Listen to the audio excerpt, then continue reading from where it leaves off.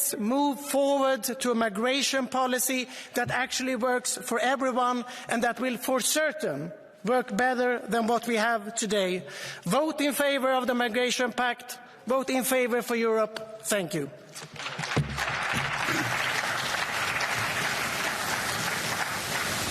Muito obrigado.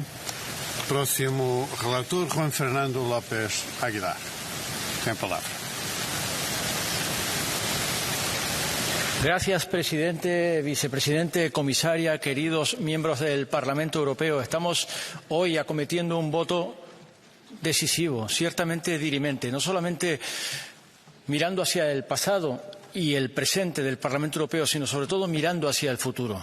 Porque se trata, para empezar, de cumplir un mandato del derecho europeo, del Tratado de Lisboa y de la Carta de Derechos Fundamentales de la Unión Europea, que haya un sistema común de migraciones, con una política y legislación común europea de migraciones y un sistema común de asilo, con una política y legislación de asilo que aporte valor añadido a las soluciones unilaterales, fragmentarias e insuficientes de los Estados que hemos calificado como insostenibles, además de injustas. Se trata, por tanto, de poner en vigor, por fin, un derecho europeo y de hacerlo, además, con respeto a nuestros valores y aportando una aproximación conjunta a los 5 reglamentos, que son 5 leyes directamente vinculantes. Uno de ellos es el reglamento de crisis.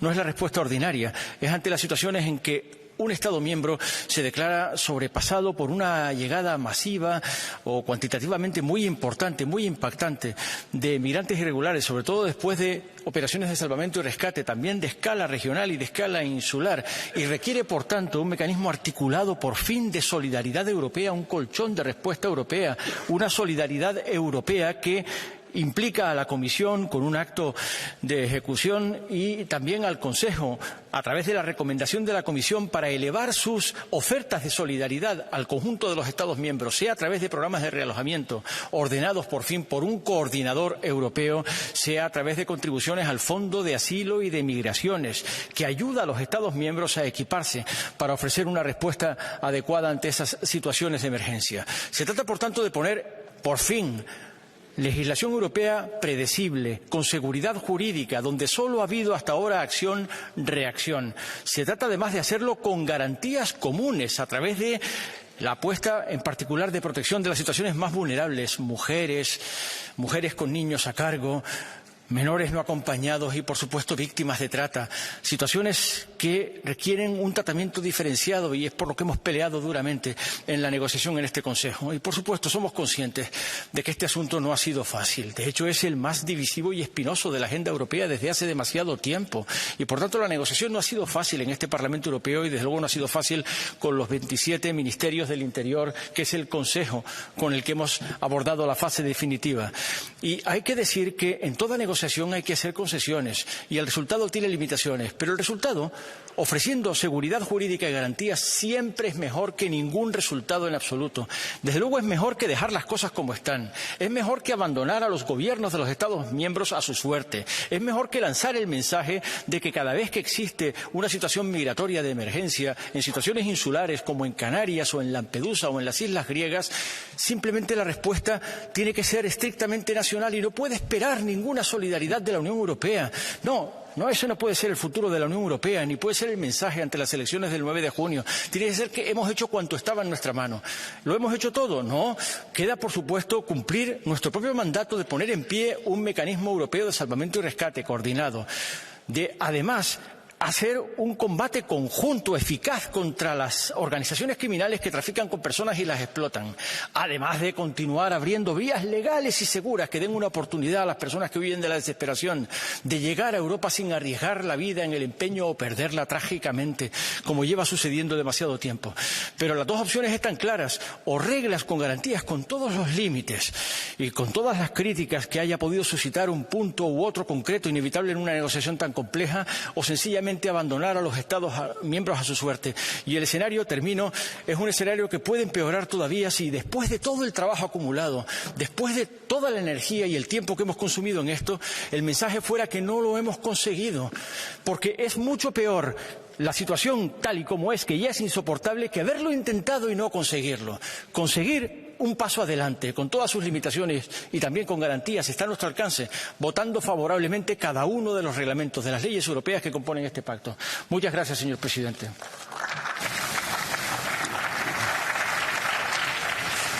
Muito obrigado.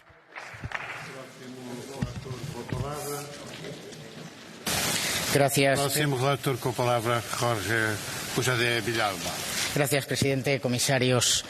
Gracias a los ponentes en la sombra, escuetamente, como corresponde al estilo, que habría de iluminar la actividad política, concisión en las palabras, claridad en las ideas y sencillez en su aplicación, por desgracia algo que no es habitual en esta casa. Gracias, sobre todo, a los asistentes de los grupos, que son los que realmente trabajan duro. Lo hemos conseguido.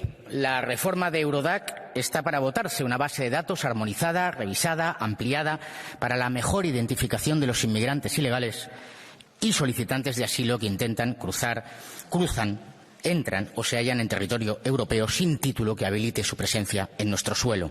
Una nueva base de datos que ya no se construye sobre solicitudes de asilo, sino sobre registros individuales, para poner fin al fraude de aquellos que acuden a varios países pidiendo protección internacional o permisos de residencia por arraigo, buscando engañar a las autoridades nacionales y obtener papeles en algún Estado miembro. Quizá por eso muchas ONGs y asociaciones que cooperan por acción u omisión con el tráfico ilícito de personas están tan preocupadas con Eurodac.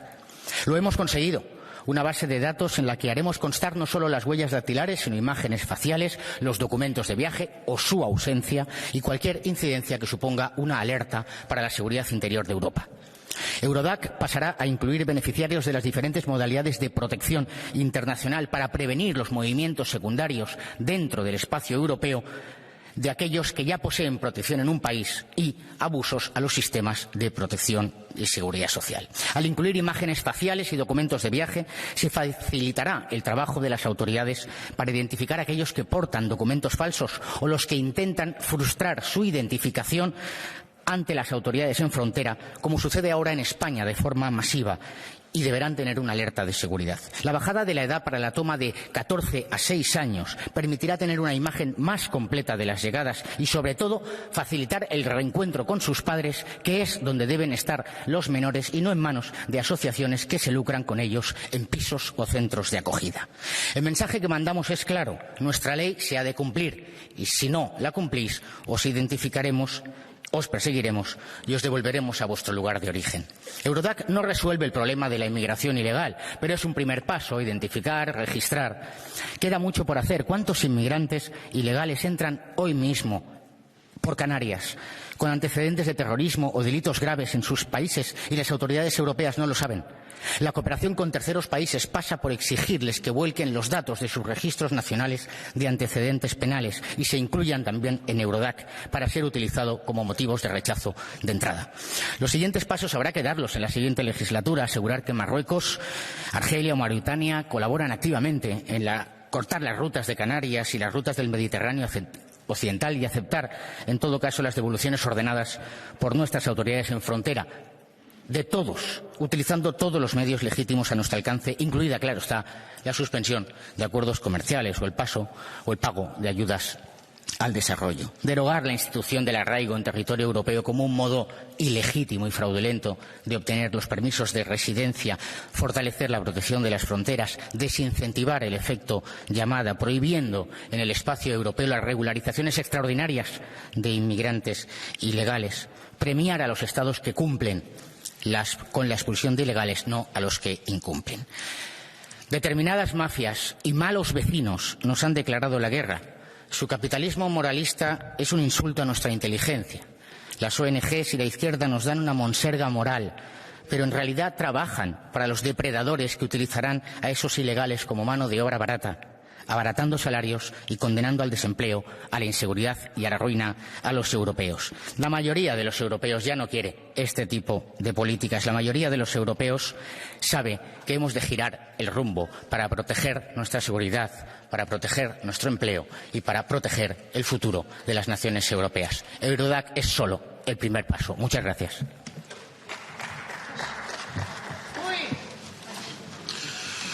Muito obrigado. Tem agora a palavra a próxima relatora, Malin Björk. Tack så mycket. Vänstern är djupt kritiska till den uppgörelse som debatteras och röstas om idag. Hundratals frivilligorganisationer, organisationer som arbetar med flyktingsolidaritet, livräddning, stöd till människor som söker skydd här i Europa har varit väldigt tydliga. Vi EU-parlamentariker bör säga nej till den här överenskommelsen. Dagens omröstning som vi ska ha senare ikväll, det löser inte de problem som den är satt att lösa. Det blir ingen automatisk omfördelning av de som söker skydd, utan första ankomstland är fortfarande ansvarigt. Det blir ingen riktig solidaritet. Det görs ingenting, absolut ingenting för att stoppa döden på Medelhavet. Tvärtom, de allt mer stängda gränserna kommer se att det blir mer brutalitet och allt farligare vägar och fler risker. Istället får vi mer av det som inte fungerar. Och jag önskar att fler av er hade varit där och sett hur det ser ut vid EUs gränser. Vi kommer få mer av systematiskt förvarstagande, inlåsning av människor vid EUs gränser med den avhumanisering som det innebär. Vi kommer få se mer av våld och förnedring, och tro mig, det är fortfarande redan nu mycket av det och den brutaliteten. Vi kommer se avskräckning och inlåsning. Vi kommer få se mer samarbete med diktaturer och despoter. Det började med Turkiet, som ni säkert kommer ihåg. Men nu är vi där.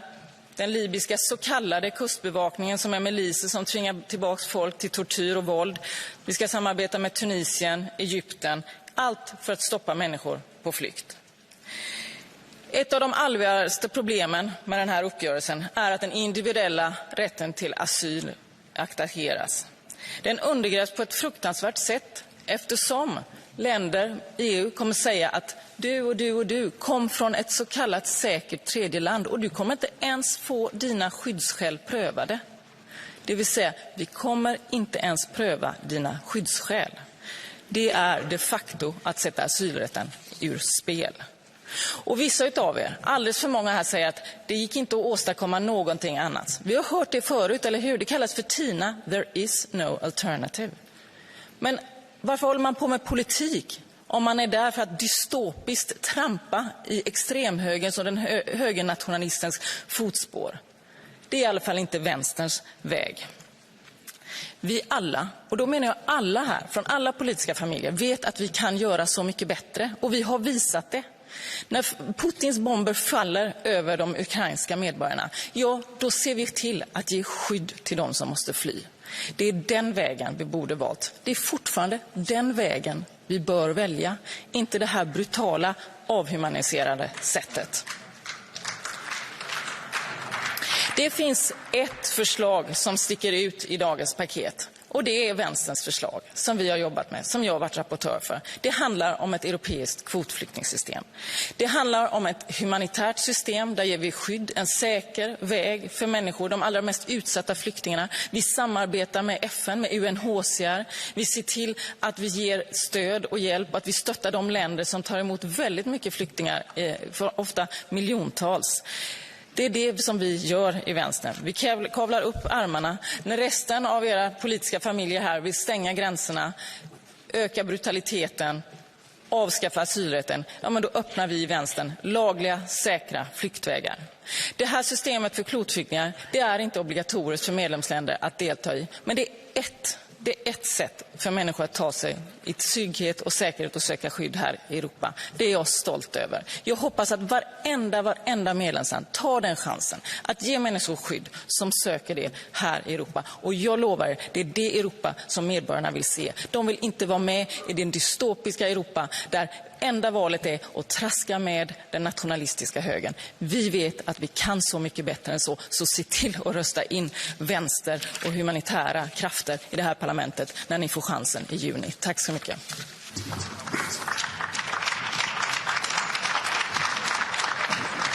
Muito obrigado.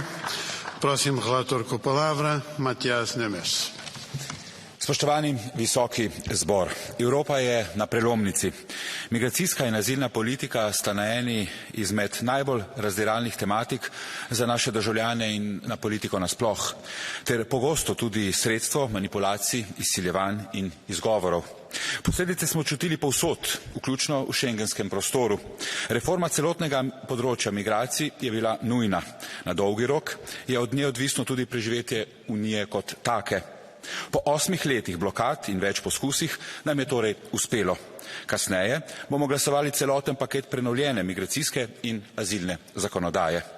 Z njimi Evropa stopa v novo obdobje. To, kar imamo na mizi, ni popolna rešitev, je kompromis. A reforma je strateška nujnost, ki ga v Evropskem parlamentu sprejemamo s težkim cmokom v grlu.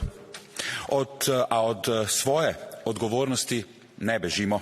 To od nas pričakujejo predvsem evropske državljanke in državljani. Sam sem bil poročevalec za prenovo uredbe o kvalifikacijah. Glavnina besedila je bila dogovorjena že leta 2018, a Evropa in svet sta bila takrat drugačna. Prepričan sem, da takšnega besedila v današnjem času in v razmerah v EU ne bi bilo možno več sprejeti. Torej, predlagana uredba o kvalifikacijah je bila del prve neuspele reforme azilne politike v letu 2016. Uredba bo nadomestila obstoječo direktivo o kvalifikacijah in določa na enem mestu standarde glede pogojev za pridobitev mednarodne zaščite v Uniji, bodisi statusa begunca ali statusa subsidiarne zaščite, ter na drugi strani pravice upravičencev v primeru pozitivne odločitve. Ta uredba je torej ključna sestavljanka bodočega evropskega azilnega sistema in bo zagotovila enakopravno obravnavo prošenj po vsej Evropi. To bo vplivalo na destimulacijo po azilnem nakupovanju in s tem posredno tudi na pojav sekundarnih migracij.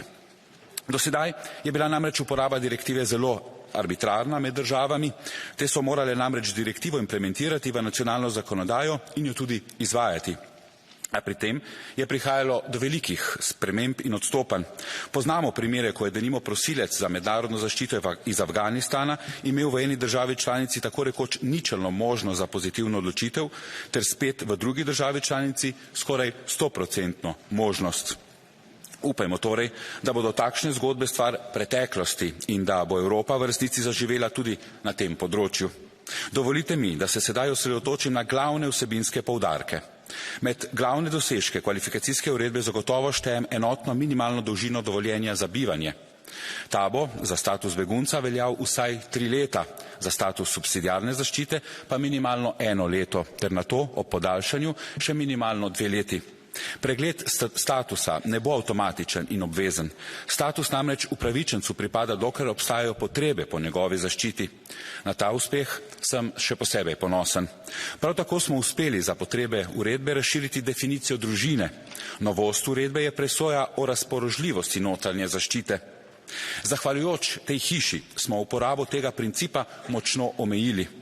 Ta bo obvezna zgolj v primerih, ko pregona nad nosilcem ne izvaja država. Več zaščite bodo begunci deležni tudi zaradi hitrejše izdaje dovoljenja za bivanje. Ta pa morajo biti tudi brezplačna. Po novem se bo čas bivanja, ki se šteje v dobo za pridobitev dovoljenja za stalno bivanje, po novem šteje vse od vložitve vloge oziroma prošnje. In ne kot to zdaj, zgolj polovico časa od vložitve prošnje do priznanja zaščite. Obravnava prošenj lahko v nekaterih primerih traja tudi več kot leto dni. Zato je ta sprememba več kot pomembna, izjemno je pomembna. Prav tako bodo upravičenci enakovredno obravnavani z državljani države gostiteljice glede pravic, kot so socialno in zdravstveno varstvo, pravici iz naslova dostopa do dela ter seveda izobraževanja. Do več zaščite in varovalk pa bodo po novem upravičeni tudi mladoletniki brez spremstva, ki so še posebej ranljiva kategorija. Tudi v tem primeru sem ponosen na uspeh Evropskega parlamenta. Spoštovane kolegice in kolegi, v upanju na ugodno rešitev se vam zahvaljujem za sodelovanje in pozornost. Hvala lepa.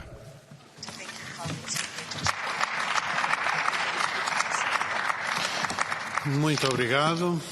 Dou agora a palavra à última relatora, Sofia Inetfeld. Thank you, Chair, Commissioner, colleagues. Big majority of Europeans want a humane and controlled European migration policy, and that is why we have to end years of chaos and inhumane circumstances, because we will not be able to explain to our voters that we end this term in chaos. We've witnessed in recent years the total collapse of trust between the member states. We've seen pushbacks and violence at the external borders, inhumane reception conditions and asylum seekers sleeping on the streets of the richest countries on this planet. Over the past 8 years, we've worked tirelessly for a package that is in line with our values, while the political climate is getting chillier by the day. Compromises have been reached just before Christmas with great difficulty. And I find it tragic that this House found itself defending European values against the Council. Because regretfully, many governments are not upholding those same values, and they will aim to deny as many asylum claims as possible and put as many people in indefinite detention as they can, including children. That is why the European Commission needs to be tough and enforce the law that we're going to vote today. The European Commission will have to do a lot more to convince us that it will actually enforce the new pact, because in recent years it allowed human rights violations to happen and it didn't lift a finger, I'm sorry to say. Dirty deals with Tunisia, colleagues, cannot be considered a confidence-building measure either, for that matter. But this House also has a responsibility. We will have to hold the European Commission to account, and we have not done so for the last 5 years. If we're criticising the Commission, and I am criticising the Commission, we also have to acknowledge that we let the Commission get away with it for the past 5 years, and we didn't lift a finger. Today, in the vote, the far right will be showing its true colours. It will vote against because it doesn't really want solutions. It wants chaos and misery to continue because that's what they feed on. There are also colleagues who will vote against for understandable and legitimate reasons, and I share many of their concerns. But I still think that we should endorse the package because we have a responsibility as politicians. Because if we reject the pact, there will be nothing in its place. There's not going to be a better alternative, but we'll end up with a situation where no single rule will be respected anymore, and we'll end in a race to the bottom and the end to the right of asylum in Europe. We cannot, unfortunately, legislate away an ultra-right majority. Because even if you reject the package, that majority will still be there. And it may actually be bigger in the next term. And are you going to entrust the next parliament with the elaboration of our asylum policies? Well, not me, colleagues, not me. With regard to my own file, the Reception Conditions Directive, we've obtained many guarantees and safeguards for asylum seekers, especially for the most vulnerable. We have ensured a legal representative for all unaccompanied children from the day they arrive. We made sure that the detention of children is the absolute exception and only with judicial authorization.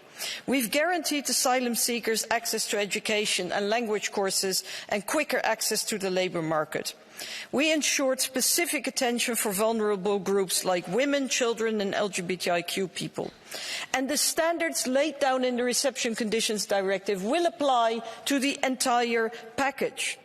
And upholding all of these elements in the implementation of the Pact is crucial, because it can only work if it has the trust of everyone. The weakness lies not in the legal text, colleagues. That is quite clear. It lies in the implementation by the Member States and enforcement by the European Commission. So today we need to prove the cynics wrong and show that asylum is a European matter, requiring a European response in line with our European values. And we take responsibility. Thank you.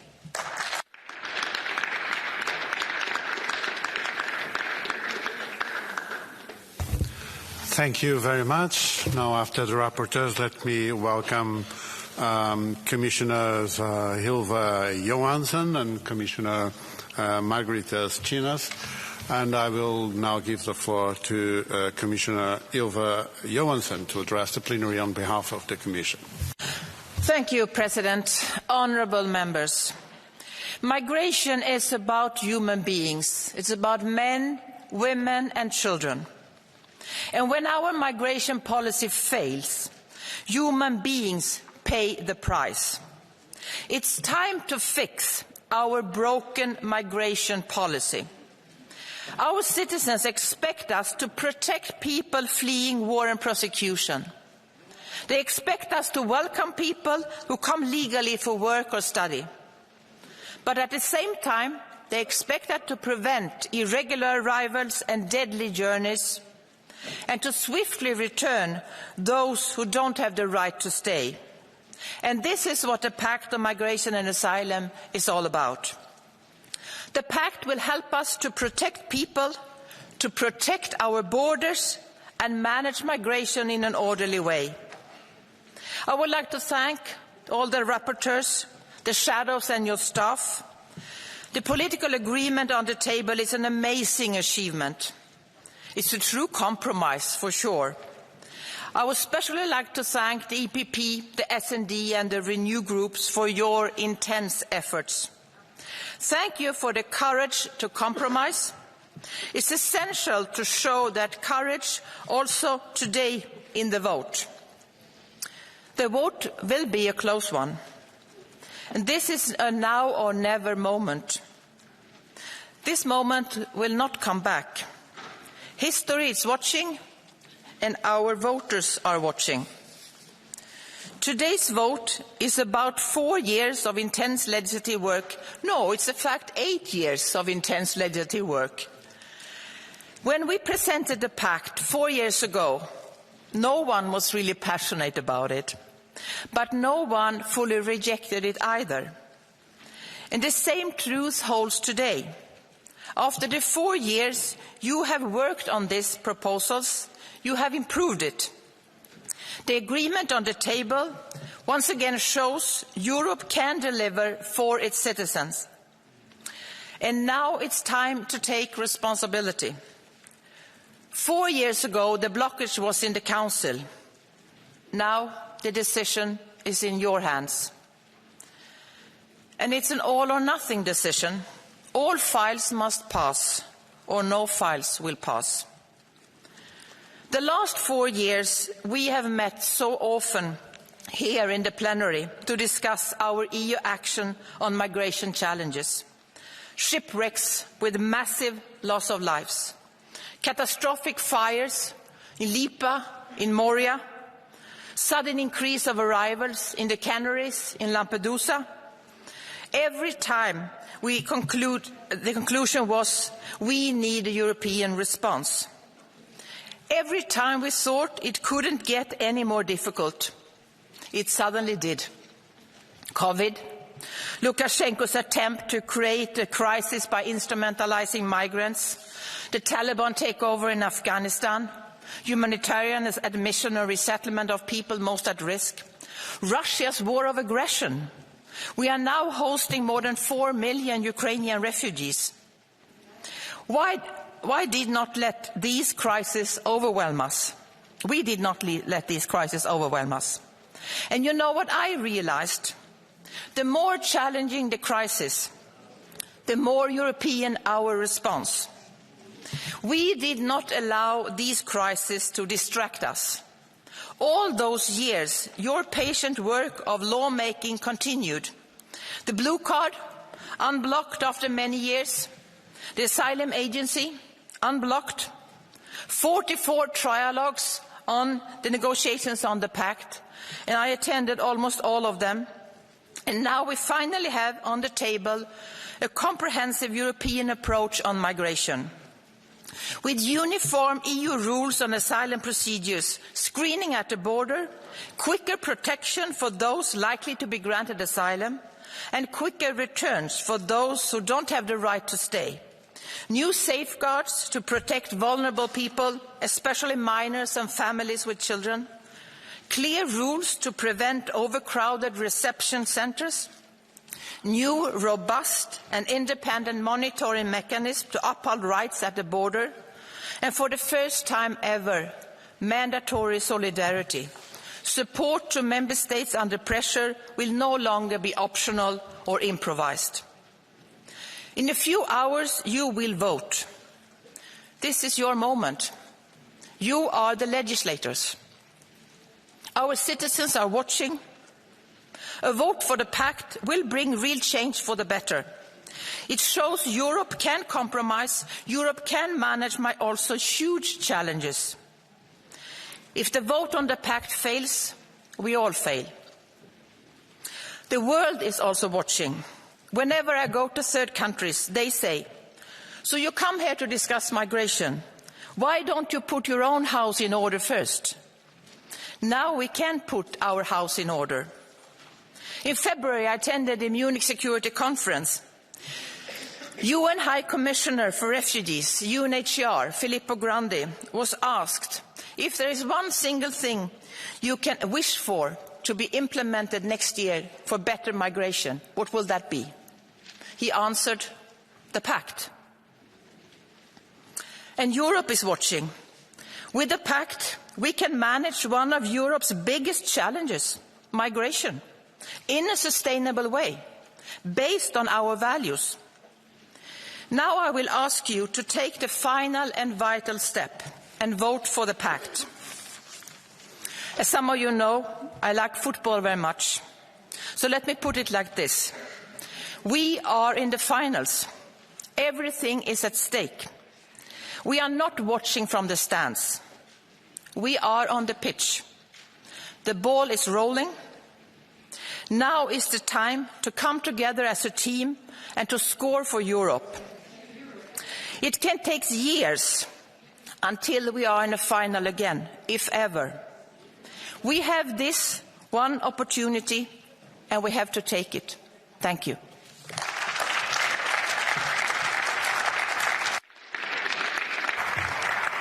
Thank you. Thank you very much. We go now for the first round of political speakers, beginning by the EPP and Jeroen Lenners. Ja, dank u wel, voorzitter. Vandaag stemmen we over een fundamentele herziening van het Europese asielbeleid. 9 jaar na de crisis in 2015 ligt er eindelijk een plan op tafel dat een einde maakt aan de chaos en het leed aan onze buitengrenzen. Strikte screening en opvang aan die buitengrenzen. Onderscheid maken tussen echte vluchtelingen en migranten uit veilige landen met verplichte grensprocedures en terugkeer voor die laatste groep en meer solidariteit binnen Europa. Met andere woorden, dit migratiepact, met dit migratiepakt krijgen we eindelijk grip op migratie. Eindelijk zijn niet langer mensensmokkelaars, maar lidstaten die bepalen wie er toegang krijgt tot de EU. En natuurlijk, een compromis zoals deze is zelden perfect. En niet alle uitdagingen zullen als bij toverslag opgelost zijn. Maar het is een hele belangrijke eerste stap waarop we moeten verder bouwen. En laten we elkaar niks wijsmaken hier vandaag. Een stem tegen dit pact is geen stem voor een beter beleid. Nee, een tegenstem voor het pact vandaag is een stem voor behoud van de huidige situatie. Voor nog jarenlang een hoge instroom aan illegale migratie, overvolle opvangcentra en een gebrek aan controle aan de buitengrenzen. Voor het businessmodel van mensensmokkelaars en hun levensgevaarlijke routes. Een tegenstem vandaag is een stem voor de status quo. En dat is waar extreem links, en daar tel ik de Groenen bij, en extreem rechts elkaar vandaag in proberen te vinden. Hoefijzerpolitiek in optima forma. Een duistere coalitie tussen Frans Timmermans en Geert Wilders. Terwijl mensen in heel Europa zich al jaren zorgen maken over migratie en terecht verwachten dat de Europese Unie levert. Dat is een gigantische verantwoordelijkheid voor ons allemaal hier vandaag in deze zaal. En laten wij voor die verantwoordelijkheid niet weglopen. Dank u.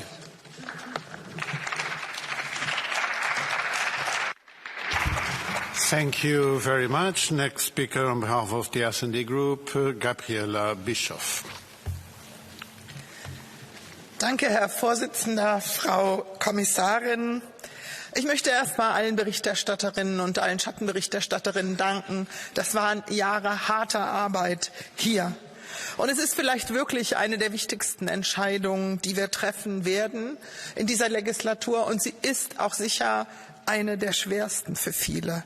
Aber in der Tat schauen die europäischen BürgerInnen im Moment auf uns und gucken, ob wir nach Jahren von Blockaden und Verhandlungen es hinkriegen, hier wirklich einen Griff dran zu kriegen. Und löst der Pakt alle Probleme? Nein. Ist er besser als der Status quo? Ja. Und da haben viele schon darauf hingewiesen. Und ich weiß, in diesem Pakt sind auch Punkte drin, die schmerzen. Und auch ich habe die, wenn ich gucke, zum Beispiel, dass Familien mit kleinen Kindern in Grenzverfahren nicht besonders geschützt sind. Aber es war mit den Mitgliedstaaten nichts anderes möglich. Und wenn Europa nicht handlungsfähig ist in diesem Feld, das ein Kernfeld ist, weil es nur europäisch zu lösen ist, dann befeuert das nur die Rechten, nur die Spalter, nur die Chaos wollen und die darauf setzen, dass Europa nicht handlungsfähig ist. In diesem Sinne bitte ich darum, diesen Pakt zu unterstützen und dafür zu sorgen, dass wir ihn anständig umsetzen.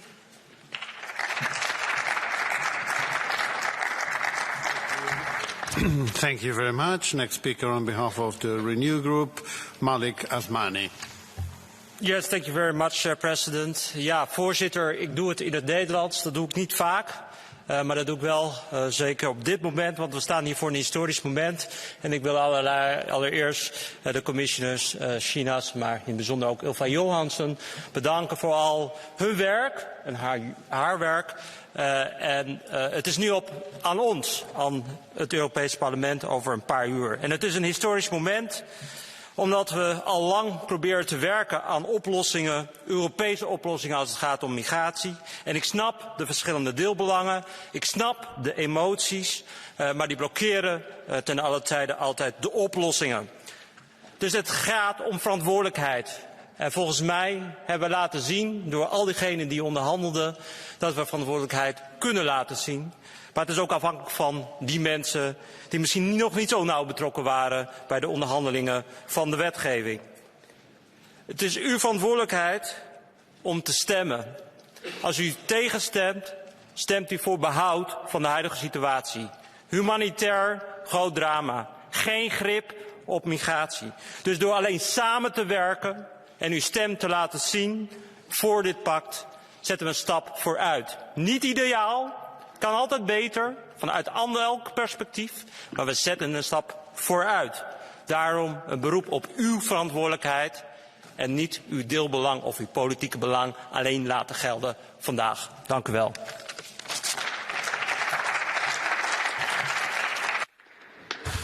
Thank you very much. Next speaker on behalf of the Greens Group, Saskia Prickmont. La mobilité humaine a fait la richesse culturelle et économique de notre continent. Mais aujourd'hui, je me pose la question, où sont donc passées les valeurs d'humanisme et de solidarité qui sont les piliers de notre Europe? L'Europe, vous allez céder à la rhétorique de l'extrême droite, pour qui il ne sera jamais suffisant de refouler, jamais suffisant d'enfermer des enfants avec leurs familles à nos frontières, de ficher des enfants dès l'âge de 6 ans et de ne pas avoir de solidarité obligatoire et de répartition équitable entre les 27 États membres de l'Union européenne. Ce pacte n'apporte pas de réponse pour mieux gérer les arrivées, pour mettre fin aux morts en Méditerranée, au trafic d'êtres humains, aux crises de l'accueil dans nos États membres, aux violations des droits fondamentaux et du droit d'asile.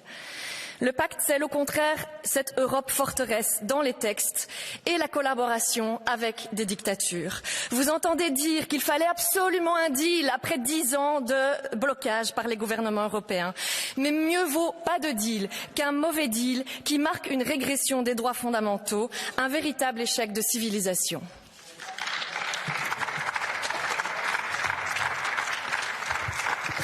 Thank you. Now the next speaker on behalf of the ECR Group, Nicola Procaccini. Grazie Presidente. Sfido chiunque in quest'Aula a sostenere che l'Unione Europea abbia agito bene sulla questione migratoria in questi anni. Da un lato le troppe morti in mare, il grande business del traffico di esseri umani, la battaglia politica immigrazionista delle navi ONG, osannate e premiate in quest'Aula, malgrado rappresentino l'anello di congiunzione con gli scafisti. Dall'altro lato la perdita di sicurezza nelle nostre città, l'incremento del lavoro nero con conseguente compressione dei diritti dei lavoratori, lo sfruttamento odioso delle donne, il diffondersi del radicalismo islamico con le sue manifestazioni più violente. Migliorare la situazione attuale. Questa è l'unica ragione per votare a favore di alcuni dei regolamenti presenti nel nuovo patto. Pochi passi nella giusta direzione, pochi ma importanti, con la speranza di proseguire su questa strada con maggiore risolutezza nel corso della prossima legislatura europea. Bisogna fermare le partenze, collaborando con le nazioni di origine e transito dei migranti, stabilendo prima chi ha diritto di entrare in Europa e chi no. Questa è l'unica soluzione strutturale possibile, anche aiutando le nazioni in via di sviluppo a rimuovere le cause delle migrazioni. È ciò che da anni cerchiamo di far comprendere alle sinistre, che vorrebbero far entrare tutti, indistintamente, per poi dare loro il diritto di voto e così soppiantare la volontà delle nostre popolazioni. La diminuzione del 71% degli sbarchi in Italia e la drastica diminuzione delle morti in mare confermano l'efficacia della scelta del governo Meloni di prevenire gli arrivi, lavorando con pazienza e determinazione sulla dimensione esterna dei confini europei. Purtroppo si è perso tanto tempo ed oggi è difficile entrare nel merito dei nuovi regolamenti, a poche settimane dal voto, ma è ciò che si dovrebbe fare. Ed è ciò che alcuni di noi faranno.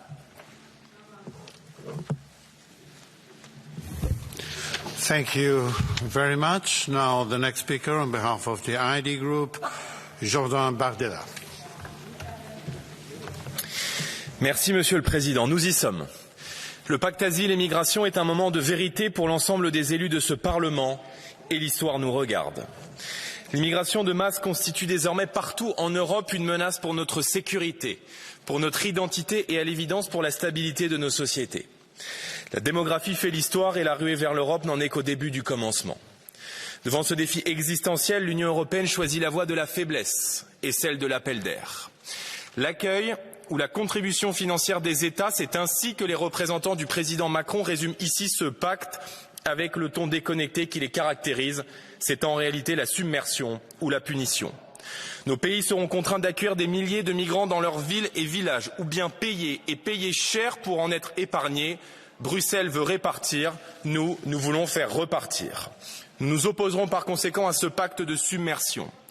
Avec ces appels d'air incessants, avec la brutalité par laquelle vous infligez au peuple des vagues migratoires qu'il ne souhaite plus, vous piétinez la démocratie. Mesdames, Messieurs, les peuples d'Europe ne veulent être ni remplacés, ni submergés. Ils aspirent à la protection et au respect de leur volonté. Entendez leur appel.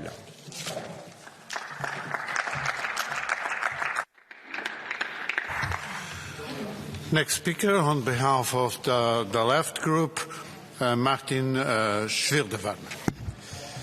Ja, vielen Dank, Herr Präsident. Der Tag wird in die europäische Geschichte eingehen als der Tag, an dem sich die Europäische Union von ihren humanistischen Grundsätzen verabschiedet hat. Diejenigen, die dieser GEAS-Reform zustimmen werden, tragen die Menschenrechte faktisch zu Grabe. Und das Asylrecht ist die direkte Konsequenz aus den Gräueltaten und Verbrechen des Zweiten Weltkrieges. Es ist Bestandteil des Nie wieder des antifaschistischen Grundkonsens. Aber diese vorliegende Einigung ist die politische Bankrotterklärung und ein Einknicken vor der Hetze der Rechten in Europa. Mit diesem Migrationspakt entziehen die europäischen Mitgliedstaaten schutzbedürftigen Menschen ihre Rechte und ziehen die Mauern der Festung Europa noch höher. Stacheldraht statt Solidarität ist ihre heutige Botschaft.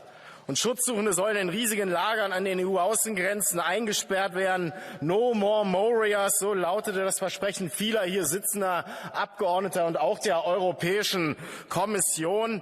Aber die jetzige Einigung beerdigt das Asylrecht, verschlimmert die Situation an den Außengrenzen und gefährdet Menschenleben.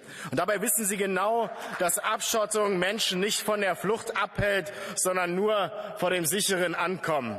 Sie missbrauchen Menschen auf der Flucht als Sündenböcke von dem Scheitern ihrer Politik abzulenken. Diese Heuchelei, ihre Geschichtsvergessenheit und ihre Missachtung geltender Menschenrechte machen mich einfach nur fassungslos.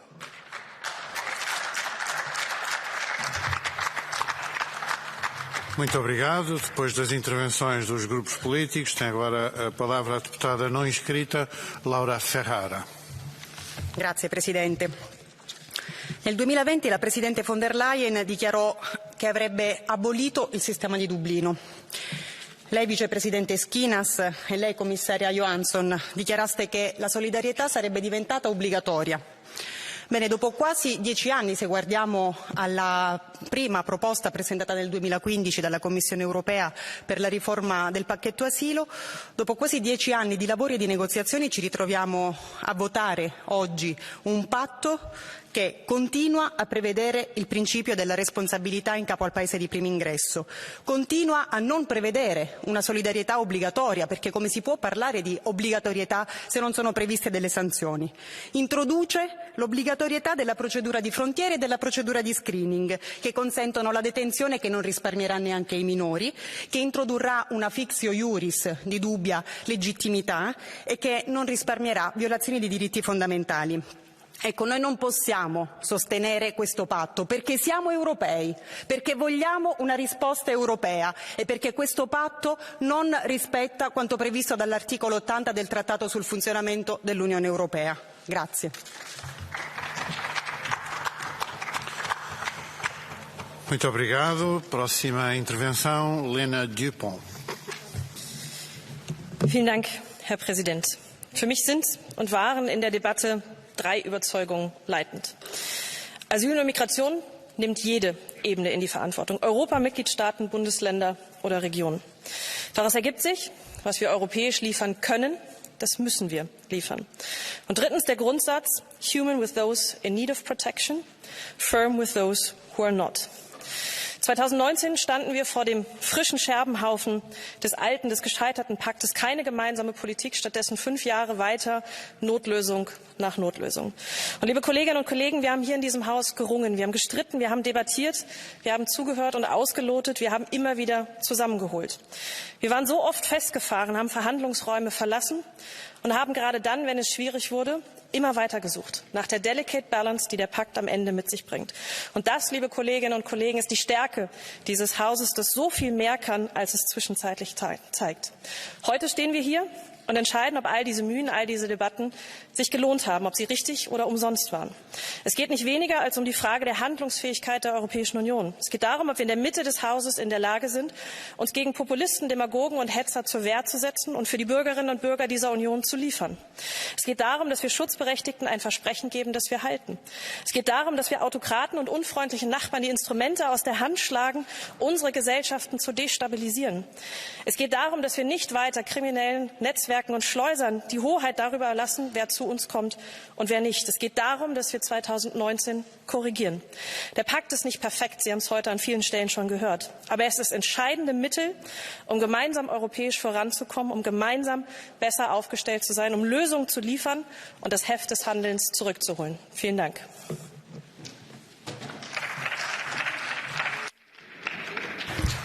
Muito obrigado. Próxima intervenção, Pietro Bartolo.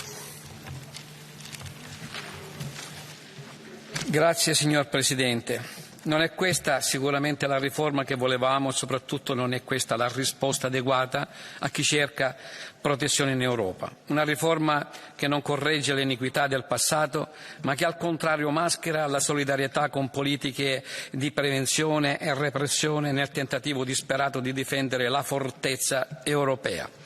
Se adottata questa riforma legalizzerà la negazione dei diritti in Europa, renderà normale l'uso arbitrario della detenzione anche per i minori, faciliterà i respingimenti in paesi cosiddetti sicuri, renderà più difficoltosa l'attività di ricerca e soccorso in mare e colpirà l'operato di tante ONG che dovranno difendersi dall'accusa di strumentalizzazione. Voglio dirlo chiaramente, questo patto non dà la soluzione e rischia solo di esacerbare i conflitti esternalizzando le frontiere europee. Signor Presidente, ho lavorato una vita per garantire i diritti di chi cerca protezione in Europa. Non intendo rinunciarvi e non dovrebbe farlo nessuno in quest'Aula. Si può negoziare su tutto, tranne che sull'umanità. Grazie.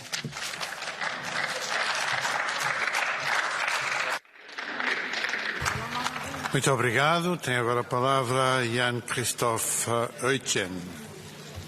Sehr geehrter Herr Präsident, verehrte Kolleginnen und Kollegen!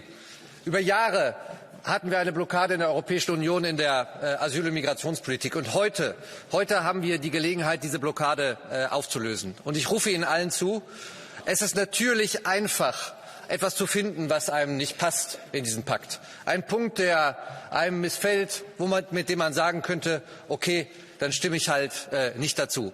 Aber wollen wir es uns wirklich so einfach machen? Jahrelang haben wir daran gearbeitet und wir haben einen Kompromiss gefunden. Ein Kompromiss, der aus meiner Sicht tragfähig ist, der auf der einen Seite die humanitären Standards hochhält und auf der anderen Seite für mehr Ordnung in der Migrationspolitik sorgt. Verehrte Kolleginnen und Kollegen, stimmen Sie nicht gegen diesen Pakt. Denn wer gegen diesen Pakt stimmt, der sorgt dafür, dass es so bleibt, wie es ist. Und so wie es ist, kann es nicht bleiben, verehrte Kolleginnen und Kollegen. Deswegen sage ich Ihnen, geben Sie sich einen Ruck, stimmen Sie diesem Pakt zu, denn er antwortet darauf, was die Bürgerinnen und Bürger von uns erwarten, nämlich dafür, in der Migrationspolitik endlich zu handeln. Vielen Dank.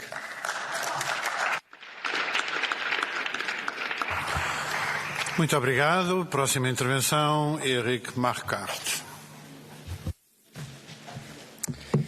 Ja, liebe Kolleginnen und Kollegen, ich glaube, wir sind uns einig, die europäische Asylpolitik braucht einen Neustart. Aber dieser Asylpakt ist eben kein Neustart, sondern in weiten Teilen eine Verschärfung von Vorschlägen, die schon mehrfach gescheitert sind. Schnellverfahren an den Außengrenzen, das wird doch seit Jahren in Griechenland gemacht. Es hat zu Lagern wie Moria geführt und zu dem Chaos, was wir jeden Tag immer wieder in den Nachrichten sehen können. Sie können uns auch glauben, wir Grüne, wir würden diesem Pakt zustimmen, wenn er bedeuten würde, dass sich zumindest ein Teil der Probleme löst. Aber Kinder und Familien in Lager zu sperren, das ist doch keine Lösung. Es wird seit Jahren probiert, aber Geflüchtete verschwinden nicht einfach, wenn man sie einsperrt oder wenn man sie noch schlechter behandelt. Migration ist einfach eine Realität, der wir uns stellen müssen. Und sich dieser Realität zu stellen, das macht der Asylpakt eben nicht. Die Zahlen sinken nicht, nur weil wir uns das alle gemeinsam wünschen. Wir wollen ja Verantwortung übernehmen für eine Asylpolitik, aber es muss eine Asylpolitik sein, die funktioniert und die nicht vor einer rechten Stimmung kapituliert, sondern sich auf Grundlage von Rechtsstaatlichkeit, Menschenrechten und Solidarität pragmatische Lösungen überlegt. Und das, hoffe ich, machen wir in der Zukunft, denn mit diesem Pakt ist es umso nötiger. Vielen Dank. Thank you, colleague. You've got a blue card. Sorry. Eric, you've got a blue card. If you want to answer, it comes from Mrs. Derimel. Dankeschön, lieber Erik, dass du die Nachfrage gestattest. Und du hast ja recht mit deinen Ausführungen und deiner Kritik an diesem Migrationspakt.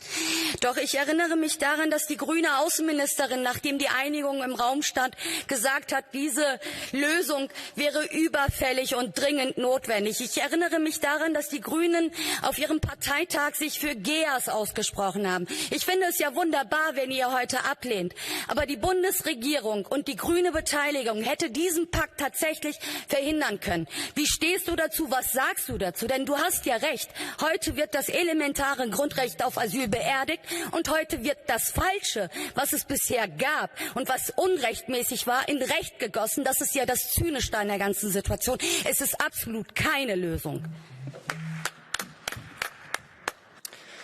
Also ich kann berichten, dass auch unsere Regierungsmitglieder diesem Pakt nicht mit Euphorie entgegenschauen, sondern dass sie viele Kritikpunkte haben. Und was mir wichtig ist, ist eigentlich zu sagen, weil ich habe da schon anderes gehört von den Christdemokraten, dass es nach der Wahl nicht darum gehen kann, zu gucken, wo kriegt man am leichtesten Mehrheiten für die Asylpolitik, die man auch rechts der Mitte irgendwie organisieren kann, sondern dass es darum gehen muss, dass die Christdemokraten dann Kompromisse auch mit uns suchen, weil wir eigentlich gute Lösungen auch in Kompromissen, das wird nicht einfach, aber auch in Kompromissen finden können, wenn sich die Christdemokraten nach der Wahl nicht nach rechts orientieren und versuchen, zum Beispiel mit der Partei von Giorgia Meloni die Asylpolitik immer weiter noch nach rechts zu schieben. Das wäre mir wichtig und den Rest klären wir einfach später beim Apfelsaft.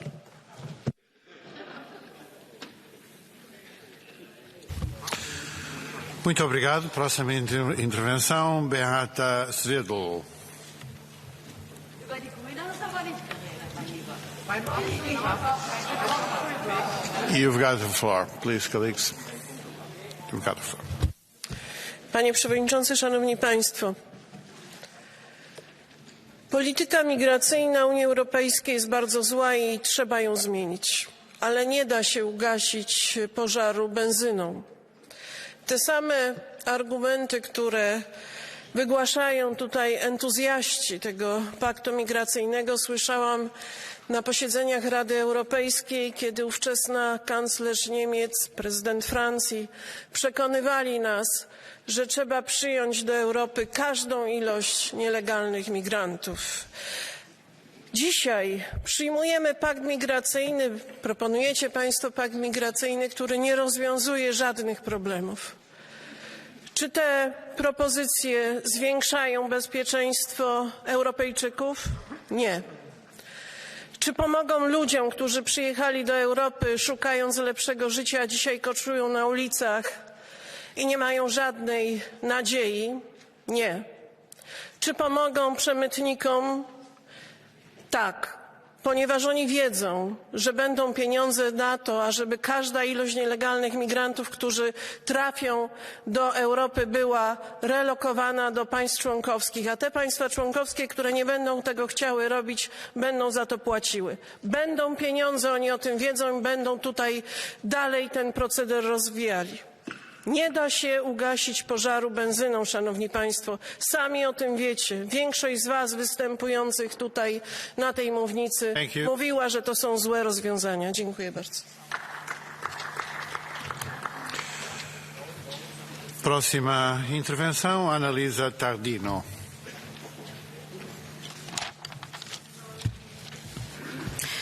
Grazie Presidente. Questo ennesimo dibattito precede un voto molto importante che ci dirà se avremo un patto asilo e migrazione. La delegazione Lega ha chiesto in questi anni di lavoro di prevenire le partenze difendendo le frontiere senza dover rischiare il carcere come sta succedendo oggi al Ministro Salvini, di istituire centri di identificazione nei paesi di transito gestiti da agenzie europee, di rafforzare gli accordi di cooperazione per facilitare i rimpatri. Proposte di buonsenso finalizzate ad interrompere quel business criminale che pure conoscete e favorite. Ma il patto oggi sul tavolo, ad eccezione di pochissimi provvedimenti utili, non coglie nessun obiettivo. È un compromesso a ribasso alla ricerca di una maggioranza senza soluzioni né tutele. Non vi è tutela per i disperati che attraversano il deserto perché rimarranno in balia dei delinquenti. Non vi è tutela nei nostri territori, terre ormai di conquiste e soggette al pericolo terrorismo. Non vi è tutela della società e della cultura europea da chi pensa con la vostra complicità di poterla sottomettere. Ripetete senza pudore che servono lavoratori a basso costo e se questo è l'unico motivo, vogliamo crederci, abbiate la dignità di portarli legalmente. Ci troverete in barricata perché noi, chi arriva in Europa, deve farlo legalmente per essere integrato nella nostra di civiltà e non diventare né schiavo né delinquente. Questa non è l'Europa che vogliamo, ma la costruiremo con coraggio, coerenza, buonsenso e senza ideologia. Muito obrigado. Tem agora a palavra Cornelia Ernst. Dieser Pakt ist ein Pakt der Schande, weil das individuelle Recht auf Asyl abgeschafft wird und übrig bleibt ein Recht, das nicht individuelle Fluchtgründe zum Maßstab macht, sondern die Lüge von den sicheren Drittstaaten, irgendwelche Asylanerkennungsquoten oder die neurotische Vermutung einer Instrumentalisierung von Migration. Rat und Mehrheit dieses Hauses unternehmen nichts gegen das Sterben auf hoher See an unseren Grenzen. Ihnen ist der Bau neuer Grenzzäune viel wichtiger. Sie stimmen für Grenzverfahren, in denen sogar Familien mit Säuglingen eingesperrt sind. Sie stimmen dafür, dass es keine verbindlichen Aufnahmekriterien für Geflüchtete gibt.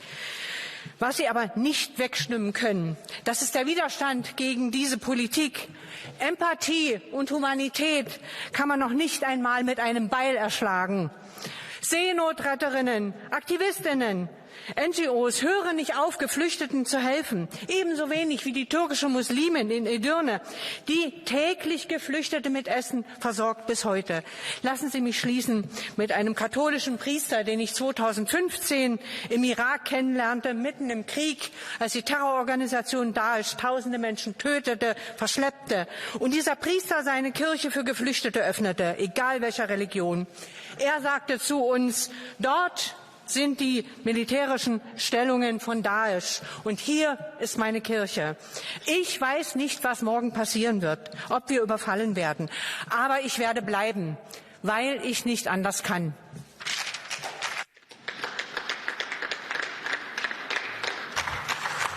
Muito obrigado. Tem agora a palavra Kostas Papadakis. Καταδικάζουμε το απάνθρωπο σύμφωνο έκτρωμα.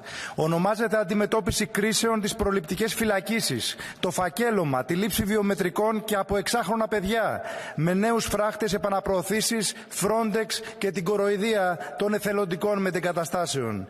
Έτσι θρέφεται κυκλώματα και νέα τραγικά ναυάγια, όπως σήμερα στη Χίο με 3 νεκρά κοριτσάκια.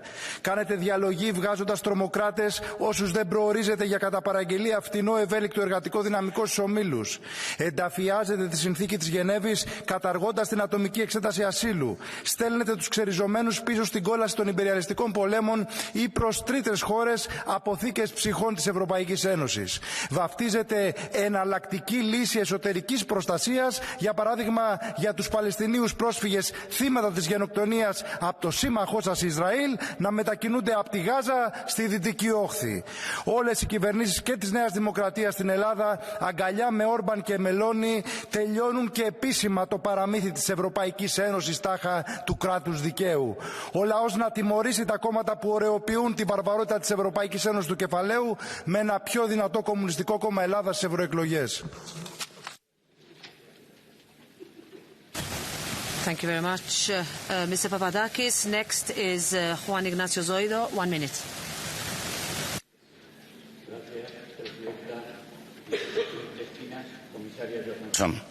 Hoy celebramos un día histórico.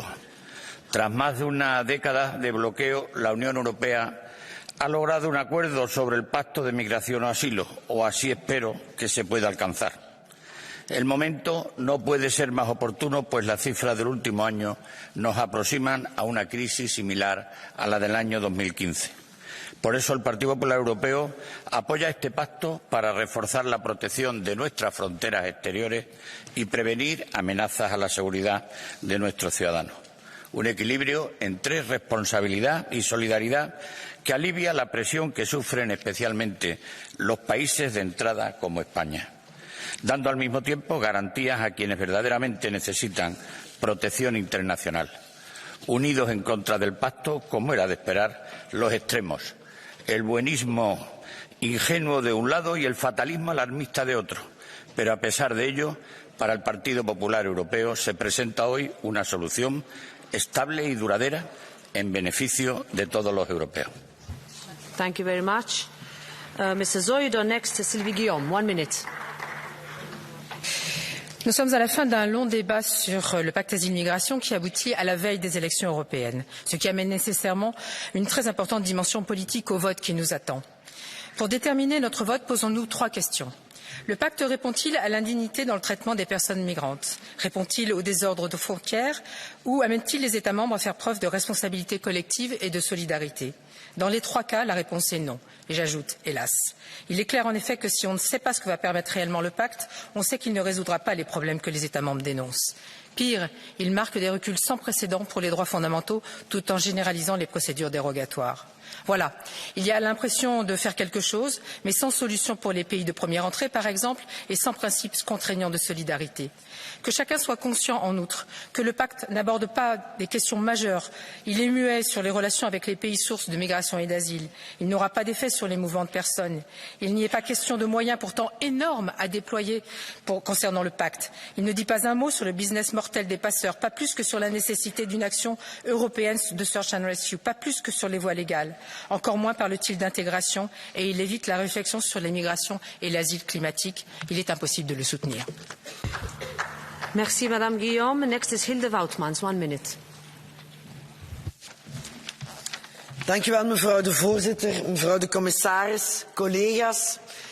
Dit is misschien wel een van de belangrijkste debatten die we hier voeren op het einde van deze legislatuur. En laat u niks wijsmaken door extreem links of extreem rechts, die elkaar blijkbaar in een duivelspact gevonden hebben om dit noodzakelijke pact te kelderen. 8 jaar lang spreken we hier al over. Eindelijk zullen we vandaag, hopelijk straks bij een stemming, de eerste noodzakelijke stappen zetten richting een Europees asiel- en migratiepact. Nee, collega's, niet alles is perfect. En als je zoekt, zal je altijd kritieken vinden. Maar weet je wat goed is aan dit pact? Eindelijk een Europese aanpak. Eindelijk strengere controles aan de buitengrenzen. Eindelijk meer solidariteit tussen de lidstaten. En is het perfect? Nee. Er moet volgens ons, Renew Europe, de liberalen, nog veel meer gebeuren. Ja, er moet ook officiële arbeidsmigratie mogelijk gemaakt worden. Ja, ik wil nog veel hardere aanpak van de mensensmokkelaars. En ja, ik zou ook heel graag die verdwenen kinderen in migratie willen beschermen. Maar collega's, laten we nu eens eindelijk doen wat de burgers van ons verwachten. Stem dit pact. Zorg voor een Europese aanpak. En laat u niks wijsmaken door de populisten van extreem links of extreem rechts. Ik dank u. Next is Tineke Strik, 1 minute. Dear Chair, Commissioners, we had the chance to fix a broken system. A system now in which border states bear the brunt of the responsibility, fundamental rights are flouted and impunity is the norm.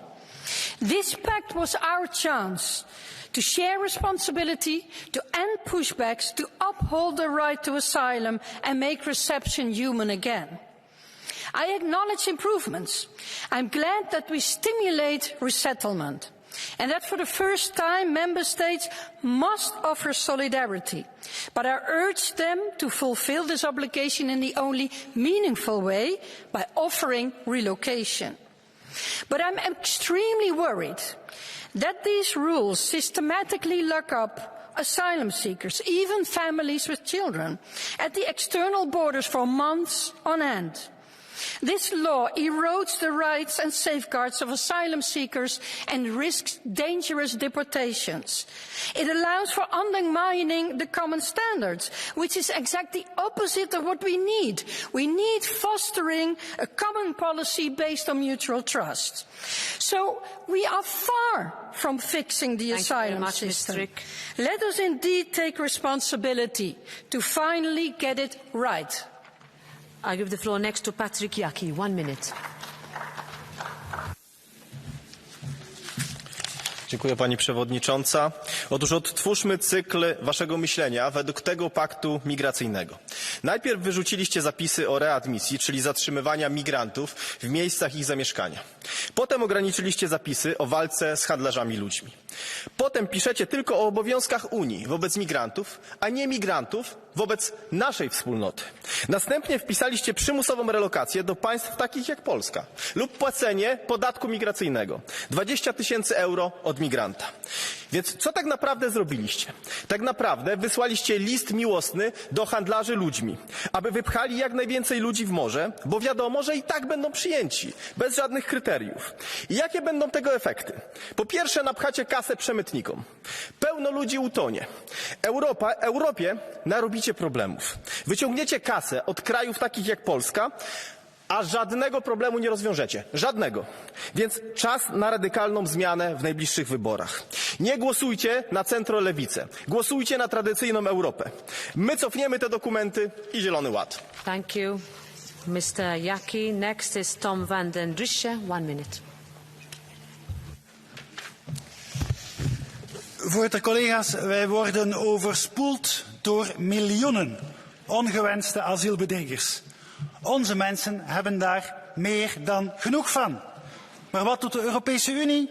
Precies het omgekeerde. Met het EU-migratiepact willen ze ons kunnen verplichten nog meer asielzoekers op te nemen. Ze willen bovendien 4,5 miljoen niet-Europese vreemdelingen per jaar importeren. Het EU-migratiepact gaat helemaal niet over het verdedigen van onze grenzen tegen die asielinvasie. Het gaat over het doelbewust en georganiseerd vervangen van de Europese bevolking. De kolonisering van Europa, de zelfmoord van onze unieke Europese beschaving. Onze grenzen moeten dicht. Asiel moet per definitie in eigen regio, want onze mensen willen niet meer, maar vooral minder migratie. Dit EU-migratiepact is pure waanzin. En daarvoor zal het volk jullie de rekening presenteren. Thank you. Can you please wait? Miss Interveld has a blue card for you. Will you take it? Go ahead, Miss Interveld. Sophie. Voorzitter, afgezien van het feit dat uw speech vol met fouten en leugens zit, zou ik graag even willen weten, hoor ik u nu net spreken over vervanging en bedoelt u daarmee omvolking, die nazi-term die u voortdurend gebruikt en waarvoor u al een reprimande heeft gekregen? Is dat wat u bedoelt? Wel, mevrouw Het Veld, ik heb helemaal geen reprimande gekregen, want de reprimande is een officiële sanctie van het Europees Parlement. En ik vind het illustratief dat liberalen zoals u willen dat volksvertegenwoordigers woorden niet mogen gebruiken om te beschrijven wat exact de bedoeling is. Want het zijn de woorden van commissaris Johansson zelf. Er komen nu 3,5 miljoen niet-Europese vreemdelingen per jaar binnen. En zij zegt, dit is te weinig. Er moet 1 miljoen extra binnenkomen, want de bevolking van Europa neemt af. Dus vervangen van de bevolking door migratie is omvolking, mevrouw. Of dat u dat nu graag hoort of niet, dat is een perfect normale term om te beschrijven wat de Europese Unie van plan is. So now hold on a second. Now you want a point of order? Okay, go ahead, Sophie. Whether it was an official reprimand or not, Mr. Van der Driessen has been told that he cannot use Nazi terminology in this chamber and that he was not allowed to do so. So I expect the presidency of this House to take the necessary steps. Thank you. We will look at what has happened. So next, Konstantinos Arvanitis, 1 minute. No, hold on. Let's... We have had correspondence on this. I know. We have exchanged correspondence on this. Okay. Mr. Arvanitis, please. Αγαπητοί συνάδελφοι, και ιδιαίτερα στον κύριο Λέναρς ήθελα να πω και στους συναδέλφους του Ρινιού ήθελα να πω, αυτό το παιχνίδι με τα δύο άκρα είναι πολύ επικίνδυνο με την ιστορία των δύο άκρων. Η ομάδα μου λέγεται η αριστερά στο Ευρωπαϊκό Κοινοβούλιο. Δεν είναι άκρα αριστερά. Αυτή η μέρα είναι μια μαύρη μέρα. Please, Mr. Lenas. Δεν χαρακτήρισα εγώ την ομάδα σας. Αυτή η μέρα είναι μια μαύρη μέρα. Για μας. Για την Ελλάδα, για τις χώρες υποδοχής, για τους κατατρεγμένους. Αυτό το σύμφωνο που πολύ πανηγυρίζεται και εμείς δουλέψαμε μαζί με εσάς πάρα πολύ για να είναι καλό, θετικό. Νομίζω ότι είναι μια χαμένη ευκαιρία. Γιατί, για να είμαστε σαφείς, υπάρχει μέσα το θέμα των νόμιμων οδών μετανάστευσης που θέλαμε. Υπάρχει υποχρεωτική μετεγκατάσταση σε όλα τα κράτη-μέλη χωρίς αστερίσκους, ώστε να μην γίνονται οι χώρες υποδοχής φυλακές της Ευρώπης. Εκεί διαφωνούμε. Και για το θέμα της prima facie και των δικαιωμάτων, αλλά αυτό είναι το βασικό. Τι θα πάμε να πούμε εμείς στον Εύρο. Okay. Αυτό είναι το βασικό θέμα για μας και αυτή είναι η ένστασή μας. Γι' αυτό η αριστερά δεν θα το ψηφίσει. Mr. Arvanitis, next is Balázs Hidvegi. 1 minute. Thank you, President. Dear colleagues, today I want to talk about the real essence of the whole migration debate. Because really it has never really been about helping refugees. We all want to help people in need. This debate, however, in its essence is about whether or not we're able to preserve our European identity, our way of life, norms, culture and traditions. The promotion of mass migration threatens all that. It is in reality a social transformation project that is imposed upon the European people without, in most cases, ever asking them about their opinion and consent. Illegal mass migration leads to the disintegration of society. It breaks down European norms. It destroys public security. The first signs of that horrible disaster are already visible in many Western European cities. Think of just France, for instance, and the brutal, horrendous murders that have become part of French life. Public safety is deteriorating. The state is losing control. Public authority is slipping out of its hand. We in Hungary haven't given up on defending our way of life, our security and culture. The Hungarian people have been asked about this issue and they have repeatedly rejected illegal mass migration. Thank you, Mr. This is why we Draghi. firmly reject this pact. Thank you. Thank you. I give the floor now to Elisabeth Vosenberg. 1 minute.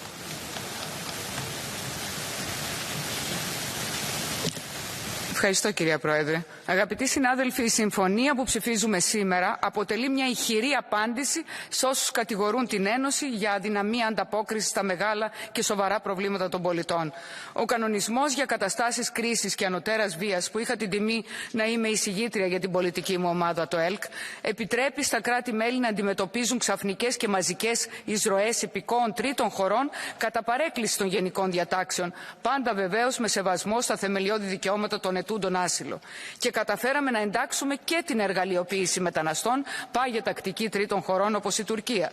Πρόκειται για ένα σημαντικό πολιτικό επίτευγμα, ειδικά για τα κράτη-μέλη πρώτης υποδοχής όπως η χώρα μου η Ελλάδα.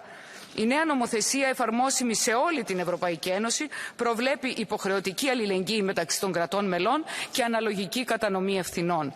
Επιπρόσθετα, προβλέπει και υποχρεωτικό αντιστάθμισμα από τις χώρες που συνεισφέρουν ώστε να καλυφθεί το 100% των αναγκών του κράτους μέλους σε κρίση. Τέλος, θεωρώ αναγκαίο να επισημάνω ότι επιτέλους τα δίκαια αιτήματα των χωρών πρώτης υποδοχής ικανοποιούνται. Σας ευχαριστώ. Thank you very much, Ms. Vosenberg. And next is Isabel Santos. 1 minute. Thank you, Madam President. Se a política é a arte dos possíveis, o momento que vivemos é uma das mais acutilantes ilustrações disto mesmo. Mas nem esta consciência apaga em todos nós o travo amargo de, depois de anos a fio, a clamar por uma política comum de imigração e asilo, chegarmos ao fim com esta solução. Um pacto muito aquém daquilo que a defesa dos valores europeus exige para o futuro. Este não é o meu pacto. Penso que não é o pacto de quase ninguém. É o pacto possível, num momento marcado pelo crescimento da extrema-direita, xenófoba, racista e instigadora do medo, do ódio e da divisão entre todos nós. Sinto este momento como uma derrota, mas nem por isso o encaro como um momento para a desistência ou desânimo. É sim o ponto de partida para novas lutas no acompanhamento e fiscalização da implementação deste pacote legislativo, tendo como guia a defesa dos direitos fundamentais dos imigrantes e refugiados. A luta não terminou, continua com renovada força. I give the floor now to Abir Al-Sahlani. 1 minute.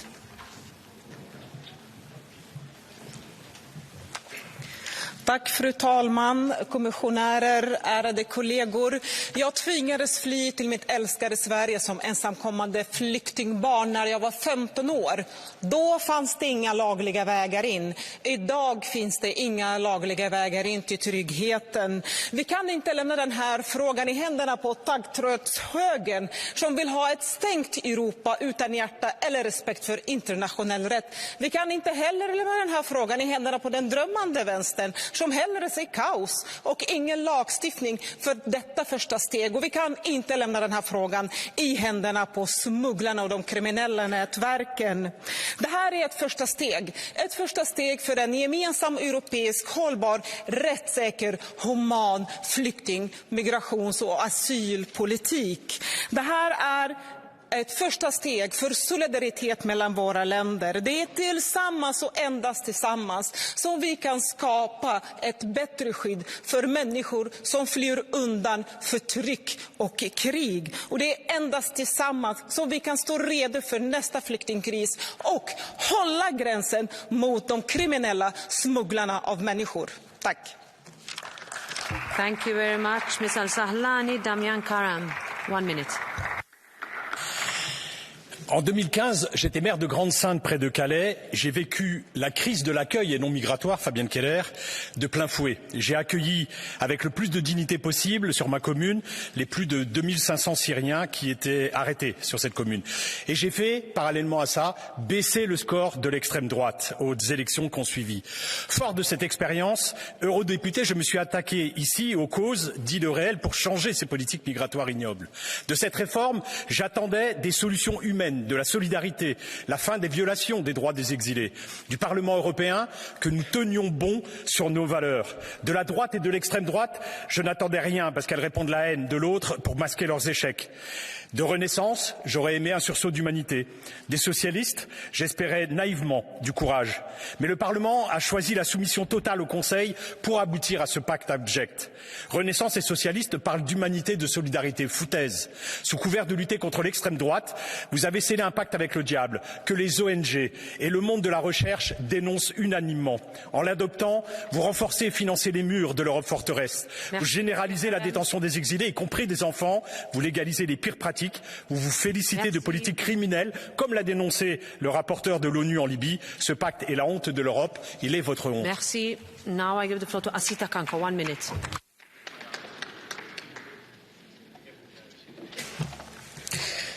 Beste collega's, zou Alan Kurdi gered zijn met het pakket maatregelen waar we straks over gaan stemmen? Zouden al die duizenden verdrinkingsdoden in de Middellandse Zee zijn voorkomen? Ik vrees van niet. Het asiel- en migratiepact doet namelijk niks om ongecontroleerde toestroom met hulp van mensensmokkelaars tegen te gaan. Op dit punt krijgt het akkoord van mij dus een dikke onvoldoende. Zal de druk op onze samenleving minder zijn met deze maatregelen? Hier ben ik iets positiever. Ik verwacht dat het afhandelen van kansloze asielaanvragen direct aan de Europese buitengrens het aantal secundaire bewegingen zal doen afnemen. Ik denk ook dat de uitbreiding van 2 databases alle betrokken instanties zullen helpen. Op deze onderdelen kan ik het pact dus steunen. Op de andere niet. Tot slot moet dit van mijn hart.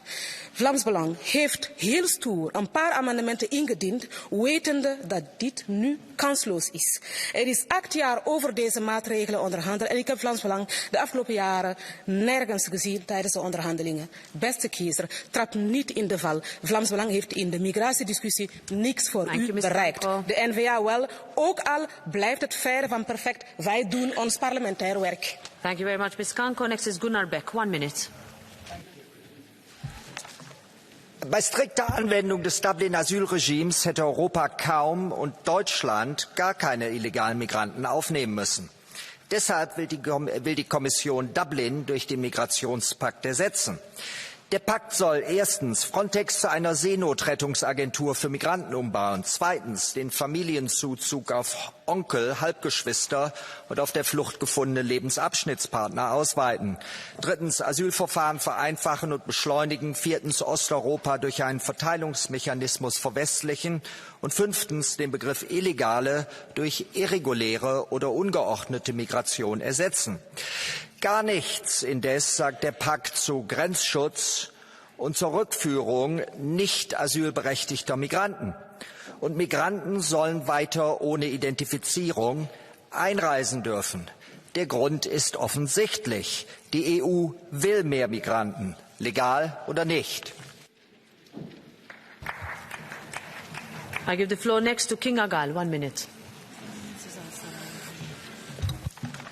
Elnök asszony, a brüsszeli fősodor által erőltetett migrációs politika szemmel láthatóan megbukott. A migránsok egyre erőszakosabbak, és többségük illegálisan Európa területén marad.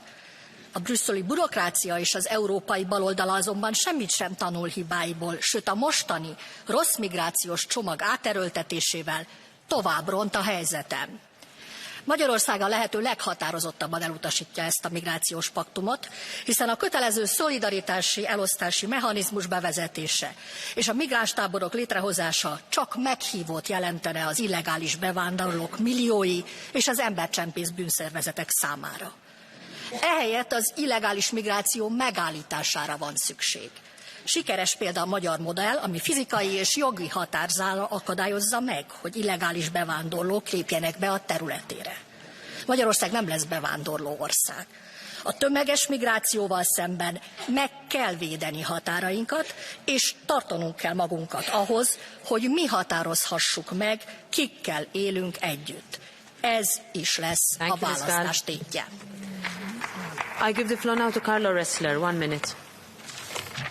Hvala puno predsjednice, povjerenici, kolegice i kolege. 2 mjeseca uoči europskih izbora, nakon 8 kaotičnih godina lutanja i 1000 izgubljenih života, pred ključnim smo odlukama. Masovni, nezakoniti prelasci, 1000 i 1000 nepoznatih ljudi, često instrumentaliziranih u geopolitičkim igrama, predugo su unosili nered i patnju, kaos i sigurnosne ugroze i za Hrvatsku i za Europu. Ono što smo od početka branili kao civilizacijsko, kao zdravorazumsko, sada se i usvaja kao takvo. A i najnaivniji prepoznaju da je potreban većan naglasak na sigurnost. Čvršća zaštita granice, šire korištenje biometrijskih podataka i brže deportacije onih koji nemaju pravo na azil. Nemamo iluzija da će migracijski izazovi nestati, dogovor nije savršen, ali je miljama bolji od kaosa koji imamo. Pokažimo europsku zrelost da u eri bez presedana možemo ponuditi konkretna rješenja, a ne parole ili jeftine emotivne cene. Hvala. Thank you. Mr. Ressler, next Elena Joncheva. 1 minute. Je vous remercie, Madame la Présidente, Madame et Monsieur le Commissaire, chers collègues. Depuis plus d'une décennie, il est clair que la politique européenne actuelle en matière de migration ne fonctionne pas. Cette politique n'est pas effective ni pour les États membres, en particulier ceux qui sont soumis à des pressions aux frontières extérieures de l'Union européenne, ni pour les demandeurs d'asile. Pour la première fois, l'Union européenne disposera d'un système permanent de relocalisation qui aidera les États membres sous pression et pas seulement d'un mécanisme volontaire. Nous nous sommes mis d'accord sur des procédures justes et efficaces pour évaluer des demandes d'asile, aussi que sur des règles claires pour gérer les situations en crise. Tout cela devrait fournir une solution européenne commune et mettre fin au chaos aux frontières extérieures. Et Madame Commissaire Johansson, Commissaire China, je tiens à vous remercier pour votre engagement personnel en faveur du pacte. Je vous remercie. Merci, Madame Joncheva. Next is Damien Borselager. 1 minute. Okay, not here. Next, Shari Weimers, 1 minute.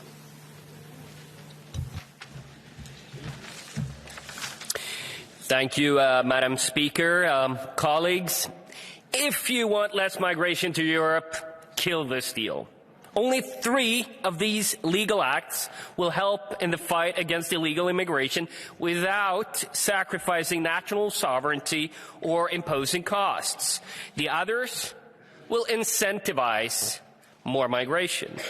How will redistribution deter millions and millions of migrants destined to arrive in Europe the coming decades? It won't. Instead, the entire EU will mimic Sweden's migrant problems: gang wars, overrun welfare systems, and increasing Islamism all over Europe. Commissioner Johansson and the left won't be in charge after the EU elections. Then the center-right can negotiate a deal that stops illegal migration, locates the entire asylum process outside Europe, increases deportations, and support frontline member states without imposing forced solidarity. Colleagues, vote no, let the people decide in the elections, more or less migration. I give the floor next to Lukas Mandl. 1 minute. Vielen Dank, Frau Präsidentin.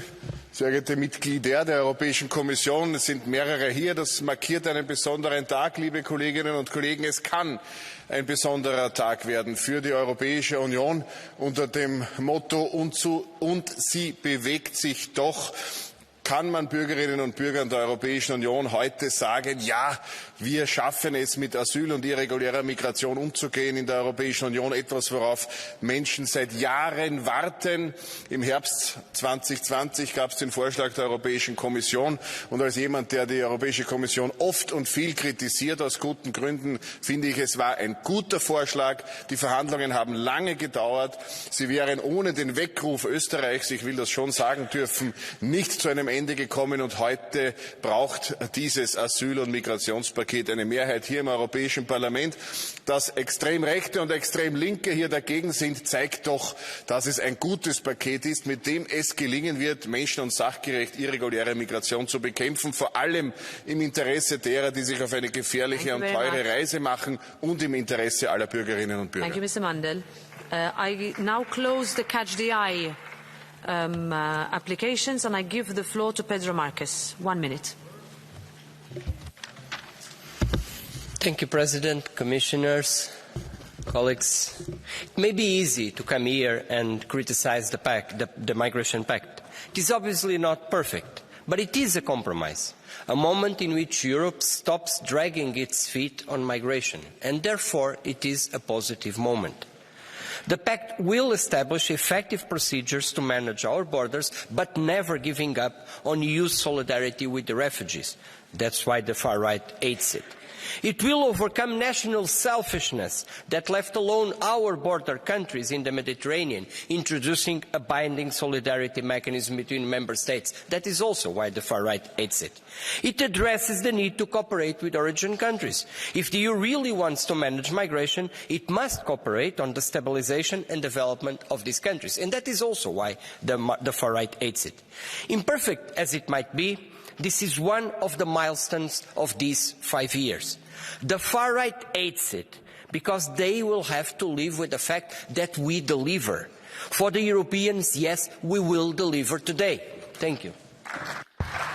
Thank you, Mr. Marques.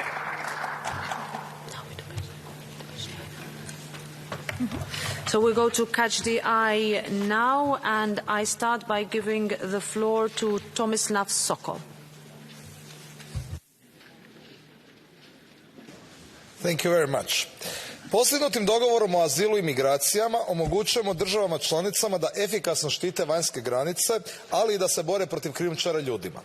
Sviđalo se to nekima ovdje ili ne, države članice, a ne krijumčari, odlučivat će tko može, a tko ne može ući u Europsku uniju. Prema novim pravilima, na granici će se procjenjivati jesu li zahtjevi za azil neutemeljeni ili nedopušteni, a to će spriječiti da se postupak povodom zahtjeva za azil, kao što je to do sada uglavnom bio slučaj, događa dublje u teritoriju država članica. Treba jasno reći da nezakonite migracije predstavljaju sigurnosnu ugrozu za europske građane i da Europska unija ne može na svoj teritorij primiti sve one koji se žele domoći EU samo zato što se tu bolje živi. Zato je važno spriječiti učestale zlouporabe sustava azila i razlikovati ekonomske migrante od izbjeglica, što s ovim paktom i čini. Treba spomenuti da je skupina kolega iz ovog parlamenta lijeve orijentacije jednom pokušala nezakonito prijeći državnu granicu Republike Hrvatske i tako isprovocirati međunarodni incident, u čemu su ih branili neki njihovi hrvatski kolege. Zbog takvih neodgovornih političara važno je da Europa dobije snažna i jasna pravila o zaštiti europskih građana. Hvala lijepa. Thank you, Mr. Sokol. Maria Arena.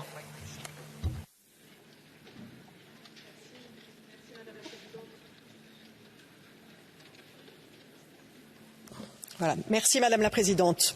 Alors je ne voterai pas ce pacte pour l'asile et la migration. Tout simplement parce qu'il y a des risques certains d'érosion des droits fondamentaux des demandeurs d'asile, mais aussi parce qu'il ne va pas répondre aux défis et aux pressions auxquels sont soumis les pays d'entrée, car il n'y a pas de réelle solidarité européenne organisée. Ce pacte organisera moins d'accès à la protection pour les demandeurs d'asile. Il y aura plus de violence aux frontières, plus de violations des droits fondamentaux en matière de protection des demandeurs d'asile. Il y aura une externalisation de la politique européenne de migration. Et donc, pour toutes ces raisons, je pense que nous avons raté l'opportunité qui était la nôtre de pouvoir avoir un pacte qui soit un pacte efficace et un pacte qui donne et qui respecte les valeurs européennes. Merci. Thank you. Next, Ana Miranda.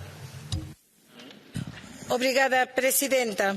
O mundo está a ollar para nós, non con o noso voto, porque não queremos uma Europa fortaleza com fronteiras e que apoia a ditaduras pagando para externalizar as fronteiras.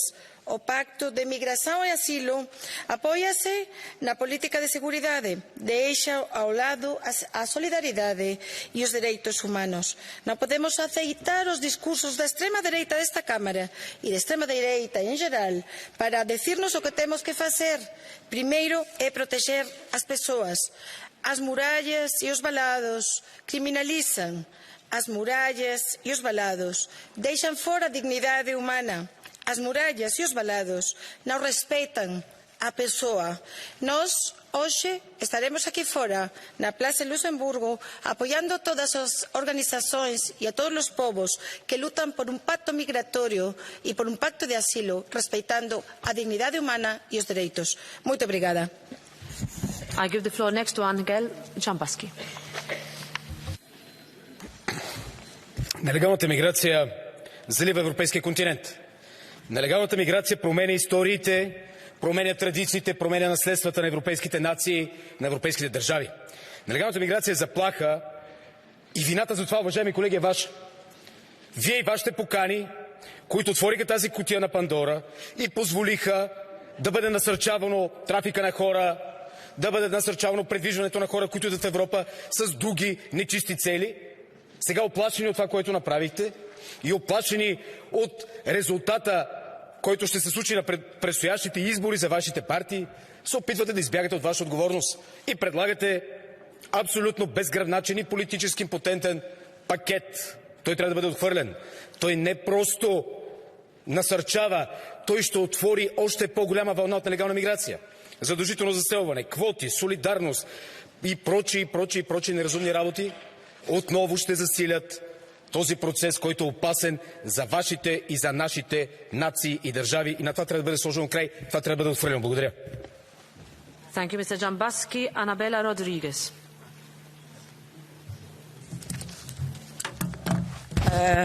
Como disse o rei da Bélgica hoje aqui, temos que ter a coragem de olhar as estrelas que acompanham as pessoas refugiadas.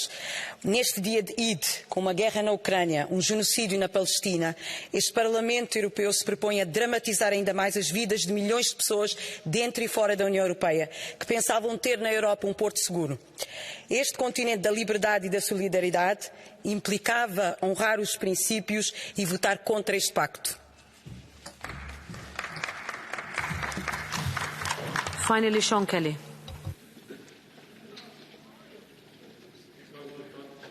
I think most people in Europe are sympathetic to the plight of migrants and asylum seekers, and I welcome them, but they expect it to be done in a fair and equitable manner. Up until now, that wasn't possible because we had different systems across Europe. So I welcome this package. I think it will bring coordination in line with our obligations under international treaties and conventions, and will ensure that there is a cohesive and proper manner in which asylum seekers are assessed. This notion that everybody can come to Europe, legal and illegal, and stay here indefinitely, that upsets people, and that's understandable. They expect it to be done, and now we can do it in solidarity. And I think once we do that, and every member state plays its part, we will help to have a proper structure and also break the power of the people smugglers who have got away with exploiting the most unfortunate people in the world for too long. Now I think we can get it done properly and fairly and show that Europe is compassionate and works in solidarity. Thank you very much. So now I give the floor to the Vice President of the Commission, Margaritis Kinas. Thank you, Madam Chair. Honourable members, 4 years ago, before presenting our proposals for a new pact for migration and asylum, the situation in Europe was full of images that we didn't like. Lampedusa, Moria, Calais, Canarias. But contrary to those who tried to craft the argument that all this was the result of Europe's making, we were very clear from the start that everything we didn't like about migration was the direct consequence of the lack of Europe. This was the cost of non-Europe. And this is what we are correcting today. The package that we have agreed with member states and with the political groups is a delicate, balanced outcome. I can hear from your passionate contributions in the debate today that not all of you are happy with the result. That's okay. That's a good thing, because these arguments clearly point out to a balanced outcome that leaves many people in agreement, but leaves other people in the fringes disagreeing. This is what European democracy is all about. Actually, the thing you are about to vote today is the only thing that we didn't try on migration policy in this political cycle. We did all the rest but having a regulatory framework for migration. We did crisis management, we defended our member states against instrumentalization of migration flows by authoritarian neighbors. We ran from incident to incident, crisis to crisis, ship to ship. We did everything but one, to have a policy. And we are now nearing this moment. This is indeed a make it or break it moment. We are about to open the door to a new house, a Pact house, which will be founded on the respect of fundamental rights and the dignity and the values we represent. Not a fortress Europe, but a well-guarded house with more secure external borders and clear rules on who is entitled to enter. A house that will provide shelter to those fleeing persecution, war and violence. A house where all asylum applications will be processed duly and fairly. A house that will also make sure that those who do not have legal rights to be under our protection should be returned to the countries of origin with speed and dignity. And these effective rules, clear, cohesive, holistic rules, will also help us to make EU solidarity the new normal. Honourable members, we are now about to vote. You are about to vote. And this is a major moment for responsibility. This is a unique chance because, frankly, it is not enough for some of you to say that we don't want porous borders and do nothing about it. It is not enough to others to say that we want to protect the sanctity of asylum at all costs, but voting down this package. And it is not enough to say that you want to improve the rights of refugees and migrants, but stand against the legal texts that are precisely meant to do that. So, this is the moment of truth. Perfection is always the enemy of progress. The pact that you have in front of you is not rebuilding the Parthenon. We never claimed to do so. But we are making a marked, tangible improvement after many years of failures. We today have a non-system for migration in Europe. This might be good for those who want to win votes from the fact that Europe cannot sort out our migration problems. But it is not good for the rest of us. It is not good for citizens. It was not good for Europe. So, a vote against the Pact is a vote against the Europe of solutions. I personally felt privileged and honoured to be able to accompany this historic process from the day one to today. We are now about to cross the Rubicon on migration and asylum policy. We are about to show to everybody that the EU can deliver on issues that matter to our people most. Let that be the one, single and resounding message voters will need to take when they go to vote next June. Thank you. Thank you very much, Vice President. And now we will give the concluding remarks to all the rapporteurs, starting with Birgit Sippel. 2 minutes.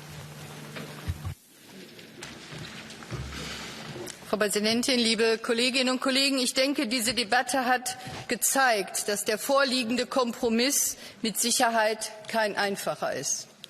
Manche Redebeiträge haben aber auch sehr deutlich gemacht, warum es angesichts einer sehr komplexen Herausforderung so schwierig war, eine sachgerechte Lösung zu erarbeiten.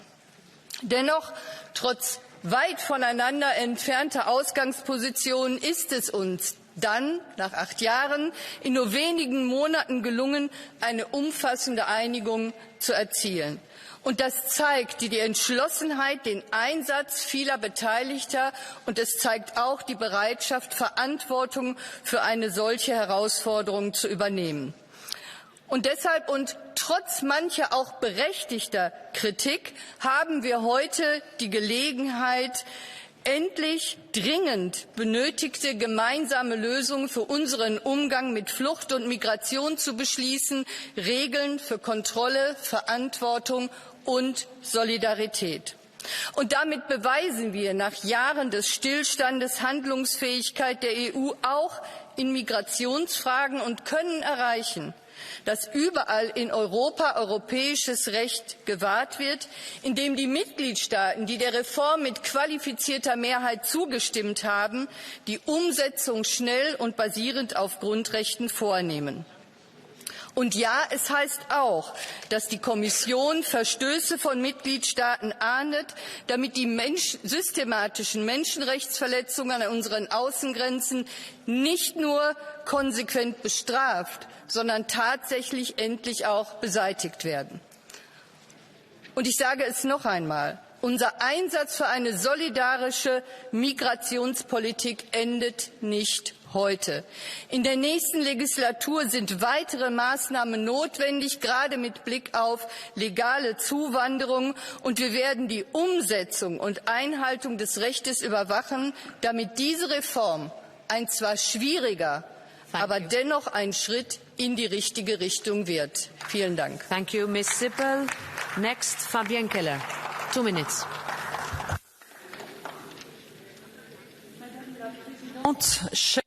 Madame, Monsieur le Commissaire, cher Margaritis Skinas, cher Ylva Johansson.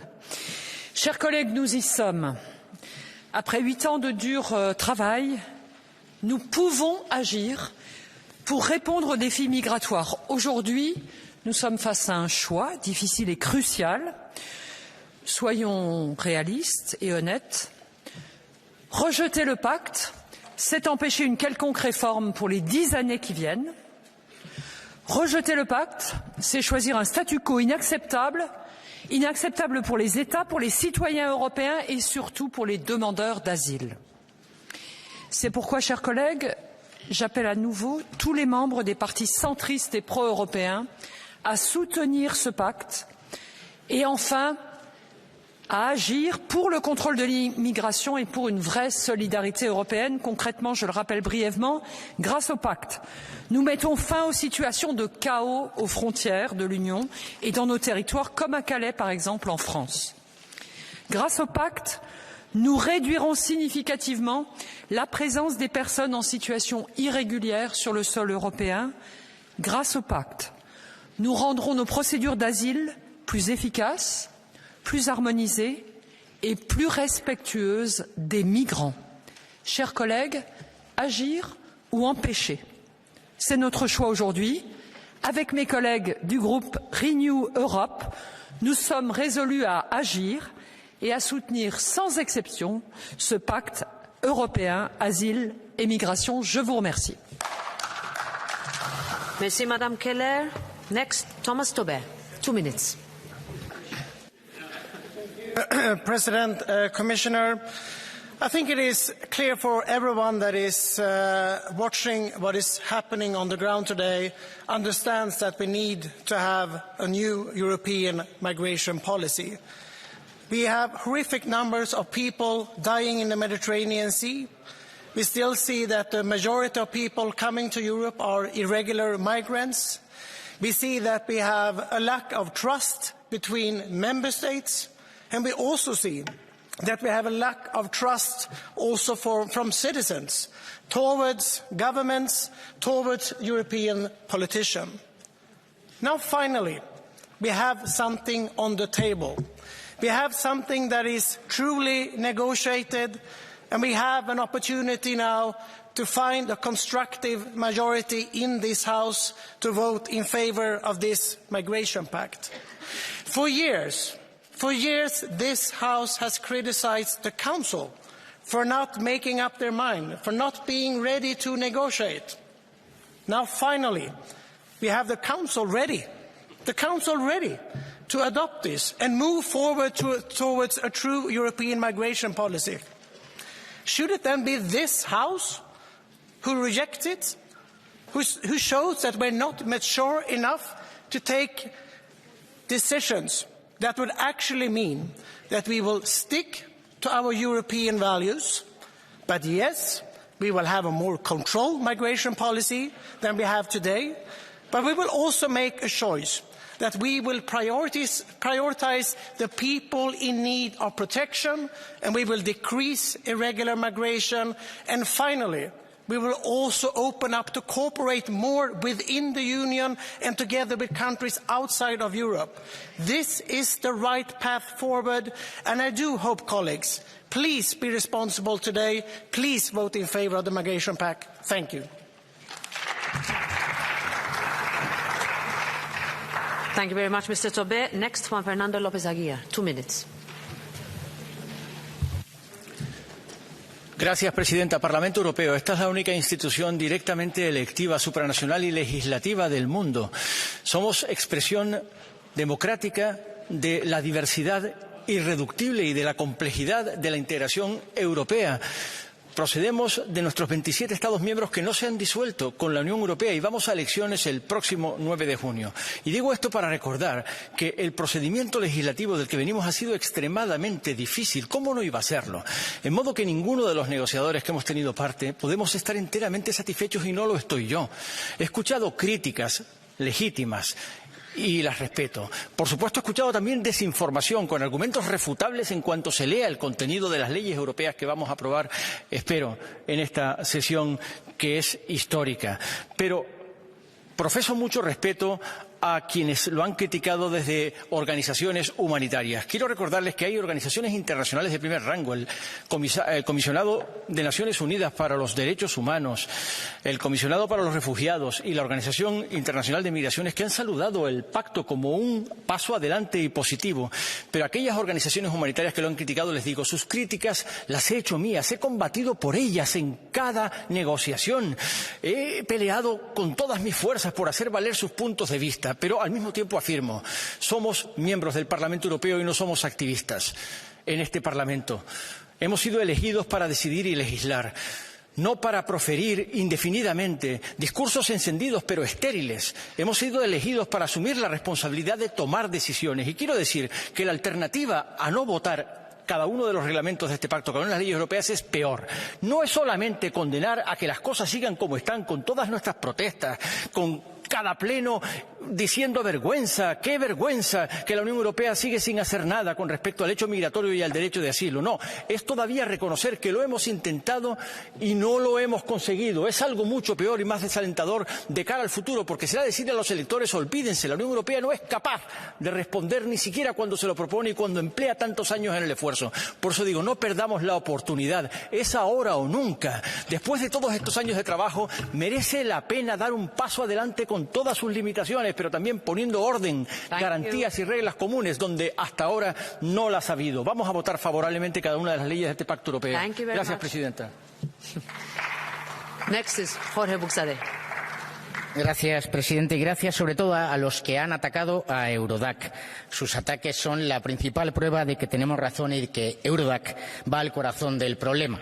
La inmigración ilegal es un negocio con el que miles de personas se están enriqueciendo. Por favor, los de este lado, lean los informes de Frontex. El último informe de Frontex dice literalmente: los traficantes de personas en Mauritania han estado abarrotando un número cada vez mayor de inmigrantes en los barcos cayuco, poniendo las vidas de las personas a bordo en un peligro mayor. Son los traficantes los que ponen en peligro la vida de las personas. Y son todos aquellos que desde Europa les llaman para venir, porque no huyen de persecuciones. En África los únicos perseguidos son los cristianos, asesinados por las milicias yihadistas, pero a estos ustedes no les hacen mucho caso. Miren, la ruta del Mediterráneo central, protegida por Italia, ha caído un 60% la inmigración ilegal. La ruta de los Balcanes, protegida por Hungría, ha caído un 70% la inmigración ilegal. Sin embargo, las otras dos puertas de Europa, el Mediterráneo occidental y la ruta de Canarias, se han incrementado en un 50 y un 540% durante estos 2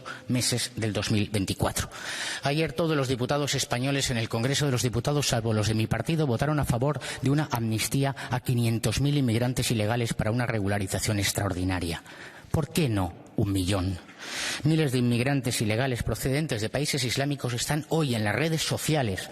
El comisario seguro que lo sabrá, en Facebook, en Twitter, en todas las redes sociales, llamando a la entrada masiva en Europa por la ruta española.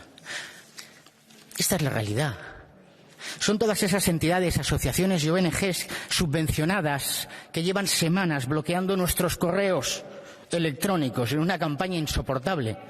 Pero si viven de la inmigración ilegal, ¿con qué autoridad nos decís lo que tenemos que votar? Nosotros no servimos a lobbies, servimos a los votantes. Eurodac ha sido la primera piedra del camino de estos cimientos y en la próxima legislatura alzaremos los pilares de un hermoso edificio donde impere la ley, la justicia y la seguridad. Muchísimas gracias. Thank you, Mr. Buxade. Malin Björk, 2 minutes. Thank you, President. I have heard many arguments today, but the one I've heard most is we have to have a deal. We just have to have a deal. But a deal must be judged on its contents. And I repeat why we in the left will vote against this deal. There is no solution to solidarity. There is no shared responsibility to receive asylum seekers. There is no stop to the death in the Mediterranean. Nothing. There will be systematic detention in the borders of Europe. The right to asylum will be dismantled.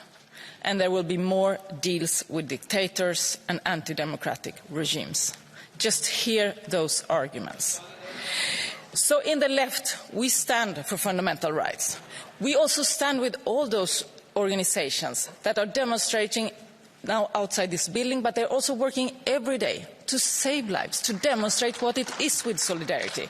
Look at them and listen to them, please. And people here like to say that we are anti-European. I would say you are anti-European. We defend a Europe that stands up for fundamental rights. What do you think people want in the future? What do you think the young people of Europe want? They want a Europe that stands for democracy, human rights, solidarity and fundamental rights. They want workers' rights, that's what they want, climate justice. That's the Europe they want to build. And they are not okay with us taking decisions that dismantle that future. And you say we play into the hands of the far right. I would laugh if it wasn't so serious. You are walking in their shoes. You are following in their leash, in their narrative, pinning people against each other, pinning refugees and migrants and refugees against workers, against young people, against families. You must stop. Instead, start to defend people's rights, all people's rights, because that's the future that we have promised to build together for this Europe, a Europe that protects people, that don't deny them rights. It starts anywhere. It starts everywhere. It starts today with refugee rights. Thank you. Thank you, Ms. Björk. Matthias Nemetz, 1 minute. Thank you, Madam President, dear colleagues. Spoštovane in spoštovani, iskrena hvala za to razpravo. To zelo nazorno kaže stanje Evropske unije danes in kaže tudi orise nevarnosti, ki bi lahko doletele Evropo, vkolikor nam danes ne uspe sprejeti tega paketa. Vsi mi se zavedamo, da celoten pakt rešitev pred nami ni popolna, je pa kompromis, alternative za tak paket ni. Vkolikor bi ga danes zavrnili, bo Evropo pahnilo v veliko negotovost, s tem bi dali vetra predvsem populističnim silam. Sprejetje paketa je zato strateška nujnost za Evropsko unijo in je naša skupna odgovornost. In takoj zatem se bomo morali osredotočiti na implementacijo. Nedvomno bo pri tem prišlo tudi do določenih izzivov in težav in te bomo morali sproti naslavljati. Druge poti enostavno ni, spoštovani. To od nas pričakuje tudi evropske državljani in državljanke. Za konec, zato še enkrat poziv vsem kolegom, podprite paket. Ni idealen, ampak alternative ni. Hvala vam vsem kolegom za podporo in za sodelovanje. Srečno, Evropa. Thank you, Mr. Nemetz. Sophie in 't Veld, 2 minutes. Thank you, Madam President. As I stated earlier, I will support the package, but I will do so without joy. Now, every one of us in this room has his or her own reasons for voting in favour or against. And I'd like to say to the EPP, no, Greens and Left are not on the same side of the far right if they vote against. I think that's dishonest. And no, friends of the Greens and Left, those voting in favour, like me, are not on the same side of the far right or anti-European. I have concerns and doubt, and I too struggle with the dilemma. But that is why we are in politics, because having an opinion is easy. Voting for something perfect is not very difficult. But to take responsibility for dilemmas and difficult decisions is our job. And the Pact definitely contains problematic elements, risks and weaknesses, and it's dishonest to deny that. But it's equally dishonest to claim that this Pact is the end of the right to asylum or that in itself it will lead to more violence at the borders. The violence today is not the result of the existing law, but of national policies and the absence of enforcement. I can defend the new reception conditions directive without any hesitation, and those standards, which I had the pleasure to negotiate, will apply across the package. And if I had written the pact, it would look very different. But there will not be any fresh proposals on the table or a better negotiation result. It is false to create that impression. And our job does not end here. We have an even bigger task in overseeing implementation and enforcement. And the best guarantee for European values is a solid majority of European Liberal Democrats who stand tall for human rights. So let's make it happen in June. Thank you. Thank you very much, Ms. in 't Veld. And that brings us to the end of this joint debate, and the vote will be held later on this afternoon. Thank you.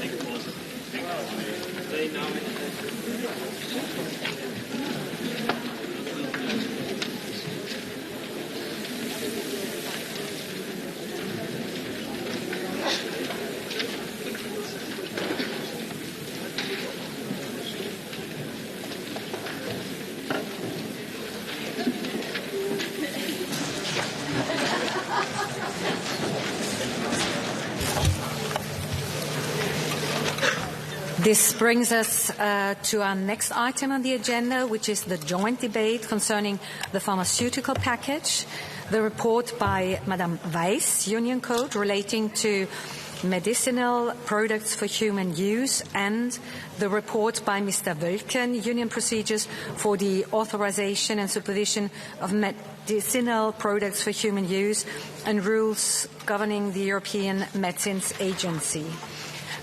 We are starting, of course, with the rapporteur, so Madame Pernille-Weiss, the floor is yours.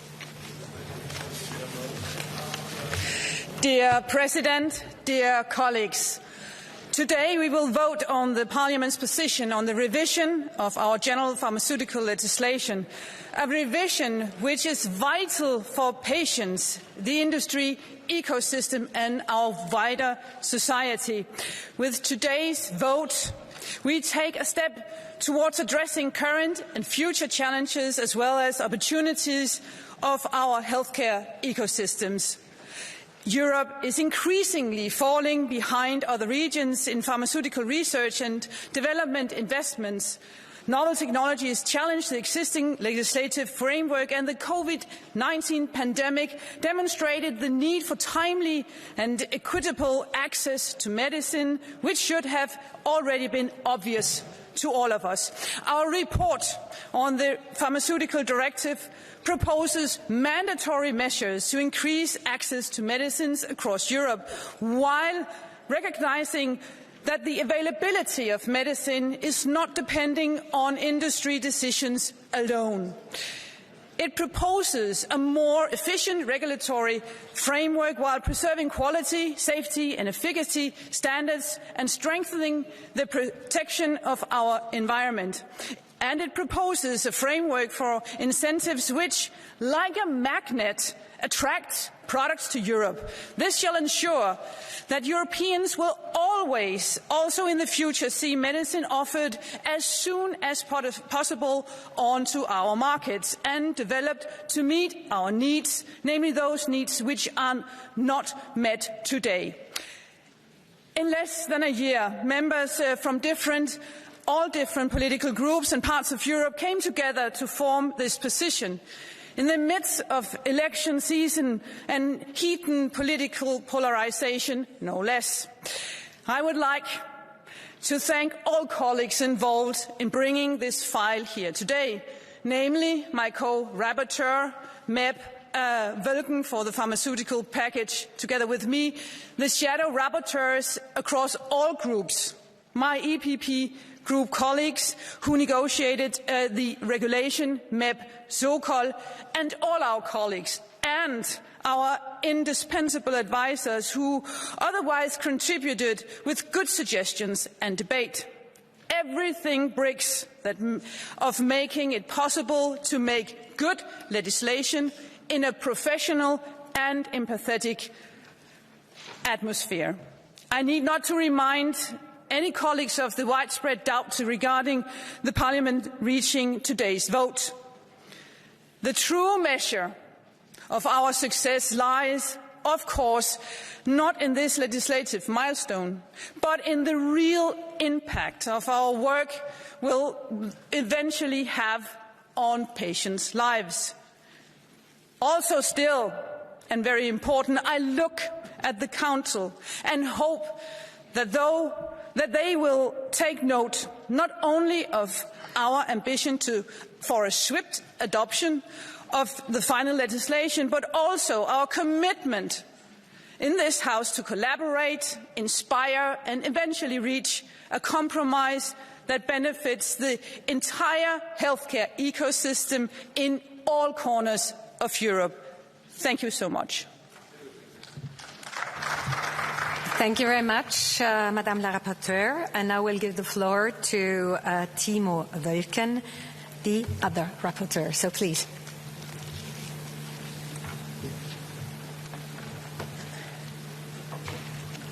Sehr geehrte Frau Präsidentin, vielen Dank. Sehr geehrte Kommission, liebe Pernille. Die Europäische Kommission hat das Gesetzgebungspaket zur Überarbeitung der Pharmarichtlinien leider erst sehr spät vorgestellt. Erst vor wenigen Monaten. Und trotzdem haben wir es hier im Parlament geschafft, über viele Fraktionen hinweg die 400 Artikel in der Verordnung und in der Richtlinie zu bearbeiten und, wie ich finde, 2 Berichte und 2 Gesetzgebungen hier heute vorzulegen, die sich sehen lassen können. Wir haben eine Balance geschaffen zwischen den verschiedenen Interessen und insofern möchte ich mich heute erst einmal bedanken bei allen Kolleginnen und Kollegen, bei den Schattenberichterstatterinnen und Schattenberichterstattern, die an diesen beiden Gesetzen mitgearbeitet haben, aber insbesondere auch an unsere Mitarbeiterinnen und Mitarbeiter und auch unsere Advisor in den Fraktionen. Ohne sie alle wäre das nicht möglich gewesen, 400 Artikel in so kurzer Zeit so intensiv und, wie ich finde, so gut zu bearbeiten. Liebe Kolleginnen und Kollegen, eines der Kernziele unseres Mandates war es doch dieses Mal, nach der Corona-Pandemie eine europäische Gesundheitsunion zu schaffen. Und deswegen haben wir die Lehren gezogen aus der Pandemie. Wir haben insbesondere die Zulassungsverfahren für Arzneimittel überarbeitet und schneller gemacht. Und ich finde, das ist verdammt wichtig, dass wir nicht sagen, okay, wir haben ein System, das gut funktioniert, daran braucht nie wieder was geändert werden, sondern dass wir aus der dramatischsten Gesundheitskrise, die wir gemeinsam bisher erlebt haben, die richtigen Lehren ziehen. Gleichzeitig gehört für uns aber auch dazu, gut aufgestellt zu sein im Hinblick auf die vielleicht nächste Gesundheitskrise. Und das dürfte wahrscheinlich eine Epidemie von einer Bakterieninfektion sein, weil wir keine funktionierenden Antibiotika mehr haben. Und deswegen ist es so wichtig, dass wir in der Europäischen Union dafür sorgen, dass auch Antibiotikaforschung hier wieder betrieben wird. Antibiotikaresistenzen führen schon jetzt zu 35.000 Todesfällen jedes Jahr in der Europäischen Union. Und das sind 35.000 Todesfälle zu wenig. Gerade aber bei der Erzeugung von Antibiotika haben wir ein Dilemma. Auf der einen Seite kostet es viel Geld, diese Medikamente zu entwickeln. Auf der anderen Seite sollen sie möglichst selten eingesetzt werden. Und deswegen haben wenige Unternehmen ein Interesse daran, Antibiotika zu entwickeln. Und mit dieser Verordnung machen wir jetzt einen Vorschlag, wie wir dieses Marktversagen tatsächlich beseitigen. Wir schaffen und schlagen vor, dass Hersteller von Arzneimitteln für jeden Entwicklungsschritt eine Zahlung bekommen sollen. Und wir schlagen außerdem vor, dass es ein Subscription Model für die Bezahlung von Antibiotika gibt. Das heißt, es wird nicht mehr der reale Einsatz gefördert, sondern es gibt eine Flat Payment, was dazu führt, dass der Einsatz nicht künstlich angereizt wird und damit weitere Antibiotikaresistenzen verhindert. Ich kann sagen, dass wir mit dieser Verordnung, glaube ich, wirklich auf die Herausforderungen, die vor uns stehen, bedarfsgerecht reagieren. Und ich freue mich sehr, dass das so eine breite Unterstützung tatsächlich erfahren hat. Ich will aber auch noch mal Danke sagen an die Kollegin Pernille Weiss und alle anderen Kolleginnen und Kollegen, die so intensiv an der Richtlinie gearbeitet haben. Denn nur beide Dossiers zusammen sorgen dafür, dass wir eine europäische Gesundheitsunion schaffen, die Bürgerinnen und Bürger schützt, Zugang zu Arzneimitteln sicherstellt und damit am Ende des Tages Leben rettet. Übrigens auch das Leben von Patientinnen und Patienten, die von seltenen Krankheiten betroffen sind. Und in 95% der Fälle, wenn man von einer seltenen Krankheit betroffen ist, gibt es noch immer keine Behandlungsmöglichkeit. Und das ist eine Ungerechtigkeit, die wir mit dieser Gesetzgebung ebenfalls angehen und damit auch weiterhin das Leben von vielen Europäerinnen und Europäern verbessern wollen.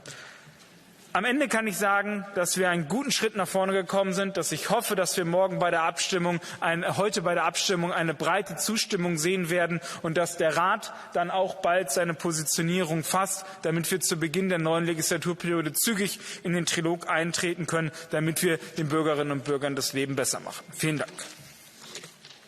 Herzlichen Dank. Thank you very much. And I will give the floor to Henna Virkkunen for the Committee on Industry, Research and Energy. Please. Madam President, Commissioner, dear colleagues, on behalf of the ITRE Committee, I would like to thank all the rapporteurs and shadow rapporteurs for your good cooperation on this very important file. Europe must strengthen our economic and security capabilities across all critical sectors. One of these critical areas is the pharmaceutical industry. It's one of our most important industrial sectors. It employs directly more than 840,000 people in Europe and invests over 40 billion euros annually in research and development. These figures are significant, but the pace of growth and investments in comparison to regions such as Asia and the United States are significantly higher. It means that incentives for pharmaceutical development, research and new innovations in Europe must be increased. Otherwise, there is a risk of new investments increasingly flowing to other parts of the world. It's important to ensure the availability of critical medicines in all situations in Europe, and therefore ITRE Committee sees that in this legislation it's particularly important to focus on our competitiveness, security of supply and the promotion of research, development and new innovations on this sector. Thank you very much. And now I would like to ask, on behalf of the Commission, Vice President Margaritis Schinas to speak to us. Please.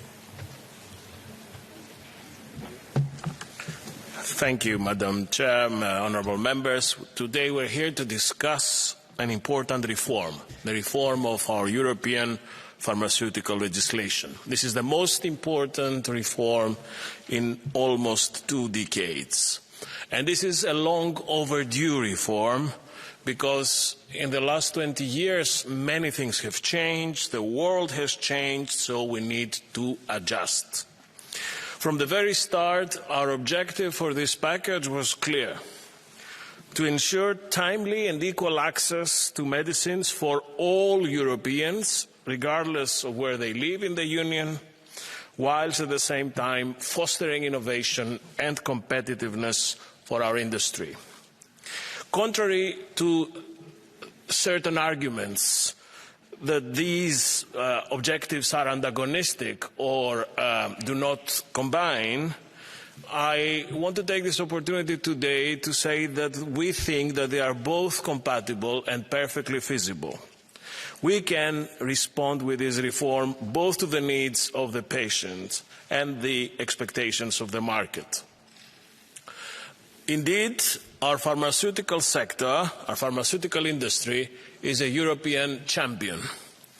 The EU is the second largest market in the world for pharmaceuticals, and pharma represents the biggest single contributor to our trade surplus. So having a robust regulatory environment matters. It matters a lot. Coming now to patients, we also have inequality and difficulties there. Patients in bigger and wealthier member states get their medicines first and faster, whilst at the same time, waiting time for patients to have access to new medicines varies from few months to up to 2 years across the EU. This has to change. And this is precisely, these objectives are what are driving our reform. These 2 arguments are the 2 sides of the same coin. And we are reforming legislation having in mind 3 main priorities. First, wider access to medicines through incentives to reward innovation and supply. Number 2, cheaper medicines through earlier availability of generics and biosimilars. And number 3, faster rules, faster procedures, simplification, so that the EU and its industry will remain globally competitive. This is not a theory. This is something that will bring concrete, tangible change on the ground. New medicines will reach 70 million more patients in the EU, especially in areas where treatments are lacking, like rare diseases and pediatric cancers. And for the industry, this would entail savings between 500 million to 1 billion euros over the next 15 years. This is a win-win situation. Honourable members, I would like to commend this House, the rapporteurs, the shadows, all those involved, because you gave this file all the priority it deserves, and you delivered so quickly. The main elements of what we proposed have been retained. In particular, the setup of an incentive system that is modulated and geared towards results. Other elements of our proposals have been further developed. like the notions of regulatory sandboxes or incentives for priority antimicrobials. And new ideas have been introduced on joint procurement on HERA, for example. Some of these proposals raise questions about effectiveness, feasibility, red tape, sustainability of health systems. Still, all your thoughts and ideas form a basis for sound interinstitutional discussions. In the Council, Member States have not yet developed a mandate, so the Commission will reserve our position, but we are sure that we can look forward to the next steps and hold honest negotiations based on facts. By the end of this month, we will launch a coalition to address a lateral but yet connected and burning issue, the one on how to avoid shortages of most pressing medicines. This will take the form of a critical medicines alliance, under which we will mobilize all stakeholders for the benefit of society. In concluding, let me reiterate that we are now facing a great opportunity to create a single market for medicines, one that is fair, future-proofed and globally competitive. Let's seize this moment. Let's take this opportunity. This is what Europe knows best: smart, proportionate and effective regulation. Thank you. Thank you very much, Vice President of the Commission. We come to the speaker of the political group, starting with Tomislav Sokol for the EPP group. Poštovana potpredsjednice, potpredsjedniče Europske komisije, kolegice i kolege. Prije nekoliko desetljeća Europa je imala vodeći položaj u istraživanju i inovacijama u zdravstvu, no danas, unatoč nekim iznimkama, velika većina inovacija i inovativnih tvrtki nalazi se negdje drugdje. Moramo preokrenuti ovaj trend i vratiti inovacije u Europu, te stvoriti okruženje koje privlači, a ne stvara prepreke za proizvođače novih lijekova. Pristup pacijenata lijekovima u EU i sigurnost opskrbe također su sve veći razlozi za zabrinutost. Zbog svega navedenog potrebna je dubinska reforma trenutnog zakonodavstva koje se posljednji put ozbiljnije mijenjalo prije 20 godina. Glavni cilj reforme je osigurati da svi pacijenti u EU imaju jednaki, brži pristup učinkovitim lijekovima bez obzira na to gdje žive. Zato smo skratili vrijeme potrebno za izdavanje odobrenja za lijekove od strane Europske agencije za lijekove. Također, omogućujemo da se lijekovi pacijentima mogu isporučiti u svakom trenutku bez obzira na to gdje žive u Uniji. Novi lijek sada će se morati staviti na tržište svih država članica koje to zatraže. Svakako treba spomenuti borbu protiv antimikrobne otpornosti, budući da farmaceutske tvrtke dodatno potičemo na razvoj novih antibiotika kombinacijom različitih mjera koje uključuju vaučere, ali i javne subvencije. U uredbi na kojoj se radi o posljednjih mjeseci također smo donijeli i odredbe za olakšavanje istraživanja, razvoja i odobravanja lijekova za rijetke bolesti, područje u kojem su istraživanja najpotrebnija, a ulaganja najrizičnija. To je posebno važno za 95% pacijenata s rijetkom bolesti za koje danas ne postoji lijek, što apsolutno trebamo promijeniti. Isto tako, istaknuo bih da proširimo područje primjene takozvanog izuzeća bolar, kojim će se omogućiti da generički lijekovi dolaze na europsko tržište znatno ranije nego do sada, što je za naše građane izuzetno važno. Mjerama za poticanje ranog ulaska na tržište generičkih lijekova jačamo tržišno natjecanje, pacijentima omogućujemo lakši pristup, a zdravstvenim sustavima smanjujemo troškove. Dame i gospodo, ovom reformom jačamo europsku industriju, olakšavamo pristup inovativnim lijekovima, ali i generičkim lijekovima, te omogućavamo da svi pacijenti imaju jednaki status i da nitko nije građanin drugog reda. Iz tih razloga molim vas da podržite ovu reformu. Hvala lijepa. Thank you very much. And now for the S&D group of this House, Nicolás González Casares, please.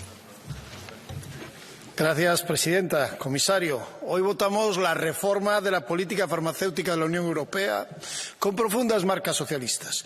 Solo nos ha guiado el interés general, mejorar los problemas que tenemos en Europa de accesibilidad a fármacos, de innovación o industriales.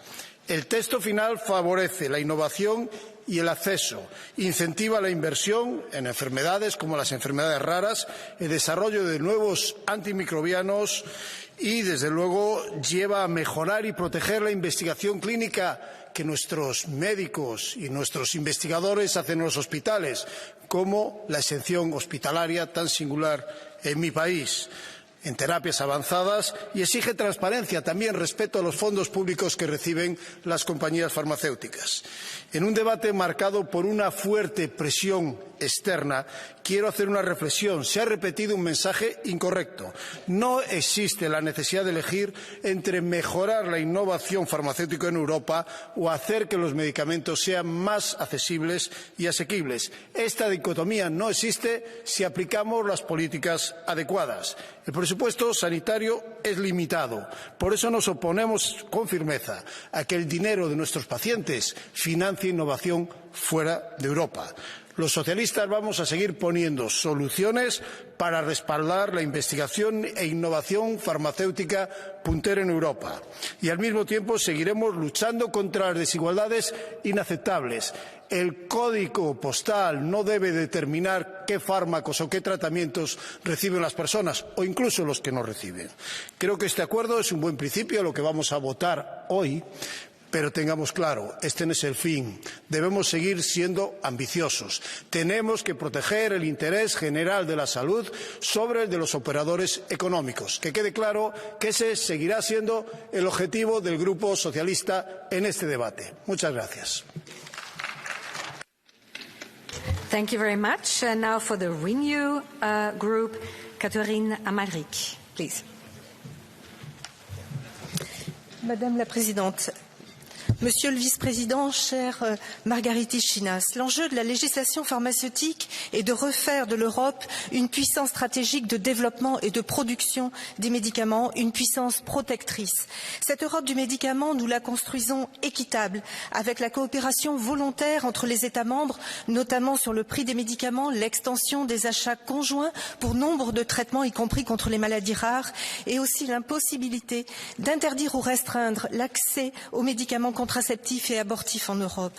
Nous la construisons sécurisée, avec des évaluations exigeantes, avec l'engagement de toutes les parties prenantes dans la lutte contre les pénuries, avec les exemptions hospitalières pour la préparation des thérapies innovantes au plus près des patients. Nous la construisons innovante, ensemble.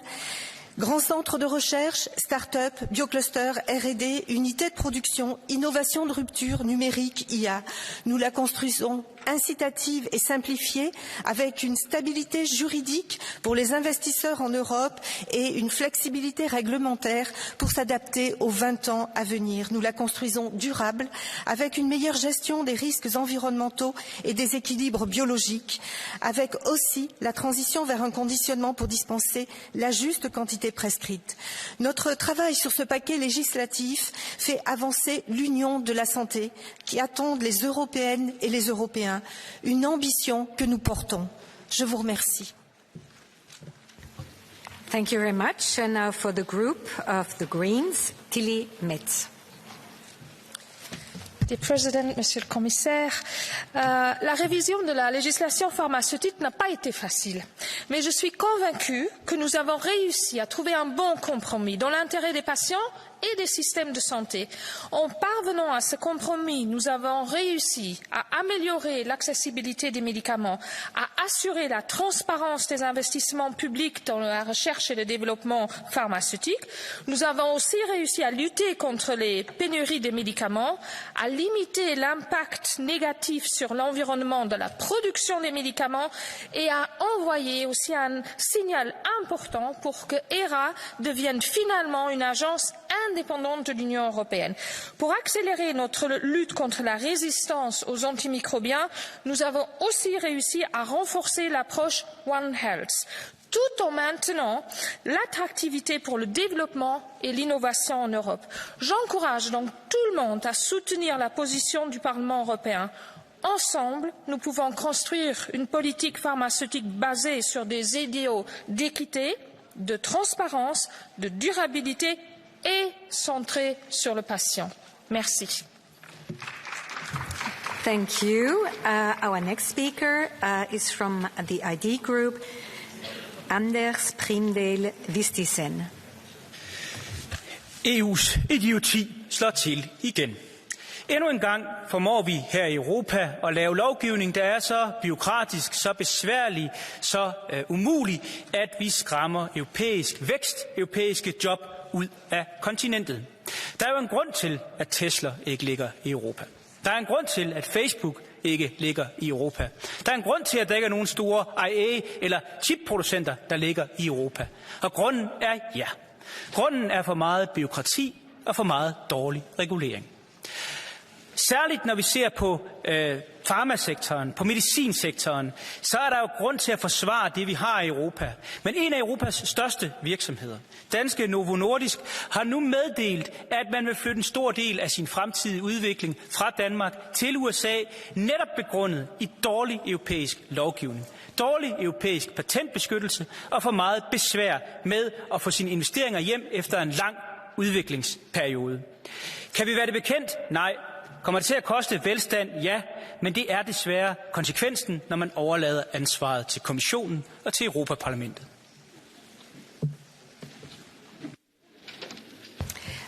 Our next speaker from the left group is Katerina Konečná. Děkuji, paní předsedající, vážený pane komisaři, kolegyně a kolegové. Nejvíc problematická část je období patentové ochrany, kde jsme šli až na 7,5 roku, v kombinaci s bonusy dokonce až na 8,5. Není proto žádný racionální důvod. K čemu je nám předražený patentově chráněný lék, který si nikdo nebude moci dovolit? Naopak jsem velmi ráda, že se do textu dostal můj pozměňující návrh zavádějící možnost pro členské státy požádat komisi o hromadný nákup určitého léku.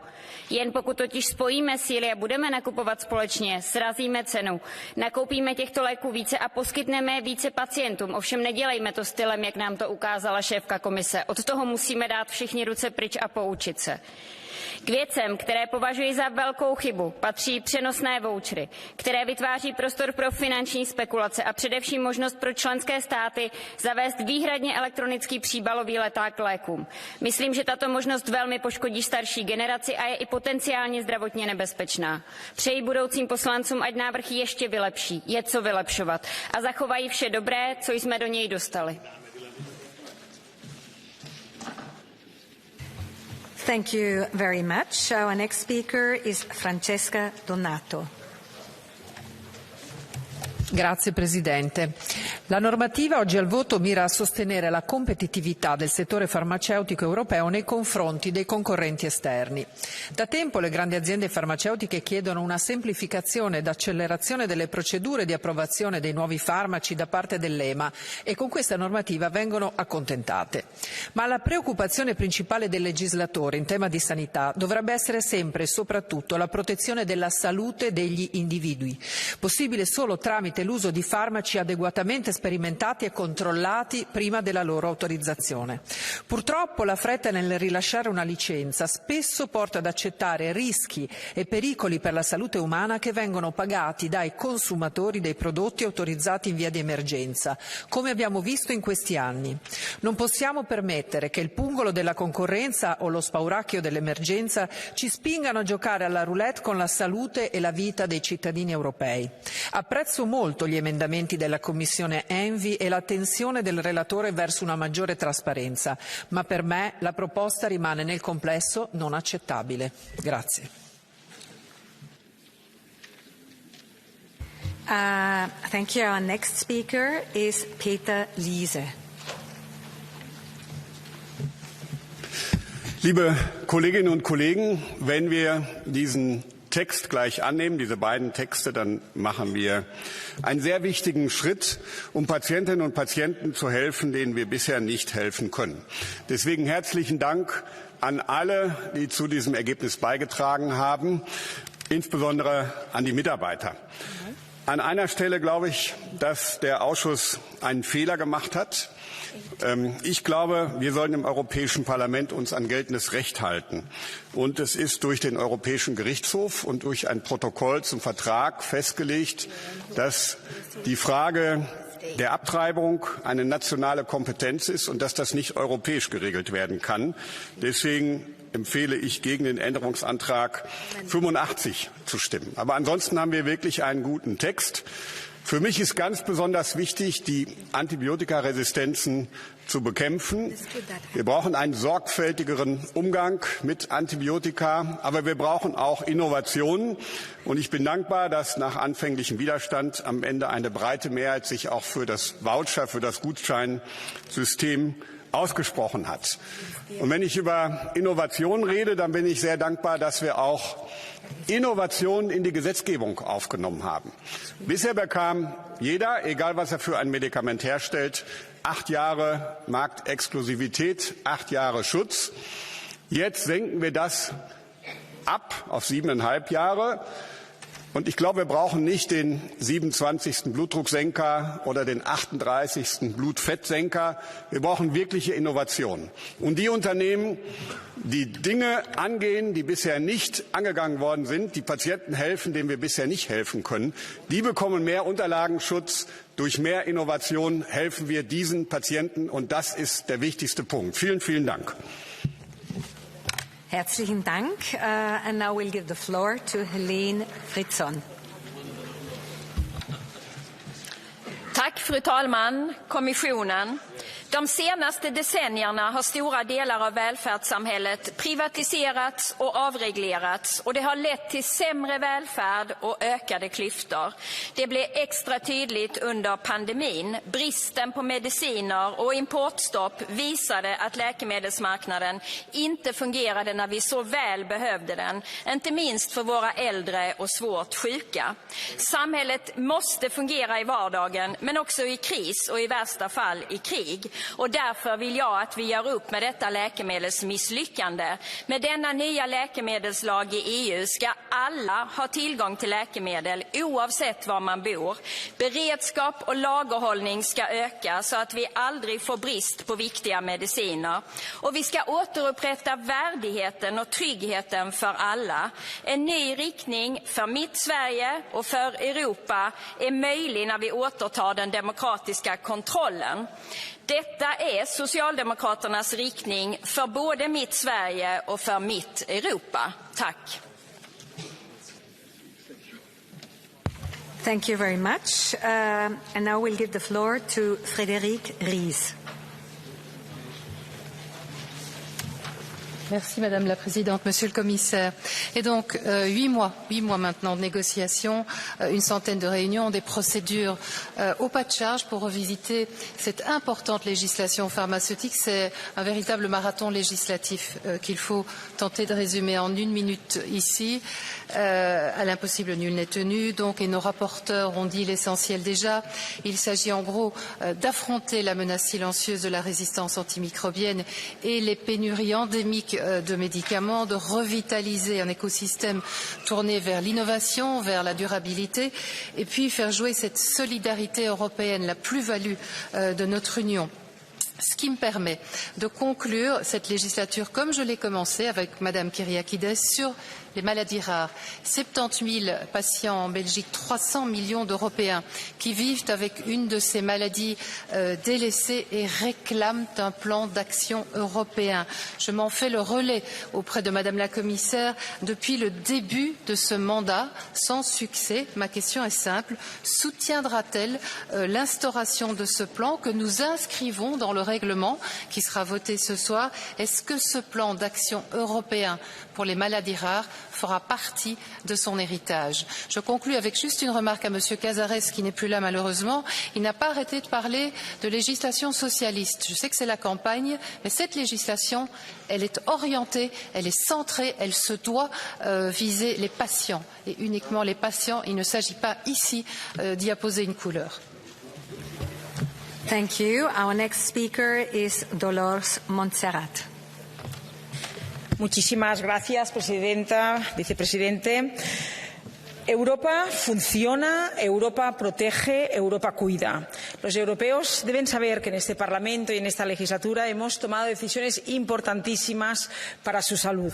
Hemos impulsado la Europa de la salud, hemos aprobado una estrategia farmacéutica y hoy el paquete farmacéutico. ¿Para qué? Pues para mejorar el acceso de los pacientes a los mejores medicamentos y a terapias avanzadas, para cubrir también las necesidades médicas no satisfechas, como puede ser el cáncer pediátrico, las enfermedades raras o las neurodegenerativas. También para fomentar la industria Made in Europe y mejorar sobre todo nuestros sistemas nacionales de salud tan golpeados durante la pandemia. Tenemos a los mejores profesionales sanitarios, a los mejores investigadores y también una industria pionera y competitiva. Proteger la salud de los europeos no es una opción, es una obligación. Por ello pido a todos los grupos políticos que en la próxima legislatura que no frenen la Europa de la salud. Hemos conseguido grandes logros y avances y así debemos seguir haciéndolo. La salud lo es todo y sin ello no hay nada. Por tanto, protejámosla siempre. Muchísimas gracias. Thank you. And now I give the floor to Susana Solís Pérez. Gracias, presidente, comisario. Tras una negociación muy difícil, hemos logrado consensuar una reforma de la legislación farmacéutica equilibrada y ambiciosa. Y los protagonistas de hoy son los pacientes. Los pacientes que tendrán mejor acceso y disponibilidad de medicamentos independientemente del lugar donde residan. Los protagonistas son las personas que conviven hoy con una enfermedad rara o los niños, porque incentivamos la innovación en áreas sin tratamientos disponibles o efectivos. Y además introducimos un plan europeo para las enfermedades raras. Y los protagonistas son los pacientes con cáncer, que podrán tener acceso a las terapias avanzadas y tratamientos esperanzadores con la mejora de la exención hospitalaria. Y para todo esto necesitamos que Europa sea un mercado atractivo, competitivo y favorable a la innovación. Necesitamos recuperar nuestro liderazgo. Por eso hemos mejorado la propuesta de la Comisión, que nos parecía claramente insuficiente, y contamos ahora con un régimen de incentivos más atractivo para estimular el desarrollo de nuevos medicamentos o de nuevos antimicrobianos. Una Europa líder en salud no puede permitirse desincentivar la innovación y hoy damos un gran paso en la construcción de la Unión Europea de la Salud. Muchas gracias. Thank you very much. We come right now to our catch the eye procedure and starting with Henk Jan Ormel. Thank you, Chair. In this new pharmaceutical legislation, steps forward are being taken to reduce AMR, antimicrobial resistance. AMR is a suicide killer that can cause the next pandemic. Resistant pathogens threaten us not only directly but also indirectly. Ordinary surgery, like knee or heart operations, will no longer be possible if there are no antibiotics to cure simple infections that can occur after surgery. Therefore, it is a step forward to support research and development of new antibiotics. However, AMR is a One Health topic. Not only are the R&D of human medicines, but also of veterinary medicines in need of support. AMR is also not only a European threat. Cooperation at global level is key. I strongly recommend the new legislature to take an active role in strengthening global coordination. Thank you.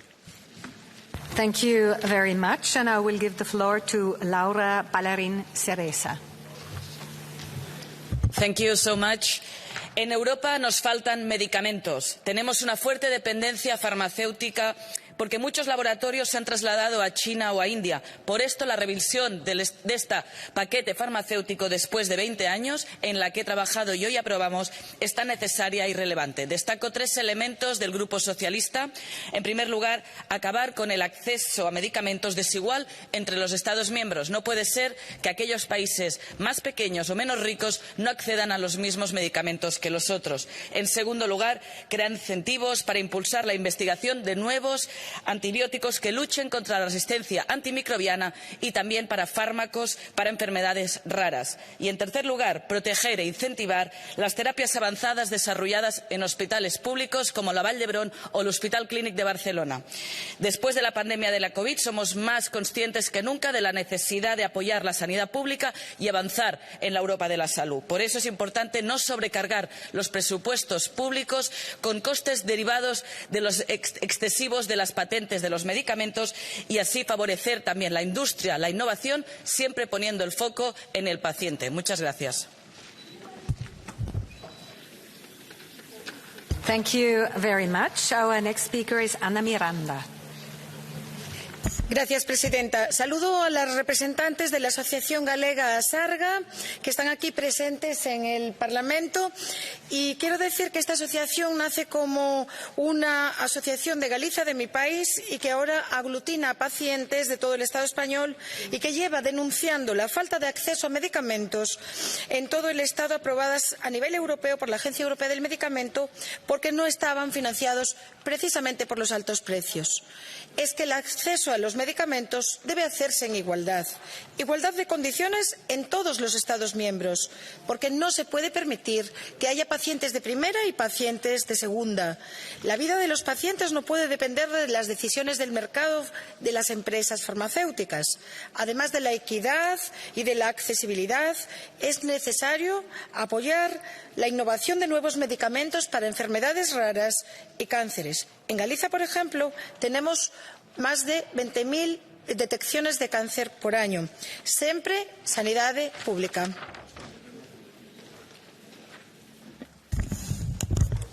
Thank you. And now we'll give the floor to Francesca Pepucci. L'obiettivo della riforma farmaceutica che stiamo discutendo ha un fine indiscutibilmente nobile, quello di armonizzare l'accesso ai medicinali in tutti i paesi dell'Unione Europea. È evidente come purtroppo ci sia un'evidente frammentazione per il reperimento di medicinali, in alcuni casi tra uno Stato e l'altro si attende oltre il doppio del tempo. Stiamo parlando di chi ha una patologia cronica, degenerativa, oncologica, o anche di chi è affetto da malattia rara e pertanto questo tema richiede la massima attenzione. Non possiamo che esprimerci favorevolmente sulle azioni messe in campo che appunto vanno a agevolare la cura delle persone.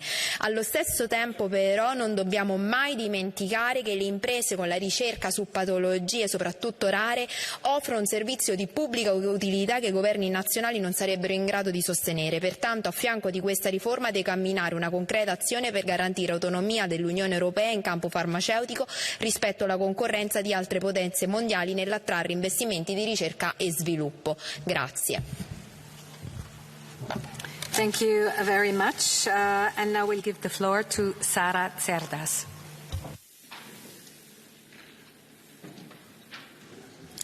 Obrigada, Presidente. Farmácias com prateleiras vazias, cidadãos sem acesso à medicação essencial para o seu tratamento, para a sua sobrevivência. Esta é uma realidade que nós não aceitamos nesta União Europeia. É por isso que vamos aprovar a legislação farmacêutica, que realça o melhor que temos no projeto europeu. A solidariedade europeia e a união em momentos de adversidade. Com este pacote, o Mecanismo Europeu de Proteção Civil poderá ser acionado para distribuir medicamentos essenciais em Estados-membros onde haja uma ruptura de estoque. O setor farmacêutico terá também agora a obrigação de reportar rupturas e as autoridades de as monitorizar em tempo real. Este pacote farmacêutico que vamos aprovar amanhã será o grande garante da acessibilidade aos medicamentos e a prova viva da importância que o projeto europeu tem nas nossas vidas. Thank you very much. Our next speaker is Sean Kelly. I'm Reverend Paphos Shaw. I'm coming from Ireland South. An awful lot of our jobs are farmer jobs and they invest hugely in the economy. And for that reason, I was delighted that the original proposal by the Commission to reduce market protection from 8 to 6 years was not accepted, because it would have driven a lot of the research out of Europe.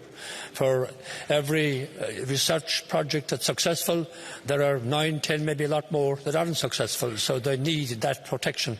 That's good. Also, I welcome the streamlining of the approval process at EMA level, because this then should make medicines available to those who need them right across the European Union in a much quicker and more efficient manner, and also in a cheaper situation. So this is a very good package. I think it will work well both for the industry and above all for patients right across the European Union, and I think a good job was done.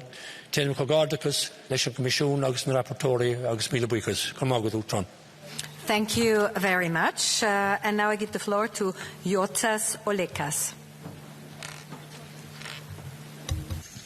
Ačiū pirmininkė, komisijos narė, gerbiami kolegos. Iš tikrųjų, mūsų tikslas sveiki europiečiai. Bet Covidas parodė, kad po vieną kiekvienoje šalyje mes negalime pasiekti norimo rezultato. Todėl geriausias instrumentas būtų Europos sveikatos sąjunga. Ir šis dokumentų paketas yra vienas žingsnis link to, kad mūsų Europos piliečiai galėtų būti aprūpinami pakankamai, teisingai, efektyviais vaistais už prieinamą kainą ir bet kurioje Europos teritorijoje. Iš tikrųjų, mūsų tikslas sumažinti nereikalingą antibiotikų naudojimą, sumažinti atsparumą nuo antibiotikų kai kurių mikroorganizmų, bet suteikti galimybę naudoti prieinamus ir efektyvius vaistus. Tam reikalinga sustiprinti Europos farmacijos pramonę, investuoti į naujas inovatyvias technologijas ir sudaryti teisingesnės, paprastesnės procedūros gauti vaistus, ypatingai sergant retom lygom ir vėžiniais susirgimais. Tam pasinaudoti galime ir bendrais vaistų pirkimais. Ačiū. Thank you very much. And now I give the floor to Stelios Kimpouropoulos. Αγαπητοί συνάδελφοι, σήμερα βρισκόμαστε σε ένα κομβικό σημείο για την αναθεώρηση της φαρμακευτικής μας νομοθεσίας. Μία στα 20 χρόνια ευκαιρία για να καταστεί η Ευρώπη μας πρωτοπόρος στη φαρμακευτική καινοτομία, αλλά και για να ανταπεξέλθουμε στις ανάγκες των πολιτών μας. Θέλω να συγχαρώ τους συναδέλφους μου, Βάις, Βόλκεν, Σόκολ, για τη συμφωνία που κατέληξαν σε μια δύσκολη χρονική περίοδο. Ενώ η πρόταση της Επιτροπής δεν εξασφάλιζε την απαραίτητη προβλεψιμότητα για την έρευνα και τις επενδύσεις, η πρόταση που ψηφίζουμε σήμερα στην Ευρωβουλή κατάφερε να βρει τη χρυσή τομή που στηρίζει την καινοτομία και την ανταγωνιστικότητα, αλλά ταυτόχρονα προωθεί την άμεση και αδιάκοπτη πρόσβαση των ασθενών σε φάρμακα. Χρειαζόμαστε μια ισχυρή και στρατηγικά αυτόνομη Ευρωπαϊκή Ένωση, με ενισχυμένη και αξιόπιστη ευρωπαϊκή αλυσίδα ιατρικού εφοδιασμού. Η θετική μας ψήφος σήμερα θα αποτελέσει τον ακρογωνιαίο λίθο για την ανθεκτικότητα των συστημάτων υγείας μας. Thank you very much. And with this speech, we come to the statement, the final statement of Vice President Chinas on behalf of the Commission. Please. Thank you, Madam President. Honourable members, this debate showed that there is a high level of convergence and common ground on what we want to achieve with this reform of the pharmaceutical sector. I wish once again to congratulate the European Parliament, the rapporteurs, for the quick progress made so far. I also heard your voices and arguments on a number of key issues where your position differs from the proposal we made. And beyond these differences, I'm sure that we can join forces and work together to achieve more for patients in the EU. To ensure that something that is an integral part of the European way of life, that wherever they live, patients must have the same opportunities to reach medicines. We will do this. At the same time, we can make the system more attractive to the pharma sector by shaping rules that are competitive, innovation-friendly, so that Europe stays on the cutting edge and keeps this sector as the European champion it currently is. And we will do this too. And to do this, we don't need warnings or messages in the metro stations to tell us. We know. We will do it. The reform of EU pharmaceutical rules is the opportunity to reach these objectives, which, I repeat, are not in opposition, are not antithetical. We can design a system that is more sustainable and stands for the next 20 years. I want to assure this House that we will support the co-legislators in this process. This is a reform which goes at the core of what we now call the European Health Union, which is one of the biggest success stories of the current European political cycle. A success story, if I may add, which has not been sufficiently told to Europeans. We still have 2 months to say so. This is a success that is not exclusive to the Commission. It belongs to all EU institutions working together, delivering for Europe, for citizens, patients and the industry. Thank you. Thank you very much, Mr. Schinas. And now the floor goes to Rapporteur Pernille Weiss. Thank you all so much for the debate. Thank you, Commissioner Schinas, for your closing remarks. Very appreciated. And also thank you for saying that the Parliament took the proposal from the Commission. We preserved what was strong and good in it, but we also developed and made more value into the Commission's proposal. Thank you for acknowledging that. That's very much appreciated. I said a couple of times in my first intervention, I used the word ecosystem in my speech. And I use that very, very precisely, and I also invite more colleagues, more commentators, more stakeholders to acknowledge that healthcare in Europe really is a very complex ecosystem. And we can expect, and we must expect, a lot from the pharma package. But it is not the only legislative package that can make healthcare in Europe develop in a more innovative and a more citizens and patient and family friendly way. And I really appreciate the colleagues who mentioned that in your interventions. My dear colleague Vistisen from Denmark, the Spitzenkandidat from ID, has left the room, but before he did, and in his intervention, he actually took the work we have made, and where his group has also been a part of that, and tossed it into the bin. Also saying that if it was stood to his opinion, this House should not touch the pharmaceutical legislation because we don't know what we are dealing with. That stands in the contrast to the comments we have already received from commentators and stakeholders that what we are now about to vote is something that is much more coherent, much more pragmatic and much more livable for the future of this file going now towards trilogue. I thank you again, all colleagues who contributed. I'm not running again, so this file will not be a part of my future, but I will watch what you do with this file going forward. It has been a pleasure. Maybe this will be the last speak that I will ever hold in this House, so thank you so much, all colleagues. Take good care of European legislation. Take good care of exactly this pharma package, and all the best. Thank you. Thank you very much, and all the best to you. And finally, the floor goes to Timo Wölken.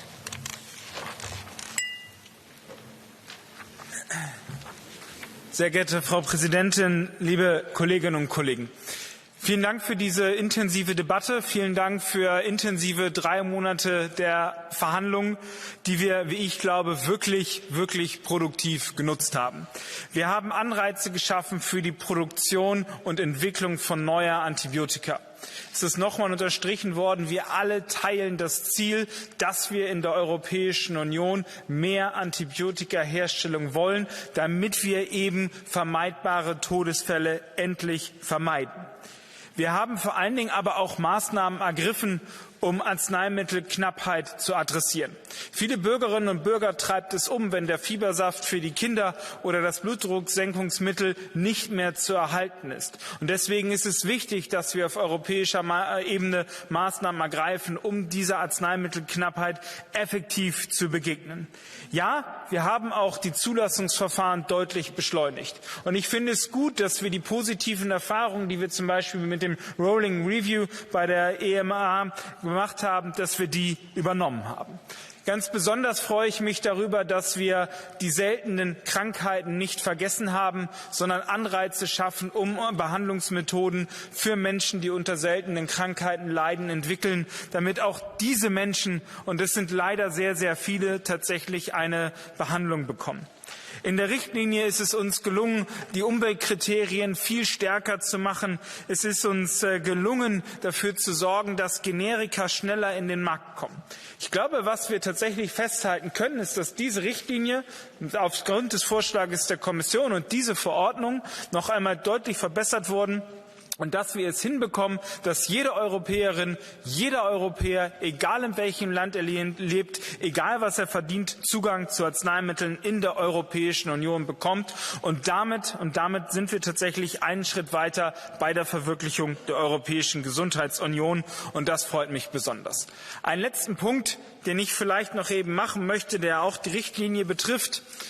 Es ist so, dass wir immer wieder auch homöopathische Arzneimittel angeboten bekommen, obwohl wir wissen, dass diese homöopathischen Arzneimittel über den Placebo-Effekt heraus keinen Effekt haben.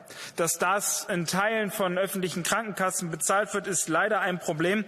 Und ich freue mich, dass wir immerhin einen neuen Namen gefunden haben, dass das jetzt nicht mehr homöopathische Arzneimittel sind, sondern homöopathische Mittel. Damit machen wir klar, dass die Wirkung dieser Mittel über den Placebo-Effekt heraus nicht funktioniert. Liebe Kolleginnen und Kollegen, vielen Dank für die Zusammenarbeit. Ich hoffe, dass die Abstimmung heute gut laufen wird und dass wir dann ganz im Sinne von Pernille, und ich möchte mich bei dir heute noch mal ausdrücklich für die Zusammenarbeit bedanken. Es war schön, dass du heute sozusagen bis zum Ende durchgehalten hast und gearbeitet hast. Ich wünsche dir alles Gute und hoffe, dass wir in diesem Sinne zusammen diese Gesetzgebung noch beenden werden. Liebe Kolleginnen und Kollegen, vielen Dank und frohe Abstimmung nachher.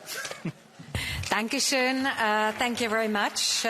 And with these words, the joint debate is closed. The vote will be held today, so very, very soon. So we come to the next item on the agenda, which is the Commission statement, Russia's undemocratic presidential elections and their illegitimate extension to the occupied territories. And I should like to inform members that there will be only one round of political group speakers, therefore, and there is no catch-the-eye procedure, no blue cards. So please be aware of that. I invite High Representative, Vice President of the Commission, Josep Borrell, to give us his words. So please.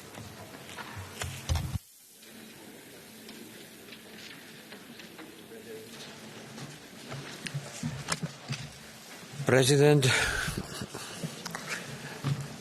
honourable members of the European Parliament, as you know very well, the Russian presidential elections held on the 15-17 March met not democratic standards and were illegally held in the occupied territories of Ukraine, temporarily occupied. These elections were based on repressive laws, persecution of political opposition leaders, civil society representatives and journalists, including those opposing Russia's illegal war of aggression against Ukraine. These elections were marked with arbitrary detention, the terror caused by the poisoning and death of key figures like Alexei Navalny. They took place under a flood of disinformation, lack of access to independent media, and a strong propaganda supported by massive public funds for many years. So to call that elections is an irony. For the first time, Russian authorities decided not to invite observers from the Organization for Security and Cooperation in Europe. This is not only contrary to Russia's own international commitment, but has denied Russia's voters and institutions the transparency and independent assessment of these elections.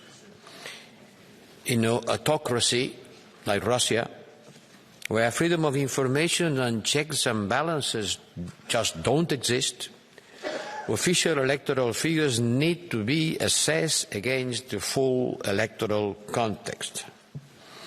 And the fact is that all the above abusive measures guaranteed Putin an electoral process free from genuine political competence and deprived the Russian citizens of their right to stand in the elections and make a free and informed political choice with their vote. That's why, on behalf of the European Union, I want to reiterate here that I strongly condemn, as we have done many times, the illegitimate elections that Russia has organized in the temporarily occupied Ukrainian territories.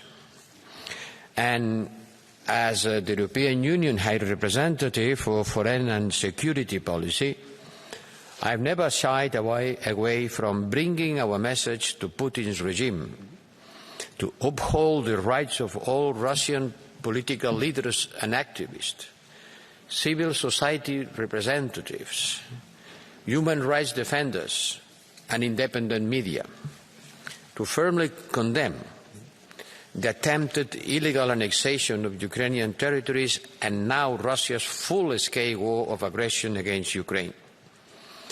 The European Union has demonstrated and will keep demonstrating that any continued internal repression and external aggression by Putin's regime do have negative consequences. Russia's regime underestimated the resilience and unity of the Europeans.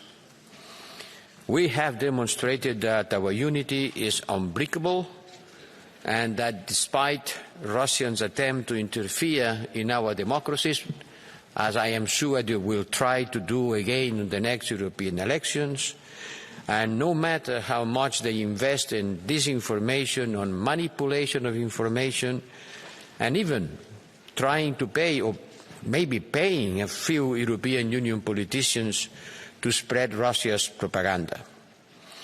This is despicable. This is despicable, not only illegal, and I welcome that our strong democratic institutions are already taking measures to investigate and condemn these acts.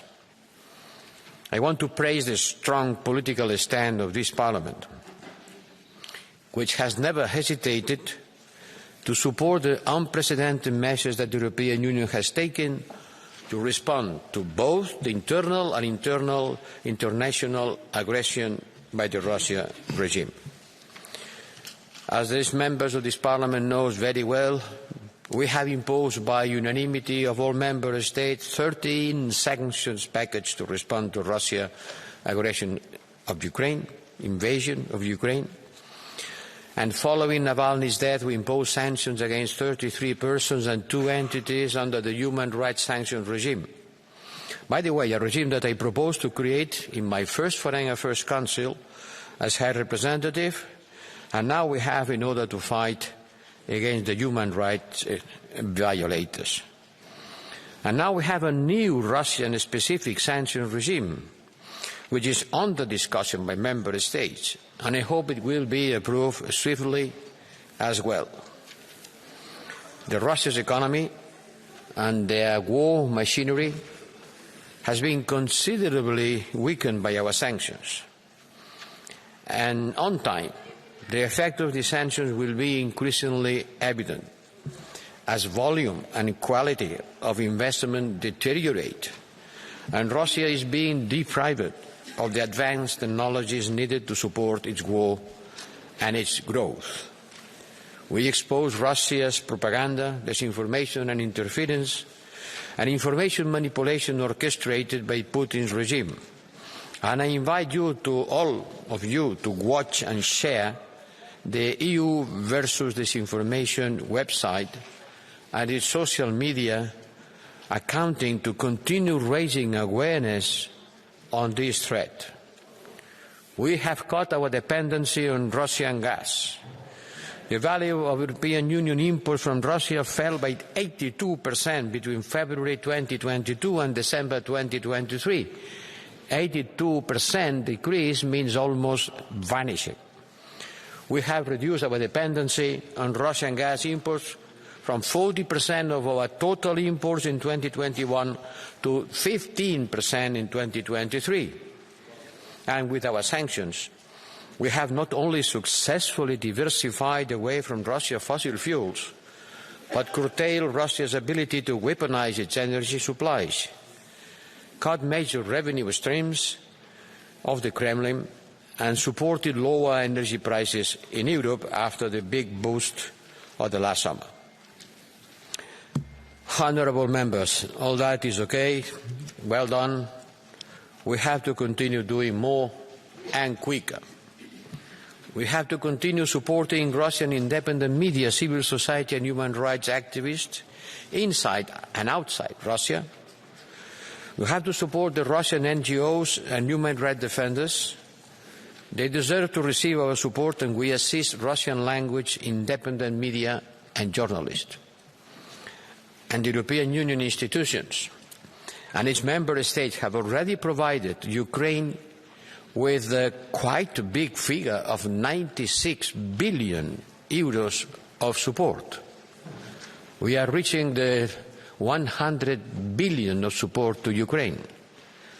And inside this figure of 31 billion are military support. And additionally to that, there is the microfinancial, humanitarian and other kinds of support. Some may say, oh, this is very expensive to support Ukraine. Not to support Ukraine and let Ukraine fall in front of the Russian aggression will be much more expensive for us and for the generation to come, because Russia would become a bigger threat to our security and freedom. Yes, we have to support Ukraine for long as it takes, and putting in action all our capacities, financial and military. Honourable members, this is a good occasion to commit on continuing upholding the human rights of all Russians, because we have nothing against the Russian people. Neither us nor the Ukrainians are in war with the Russian people. They are just defending from a regime that used war in order to change their political system and to cancel their independence and sovereignty. And we are supporting them and offering an unwavering support to neighbor Ukraine, not just because it's our neighbor, it's because it's our partner. One of the most important partners, and now a candidate to become member of the European Union. And its independence, its sovereignty, its territorial integrity is also part of our capacity to continue living in freedom. So please support the action taken by the European institutions and member states to continue supporting Ukraine, and make clear that the last elections in Russia have not been neither free nor fair. Thank you. Thank you very much, High Representative. For the EPP Group, Rasa Yuknevichiene. Please. Dear colleagues, Putin is an illegitimate president. I call on the leaders of the democratic world not to call Putin president, because he is certainly not one now. First of all, because this electoral operation took place in the occupied territories of Ukraine. There have been no democratic elections in Russia for a long time. It was a psychological KGB-type operation against its own citizens, first of all. At the same time, Ukrainians continue to die on the front lines. Their cities are being destroyed every day. On the eve of this special operation, which Putin calls elections, Alexei Navalny died in a gulag-like prison in the Arctic, a man whom Putin feared and therefore tortured. Putin is afraid of real elections because he is afraid of his people. That is why Putin is the biggest Russophobe. Putin is creating a 21st century totalitarianism in Russia based on hatred, aggression and violence.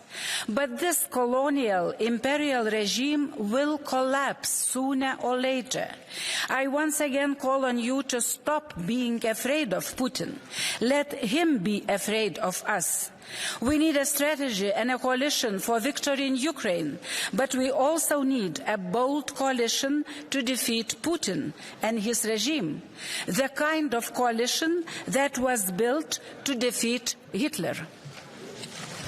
Thank you very much. For the group of the Socialists and Democrats, Eero Heinäluoma.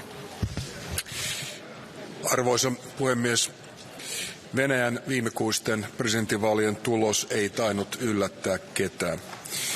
Niin sanotut vaalit käytiin tilanteessa, jossa maan oppositio on vangittuna, maanpaossa tai surmattuna, todelliset poliittiset haastajat estetty asettumasta ehdolle ja vapaa media ajettu alas. Tilanteessa, jossa kansalaisyhteiskunta on tukahdutettu ja kansalaisia vangittu mielensä osoittamisesta. Vaalit eivät siis todellakaan olleet vapaat eivätkä reilut, vaan näytös istuvan presidentin valtakauden jatkamiseksi. Vaalit käytiin tilanteessa, jossa Venäjä jatkaa 3. vuotta hyökkäyssotaansa Ukrainassa. Venäjän miehittämillä alueilla Ukrainassa vaalit käytiin aseistettujen sotilaiden tarkkailun ja painostuksen alla. Vaalien järjestäminen miehitetyillä alueilla on räikeä loukkaus Ukrainan itsenäisyyttä, itsemääräämisoikeutta ja alueellista koskemattomuutta vastaan. Ne olivat kansainvälisen oikeuden vastaiset, eikä niiden tulosta näin ollen voi pitää laillisena. Putinin käyttäessä tekaistua vaalivoittoa oikeuttaakseen sotatoimet Ukrainassa tulee Euroopan unionin seistä Ukrainan ja ukrainalaisten rinnalla entistä lujemmin. Tukemme Ukrainalle tulee jatkua horjumattomana ja sitä tulee lisätä, ei vähentää.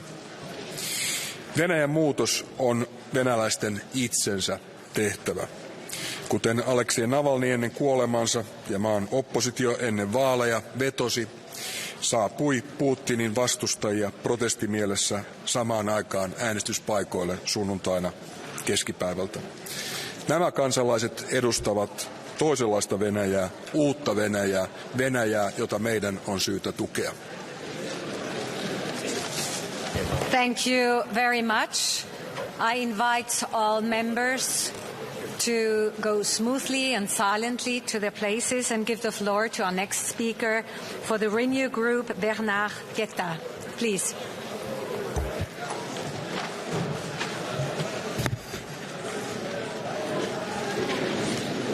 Dear colleagues, it would be nice to listen a little bit.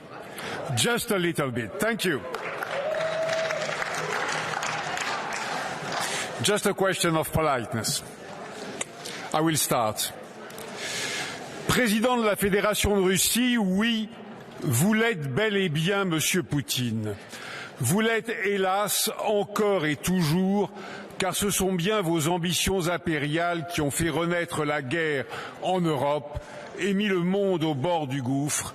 Mais président élu du peuple russe, non, vous ne l'êtes pas. Vous ne l'êtes pas puisque vous avez poussé cette mascarade jusqu'à l'organiser dans les territoires ukrainiens annexés. Vous ne l'êtes pas puisqu'il n'y eut pas d'autre campagne que votre glorification permanente. Vous ne l'êtes pas car vous n'avez pas eu d'autres adversaires que ceux que vous aviez désignés. Vous ne l'êtes pas, car si vous n'aviez pas craint le désaveu de votre peuple, vous n'auriez pas instauré votre froide terreur et fait embastiller ou assassiner vos opposants. C'est avant tout vous-même, votre peur de tout et de chacun, qui avez enlevé, triste sire, toute crédibilité à ce triste sacre. Thank you very much. And now the floor goes to Sergei Lagodinsky.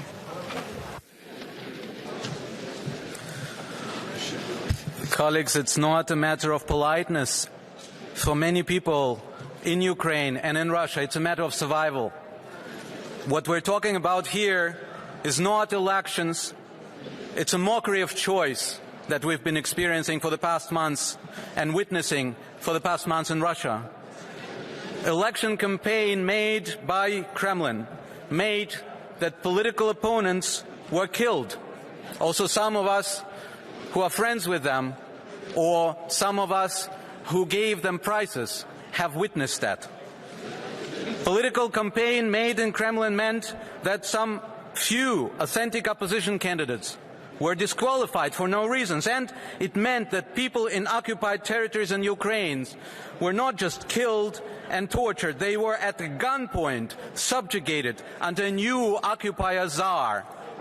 We already witnessed the fallout of this travesty of elections. Ukraine terrorized even more, and Russians controlled even tighter. And under those circumstances, our answer can be only threefold. EU should state clearly that these elections were an illegitimate farce. We must urgently increase help for Ukraine so that they don't have to vote once again under gunpoint. And we do everything to support courageous Russian opposition and to save those who are in prison for political reasons, like Vladimir Kara-Murza, like Ilya Yashin, like Lilia Chanusheva, and many others. This is our duty, and this duty we will follow. Thank you very much. We've finished our Parliament speakers list. I invite all members to go silently to the places, and finally I give the floor to High Representative Josep Borrell. Please.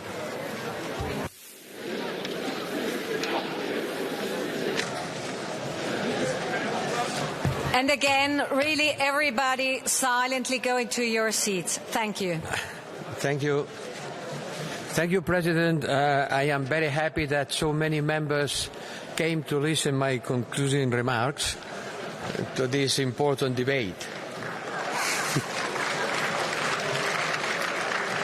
Thank you for your attention. I'm not joking. The debate is important because what has happened in Russia is important. These elections did not bring any change in Russia, and so there is no change in our policy toward Russia. These elections took place in an ever-shrinking political space. Russian voters were deprived of a real choice. Many candidates were precluded from running, including all those who opposed the Russia war of aggression against Ukraine. Happy to see that all the members that took the floor in this debate support the important work that we are doing in order to support the Russian civil society organizations, the human rights defenders, and independent media. As regards the rights of minorities in the electoral process, according to the Russian Constitution, Russian citizens, including minorities, can run to vote. And we have been topping up the funding for Russia pro-democracy anti-war actors in size and in a number of operations. We will continue supporting the Russia human rights defenders and their agenda in international human forum. We monitor judicial cases in Russia together with member states. Support independent media is crucial, as has been demonstrated in the electoral context. All Russians should have access to reliable information. We will continue calling on Russia to abolish its repressive legislation concerning what they claim to be foreign agents. Any one of you would be considered undesirable or more recently wanted. And to be called undesirable or wanted in Russia opened the door to arbitrary detentions. I think I have to finish my speech because maybe you have more important things to do in the coming moments. I know they are going to face important decisions, but I want to reiterate that Russia must cease its illegal war of aggression against Ukraine, to withdraw its military forces, and we demand also the United Nations General Assembly by an overwhelming majority of 141 member states. The international community has sent this message loud and clear, and I am very happy to see on this debate that we count on the support of the European Union Parliament. Thank you. Thank you very much. The debate is closed and the vote will be held at the next part session.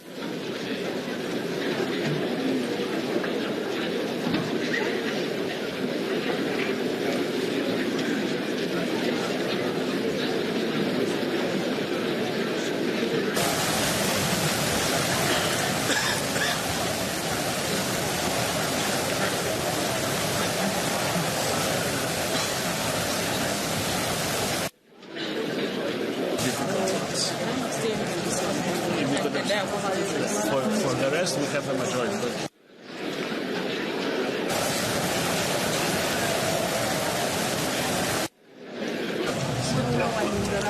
You already have a declaration.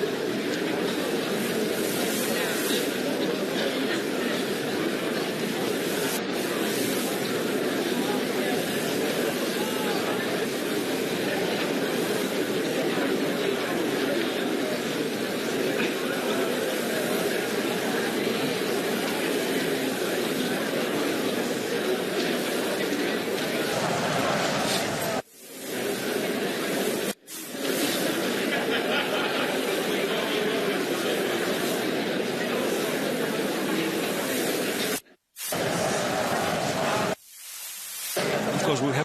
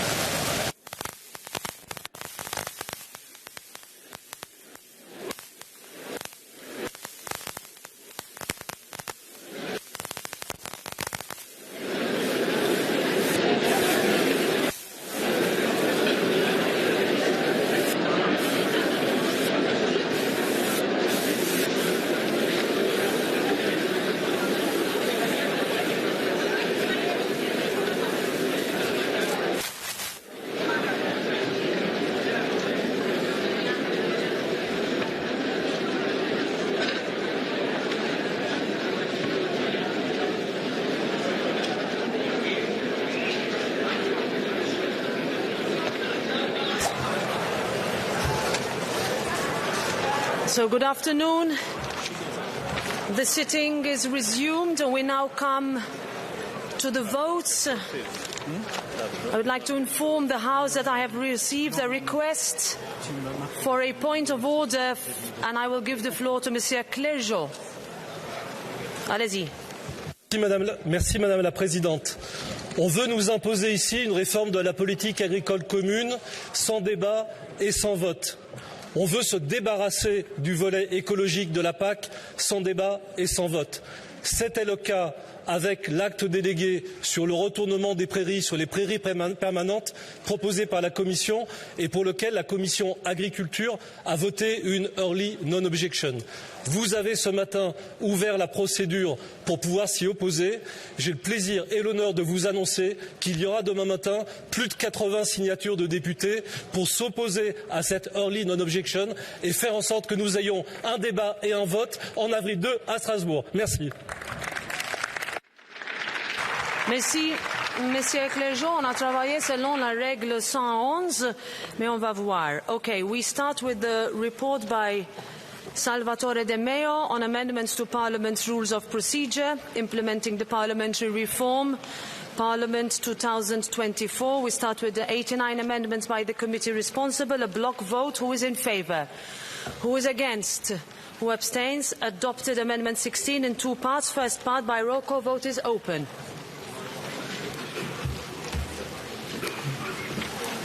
Vote is closed. Adopted. Second part by roll call. Vote is open.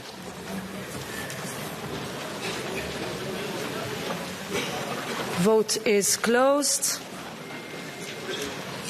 Adopted. Amendment 16, three parts, all by show of hands. First part, who's in favour? Who's against? Who abstains? Let's check. Vote is open.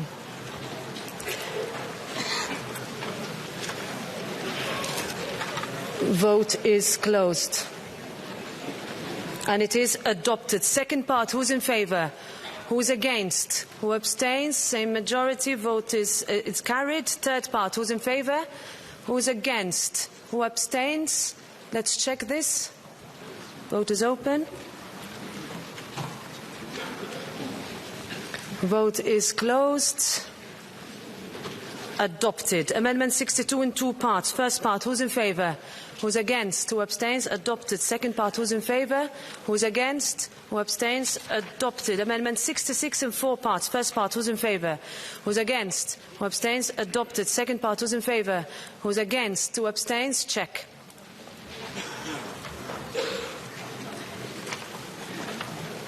Vote is closed. Rejected. Third part, who's in favour? Who's against? No. We need absolute majority. So we need 353. That's why. So it's even harder to see. So, third part. Who's in favour? Who's against? Who abstains? We check this.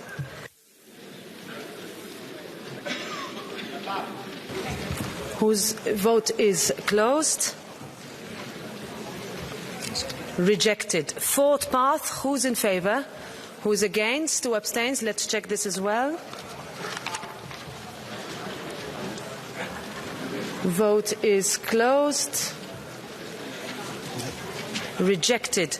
Amendment 69 in four parts. First part, who's in favour? Who's against? Who abstains? We need to check all of this. Vote is open.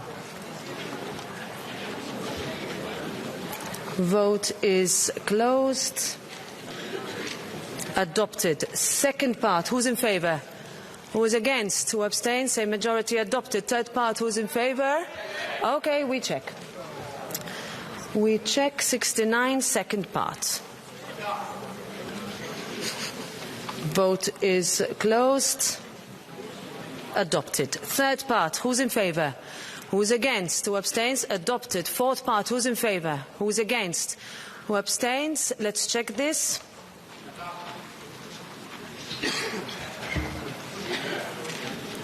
Vote is closed.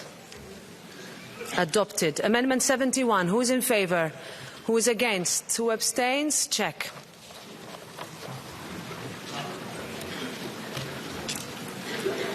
Vote is closed. Rejected. Amendment 73 by roll call. Vote is open.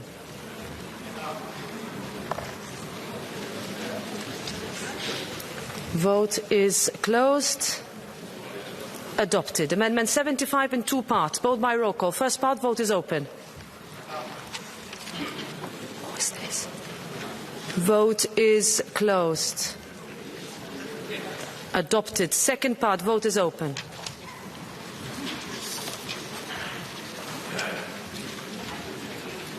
Vote is closed. Adopted. Amendment 86 in two parts. First part, who's in favour? Who's against? Who abstains? Adopted. Second part, who's in favour? Who's against? Who abstains? Check.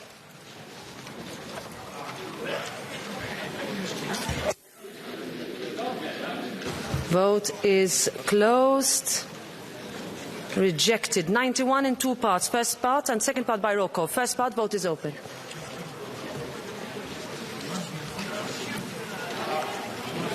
Vote is closed.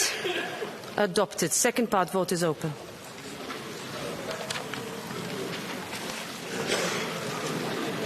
Vote is closed.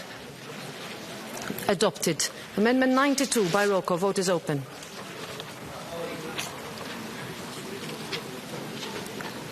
Vote is closed. Adopted. Amendment 93 by roll call. Vote is open. Vote is closed. Adopted. Amendment 94. Who is in favour? Who is against? Who abstains? Check.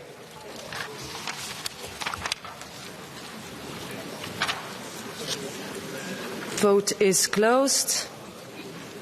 Adopted. Amendment 97 in two parts. First part, who's in favour? Who's against? Who abstains? Adopted. Second part, who's in favour? Who's against? Who abstains? Adopted. 101, who's in favour? Who's against? Who abstains? Adopted. 144 by roll call. Vote is open.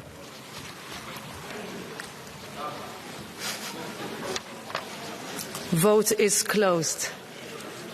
Rejected. 142 by roll call. Vote is open.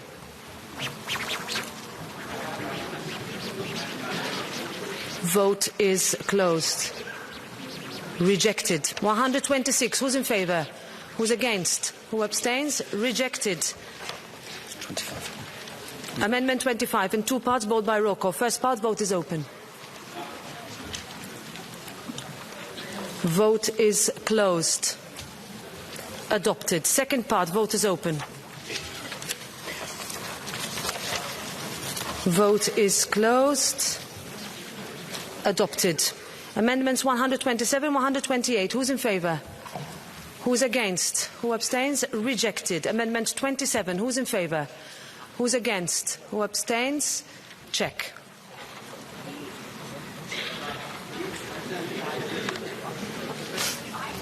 Vote is closed.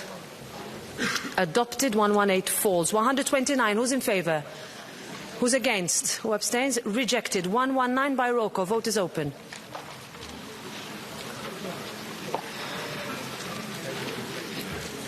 Vote is closed. Rejected. 120 by roll call. Vote is open.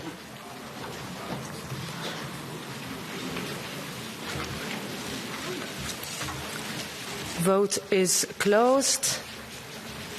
Rejected. Amendment 40. Who's in favour? Who's against? Who abstains? Adopted. Amendment 4. Who's in favour? Who's against? Who abstains? Adopted. Amendment 41 by roll call. Vote is open.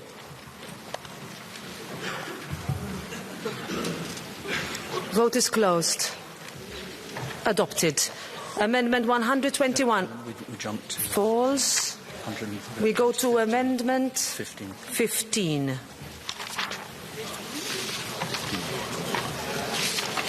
Where is it? We vote next on Amendment 15 by roll call. Vote is open. Vote is closed. Adopted. Amendment 42. Who's in favour? Who's against? Who abstains? Adopted. Amendment 43, corresponding point, part 1. Who's in favour?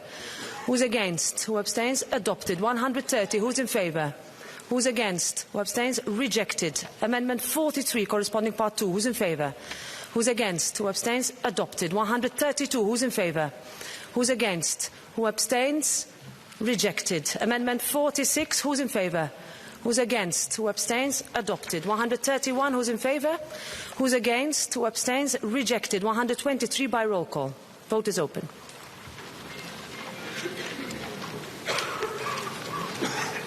Vote is closed. Rejected. Amendment 88 in 4 parts. First part, who's in favour?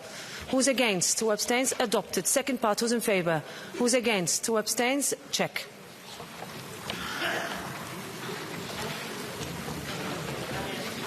Vote is closed. Rejected. Third part, who's in favour? Who's against? Who abstains? Check this too, please. Vote is open. Vote is closed. Adopted. Fourth part, who's in favour? Who's against? Who abstains? Check. Vote is open. Vote is closed. Rejected. Amendment 124 by roll call. Vote is open. Vote is closed. Rejected. 125 by roll call. Vote is open. Vote is closed. Rejected. 138 by roll call. Vote is open.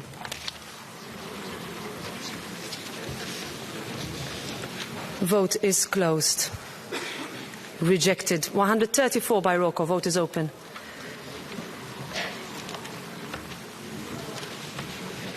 Vote is closed. Rejected. 139 by roll call. Vote is open. Vote is closed. Rejected. Amendments 147 and 148 by roll call. Vote is open.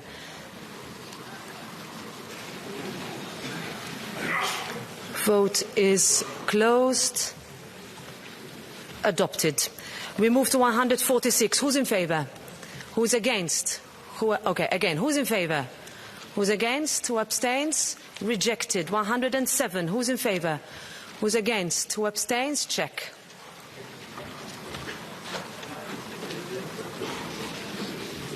Vote is closed. Adopted.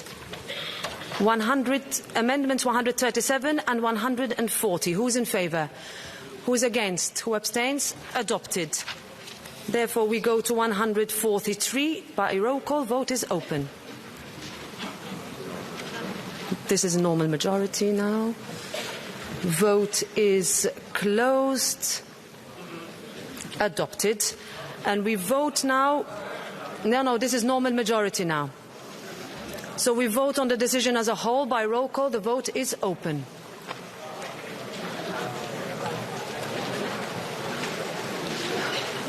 Vote is closed.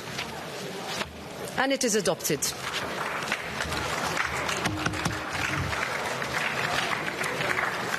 So now we move to the report by Fabienne Keller on the common procedure for international protection in the Union. We vote on the proposal to vote on amendments to the draft legislative act. We vote on a procedural motion first by roll call. The vote is open.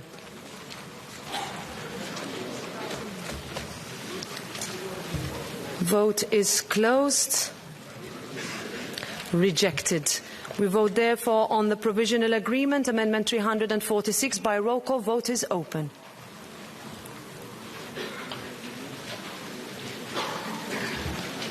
Vote is closed. Adopted. Therefore, the first reading of Parliament is closed.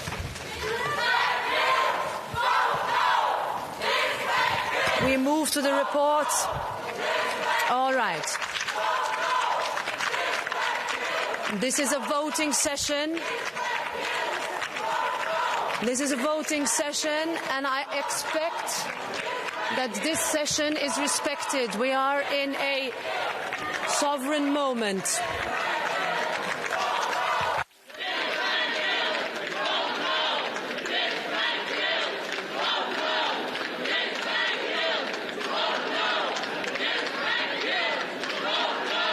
the middle of a voting session.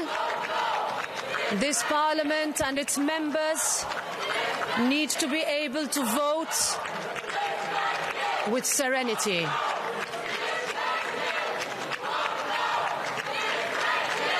We will pause for a few moments until we can resume.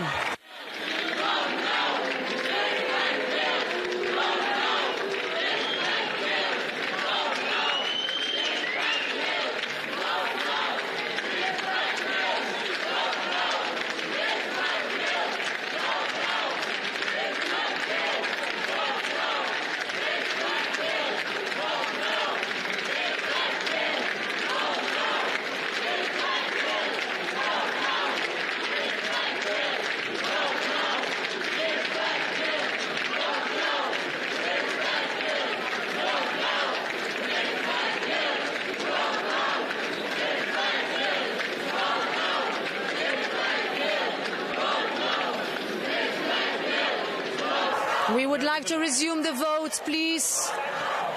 This is an important moment for this mandate and this Parliament. Members need to be allowed the possibility to vote.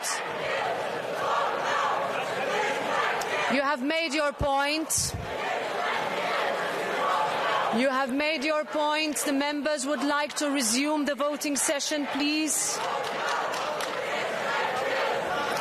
We will wait.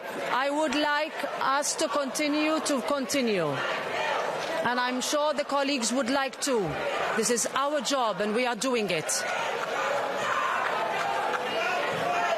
We will continue. Please, everybody keep their seats. Please, everybody keep their seats. We are going to resume immediately. Mr. Weimers, you want to speak? 159. I would suggest that colleagues who are applauding this utter disrespect of democracy will go out and embrace their fellows each other. Because they don't respect parliamentary procedures. That's the way they behave every time. Thank you. All right. All right. Let's resume our work. Let's resume our work. We are going to vote now on the report by Juan Fernando Lopez Aguilar on addressing situations of crisis and force majeure. There is a proposal to vote on amendments to the draft legislative act. Procedural motion by roll call vote is open.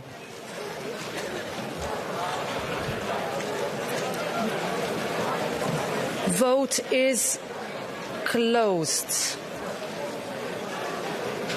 Rejected. We vote now on the provisional agreement, amendment 131. By roll call, vote is open.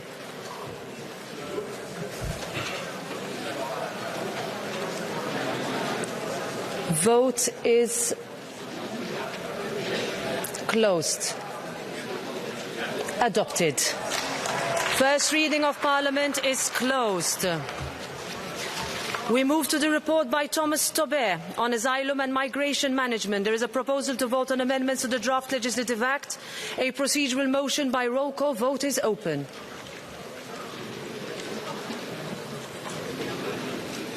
Vote is closed. Rejected. We vote now on the provisional agreement, amendment 473 by roll call. Vote is open.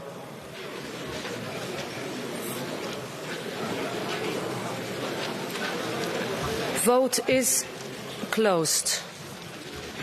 Adopted. We move to the report by Fabienne Keller on establishing a return procedure and amending Regulation 2021-1148. We vote on the provisional agreement, Amendment 1 by roll call. Vote is open.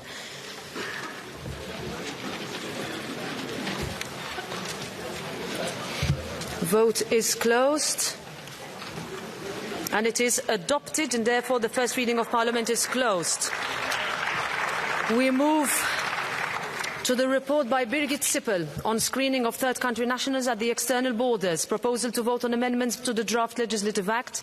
Procedural motion by roll call. Vote is open.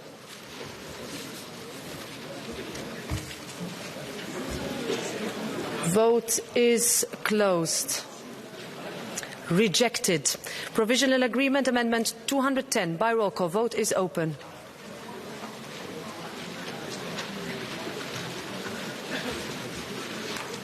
Vote is closed. Adopted. The first reading of Parliament is closed. We move to the report by Birgit Sippel on the European Criminal Records Information System for third country nationals. Provisional Agreement Amendment 21 by roll call. Vote is open.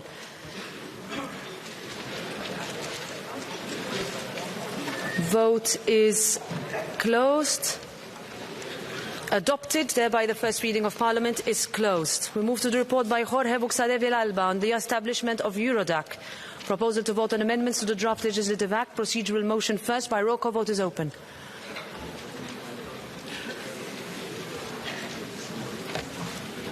Vote is closed. Rejected. Move to the provisional agreement. Amendment 158 by roll call. Vote is open.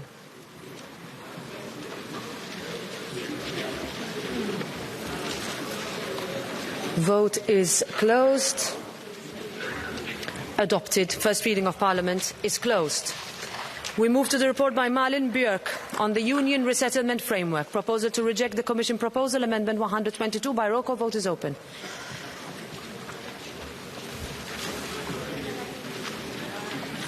Vote is closed. Rejected. Proposal to vote on amendments to the draft legislative act. Procedural motion by roll call. Vote is open.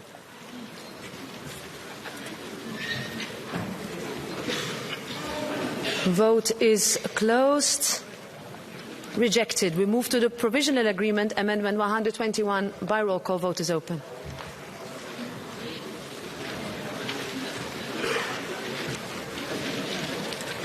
Vote is closed. And it is adopted. First reading of Parliament is closed. We move to the report by Matthias Nemetz on standards for the qualification of third country nationals or stateless persons as beneficiaries of international protection. There's a proposal to reject the Commission proposal. Amendment 179 by roll call. Vote is open.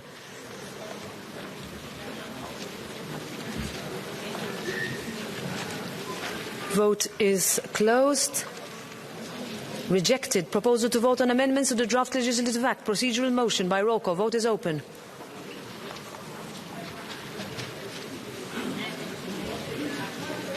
Vote is closed. Rejected. We vote on the provisional agreement. Amendment 178 by roll call. Vote is open.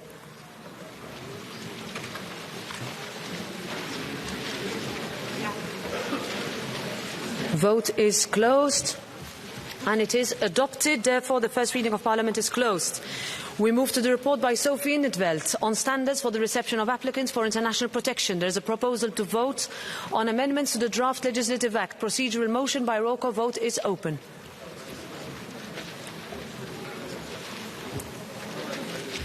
Vote is closed. This is rejected. We vote on the provisional agreement. Amendment 146 by roll call. Vote is open.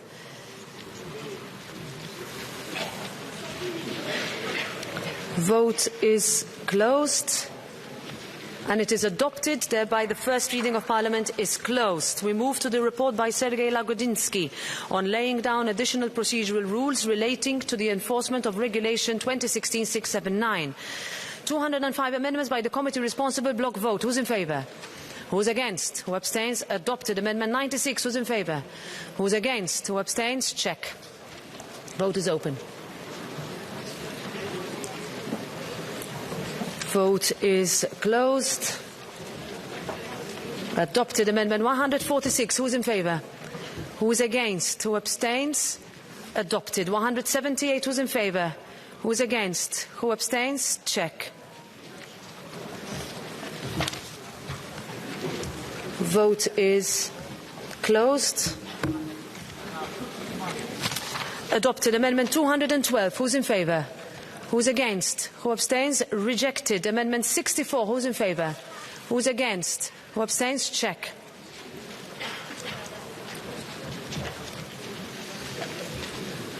Vote is closed on 64. Adopted. 213. Who's in favour? Who's against? Who abstains? Rejected. 158. Who's in favour? Who's against? Who abstains? Adopted. 214. Who's in favour? Who's against? Who abstains? Rejected. 183. Who's in favour? Who's against? Who abstains? Check. 183. Vote is closed. Adopted. We vote now on the Commission proposal by roll call. Vote is open.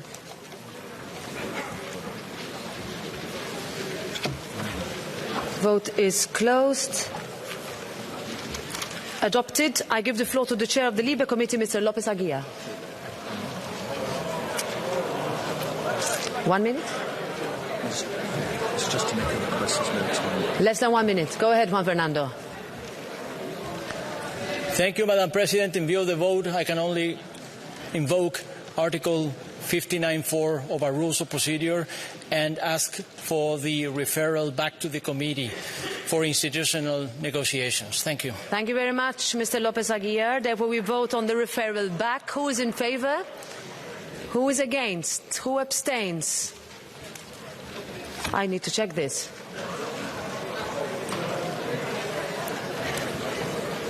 Oh, no, it's clear. All right. Vote is closed. Broadly adopted, and therefore the report is referred back to the committee in accordance with Rule 59.4.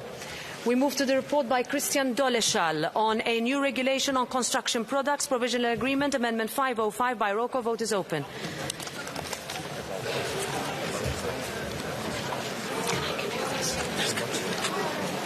Vote is closed.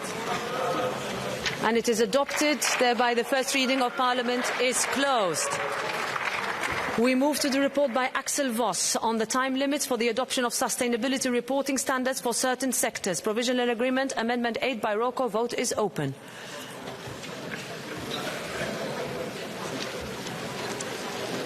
Vote is closed.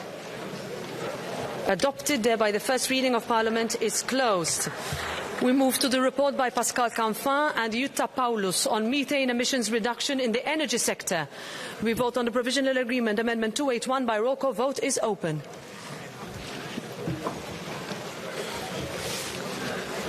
Vote is closed. Adopted. Therefore, the first reading of Parliament is closed. We move to the report by Marlene Mortler on mercury. We vote on the provisional agreement, Amendment 19, by roll call. Vote is open.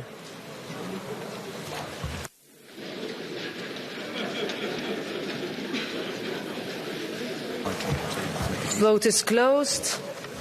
And it is adopted. First reading of Parliament is closed. We move to the report by Bas Eickhout on strengthening the CO2 emission performance targets for new heavy-duty vehicles. I give the floor first to the Commission.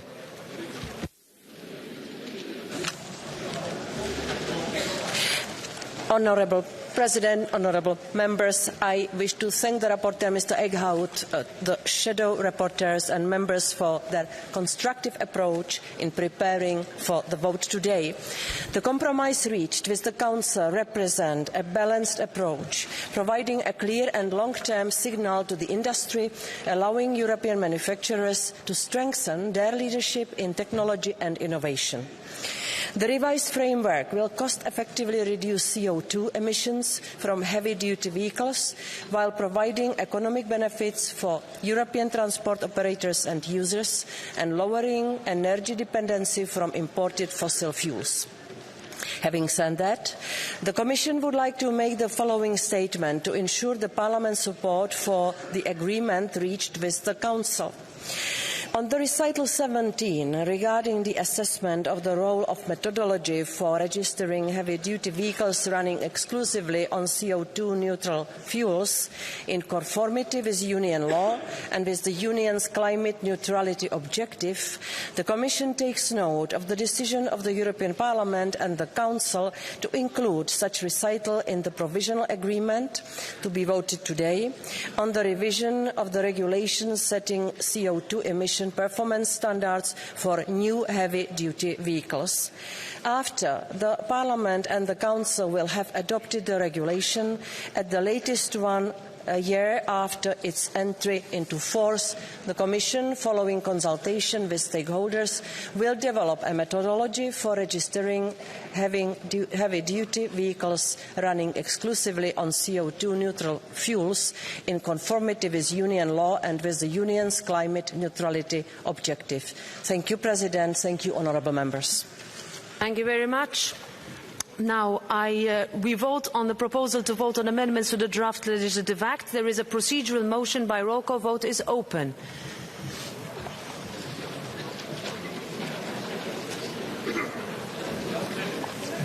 Vote is closed. And it is rejected. Therefore, we vote on the provisional agreement. Amendment 147 by roll call. Vote is open.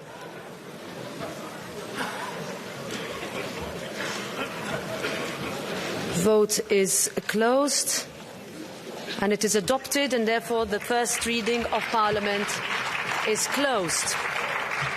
We move to the report by Alexander Benhuber on foodstuffs for human consumption. Provisional agreement. Amendment 68. By roll call, vote is open.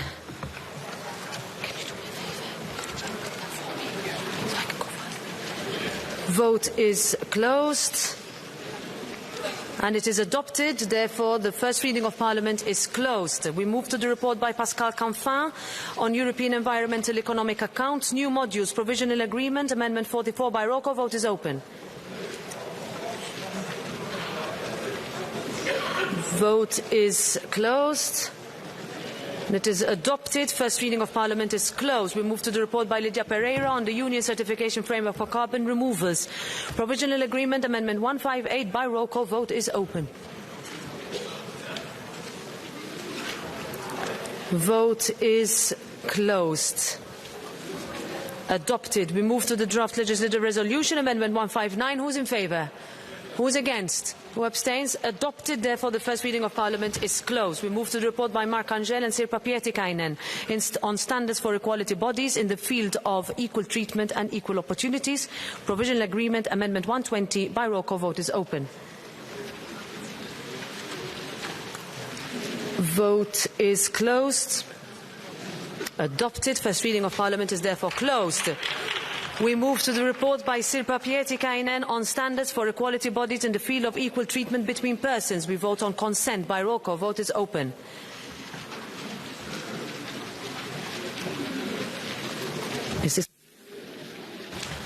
Vote is closed. Adopted.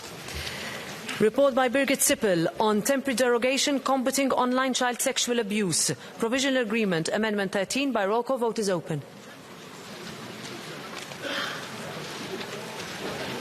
Vote is closed.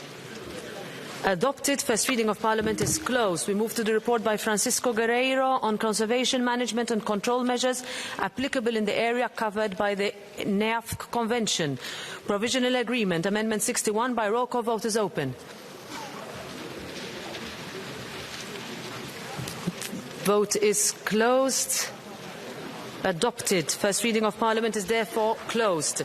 We move to the report by Caroline Nachterhal on the investigation of accidents in the maritime transport sector. Provisional agreement, Amendment 36 by roll call. Vote is open.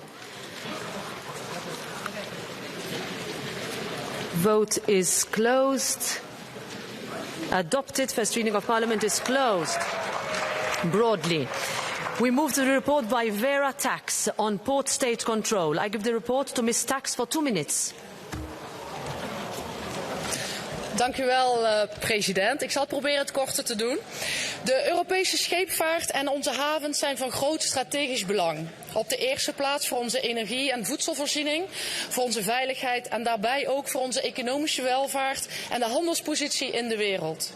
De stemming zometeen over de havenstaatcontrole en de vlaggenstaatverplichtingen is een belangrijke update van de Europese maritieme wetgeving. De wet reguleert immers de handhaving van de internationale maritieme conventies voor de vlaggenstaten in de EU. Het zorgt ervoor dat alle Europese landen aan hun verplichtingen zullen voldoen. Dat de inspecties in alle alle Europese havens adequaat zijn. Deze wetsvoorziening zorgt voor digitalisering. De Europese Commissie gaat een informatiedatabank opzetten waarin alle informatie rond inspecties online toegankelijk is voor vlaggenstaat- en havenstaatinspecteurs, om zodoende hun werk te vergemakkelijken. Daarnaast zal EMSA, het Europese Maritieme Veiligheidsagentschap, de vlaggenstaten bijstaan voor meer harmonisatie tussen de lidstaten. Met deze wet komt de verplichting dat alle EU-vlaggenstaten elk schip in hun vloot iedere 5 jaar moet inspecteren. De milieuparameters zijn versterkt om vervuilende schepen aan te pakken en de richtlijn voor de werkomstandigheden aan boord zijn versterkt. Deze herziening is een belangrijke update en laat zien dat wij ons hier blijvend inzetten om de veiligheidsnormen voor schepen en hun bemanning te verhogen. Het onderstreept onze toewijding aan het beschermen van levens op zee en het verbeteren van het algehele welzijn van onze Europese scheepvaartsector. Ik wil alle bedanken die hieraan hun bijdrage hebben gedaan en ik vertrouw erop dat dit parlement ons werk zal steunen. Dank u wel. Thank you. So we vote on the provisional agreement. Amendment 41 by roll call. Vote is open. Vote is closed. And the first reading of Parliament is closed with its adoption. The report by Mr. Marinescu on ship source pollution and on the introduction of penalties for infringements. Provisional agreement, Amendment 50 by roll call. Vote is open.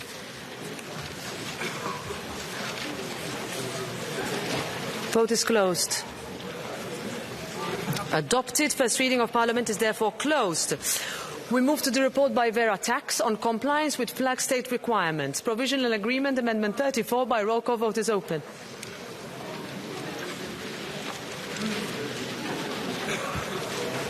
Vote is closed.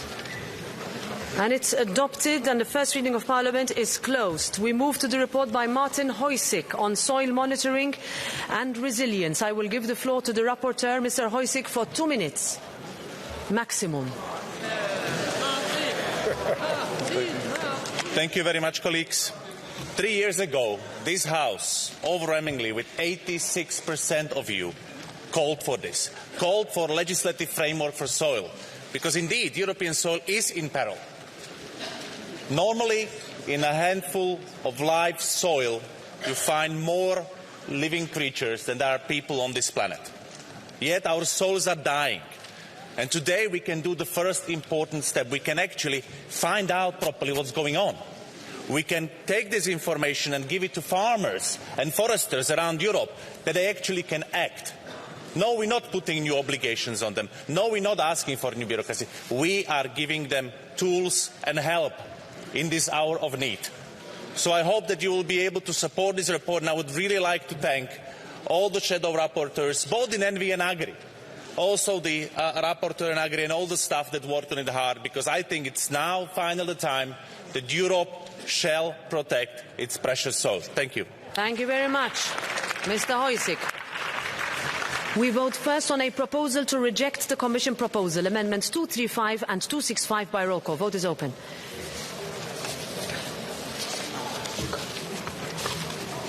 Vote is closed. And it is rejected. We vote then on the draft legislative act, 174 amendments by the committee. Block vote. Who's in favour? Who's against? Who abstains? Adopted. Amendment 10. Who's in favour? Who's against? Who abstains? Check.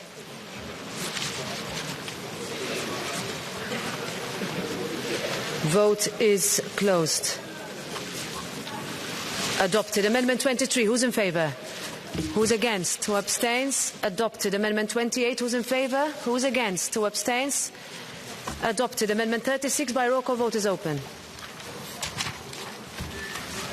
Vote is closed. Rejected. 45 by roll call. Vote is open.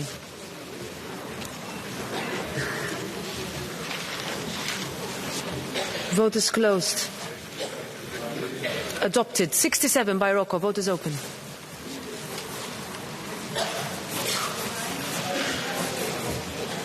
Vote is closed.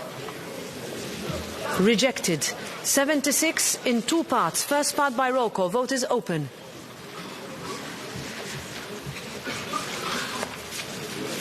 Vote is closed. Adopted. Second part by roll call. Vote is open.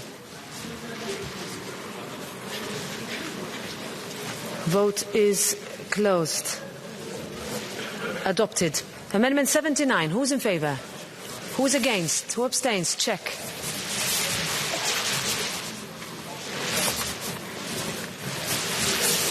Vote is closed. Adopted. Amendment 85 in two parts, both by roll call. First part, vote is open.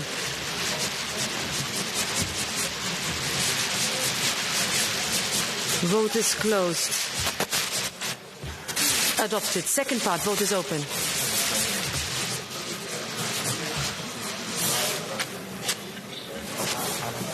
Vote is closed. Adopted. 95 in three parts, all by roll call. First part, open the vote. Vote is closed. Adopted. Second part, vote is open.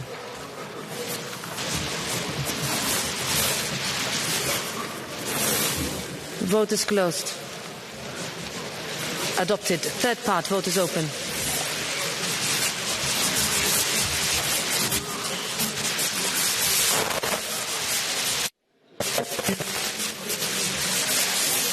This is me. Vote is closed. Rejected. 105 by Rocco. Vote is open. Sinister. Vote is closed. Adopted. 106 by Rocco. Vote is open.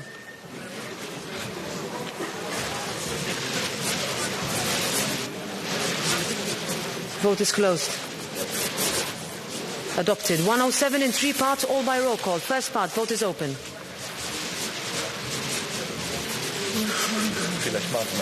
Vote is closed.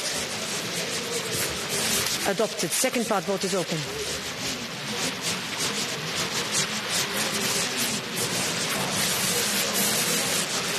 Vote is closed. Adopted. Third part, vote is open. Somewhere else. Vote is closed. Adopted. 108 by Rocco. Vote is open. Vote is closed.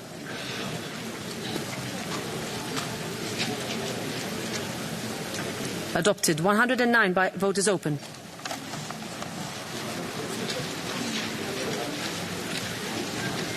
Vote is closed. Rejected. 124. Who's in favour? Who's against? Who abstains? Check. Vote is closed. Adopted. 125. Who's in favour? Who's against? Who abstains? Check.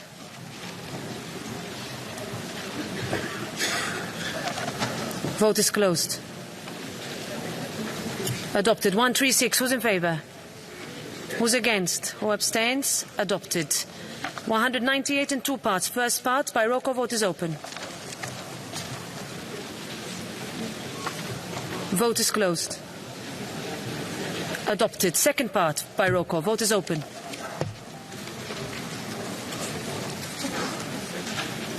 Vote is closed. Adopted. Amendment 199 in two parts, both by roll call. First part, vote is open.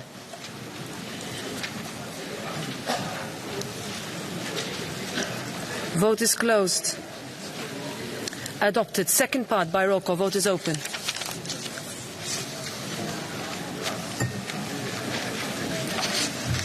Vote is closed. Adopted. Amendment 219 by roll call, vote is open.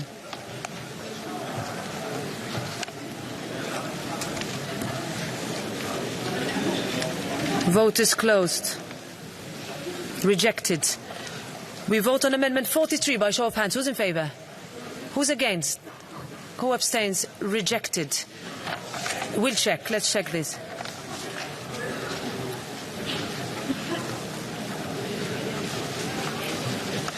Vote is closed. Ah no, adopted. Broadly. Amendment 220 by Rocco. Vote is open.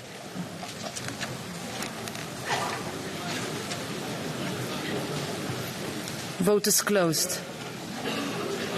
Rejected. 238 by roll call. Vote is open.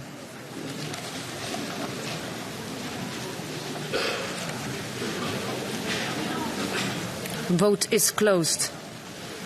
Rejected. 245. Who's in favor? Who's against? Who abstains? Check.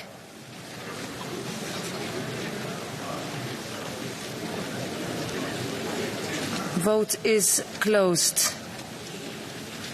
Rejected. 217 and 266. Who's in favor? Who's against? Who abstains? Adopted. 247. Who's in favor? Who's against? Who abstains? Check.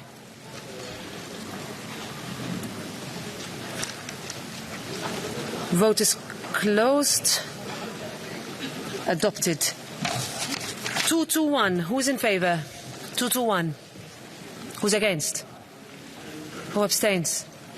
Check. Split right down the middle. Vote is closed on 221. Adopted. 222. Who's in favor? Who's against? Who abstains? Check.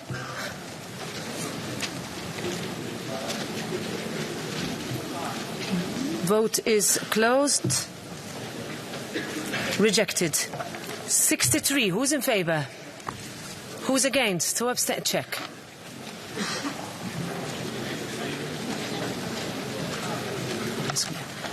Vote is closed. Adopted. 223. Who's in favor? Who's against? Who abstains? Check.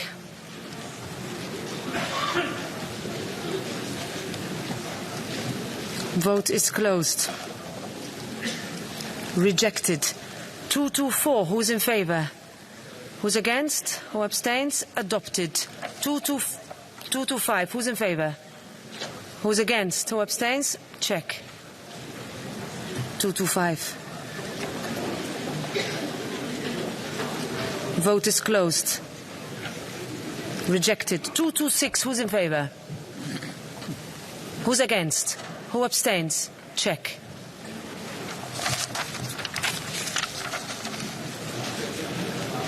Vote is closed. Adopted. 227 by roll call. Vote is open.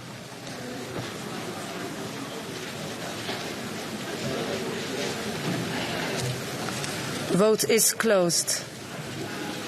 Ooh. Adopted. 228 by roll call. Vote is open.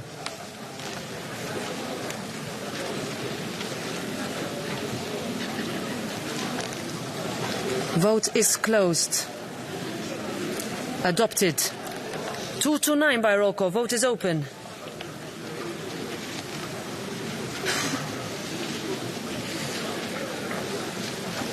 Vote is closed. Rejected. 88. Who's in favor? Who's against? Who abstains? Check. 88. Vote is closed. Adopted. 248 by roll call. Vote is open. 248.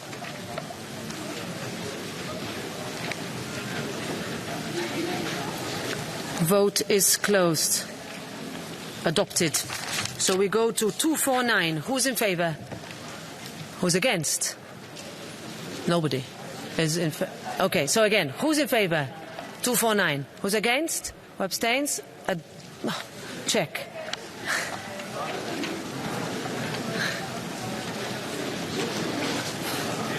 Vote is closed on 249.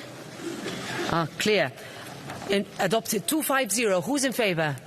Who's against? Who abstains? Check.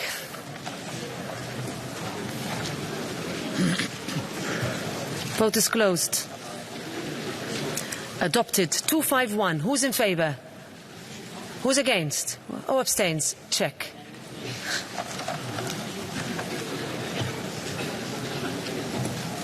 Vote is closed. Adopted. 252 and 123. Who's in favor? Who's against? Who abstains? Adopted. 127. Who's in favor? Who's against? Who abstains? Check.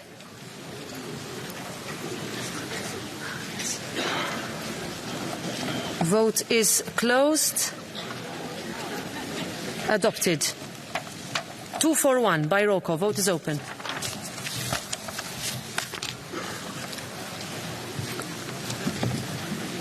Vote is closed. Rejected. 254. Who's in favour? Who's against? Who abstains? Check.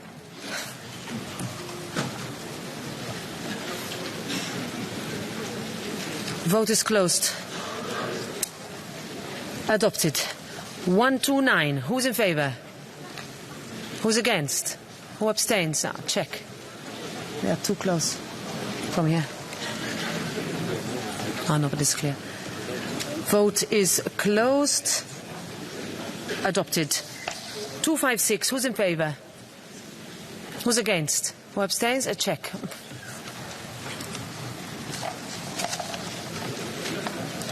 Vote is closed. Rejected. 257. Who's in favour? Who is against? Who abstains? Check.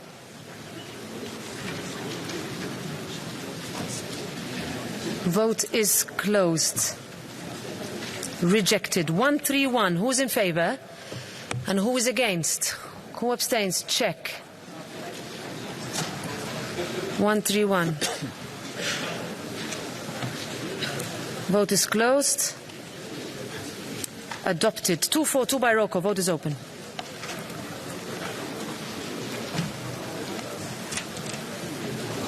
Vote is closed. Rejected. 258. Who's in favour? Who's against? Who abstains? Check. Vote is closed. Rejected. 243 by roll call. Vote is open.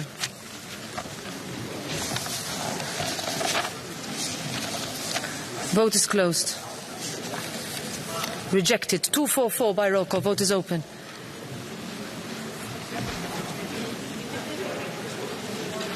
Vote is closed. Rejected. 259. Who is in favour? Who is against? Who abstains? Check.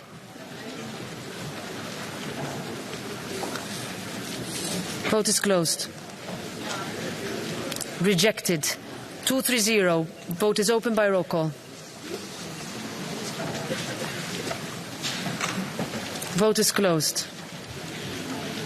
Rejected. Good that we checked. 231 by roll call. Vote is open.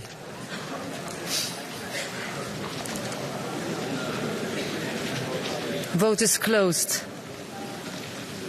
Adopted. 232 by roll call. Vote is open.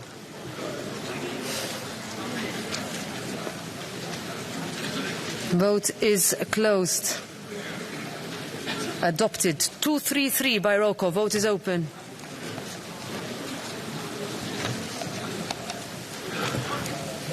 Vote is closed.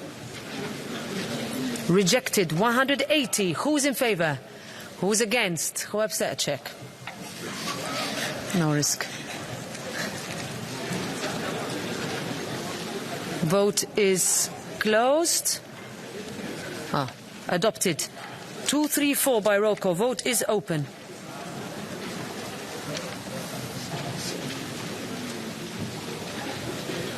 Vote is closed. Adopted. So, we move to 260 by roll call. Vote is open.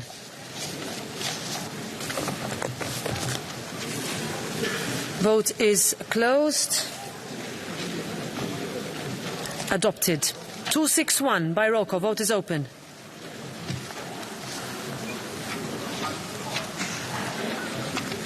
Vote is closed.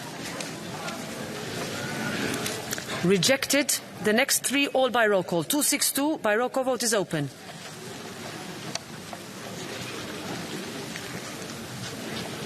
Vote is closed. Rejected. 263. Vote is open.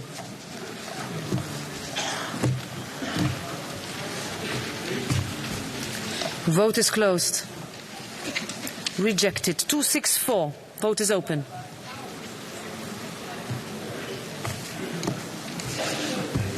Vote is closed. Rejected. We vote on 216. Who's in favour? Who's against? Who abstains? Check.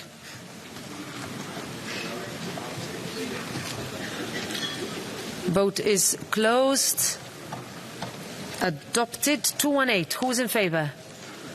Who's against? Who abstains? Check this too. Vote is closed. Rejected. I give the floor now to Ms. Marie Toussaint to move an oral amendment introducing a new recital after recital 21. Chers collègues, en Guadeloupe et en Martinique, les sols ont été pollués pendant 2 décennies par le pesticide chlordécone, classé cancérogène, qui contamine aujourd'hui 90% de la population. Alors que les populations ultramarines dénoncent l'écocide, nous voulons souligner l'urgence de dépolluer ces sols et vous proposons l'amendement suivant. Les États membres devraient prioriser la réduction des risques pour la santé humaine, la santé animale et l'environnement liés aux contaminations particulièrement nocives, telles que les fortes concentrations de chlordécone, d'arsenic ou de nickel, dans toutes les régions telles que la Guadeloupe, la Martinique, la Guyane française, et devraient par conséquent mettre en place des mesures concrètes et ambitieuses pour arrêter la dégradation des sols, étudier leur qualité et régénérer la santé des sols dans ces régions. Thank you, Ms. Toussaint. Is there anybody opposing this oral amendment? Okay, we need 38. And then someone will need to count. Not enough.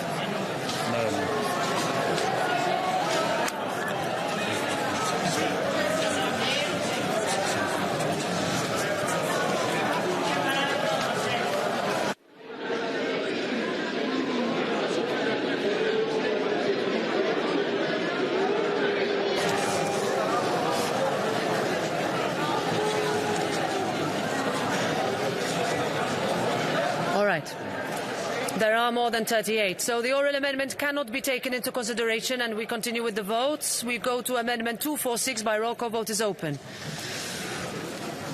246. Vote is closed. Rejected. We vote on Amendment 9. Who's in favour? Who's against? Who abstains? Check.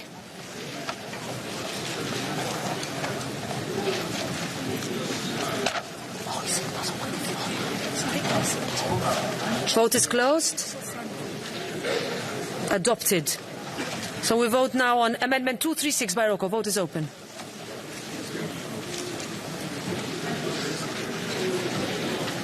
Vote is closed.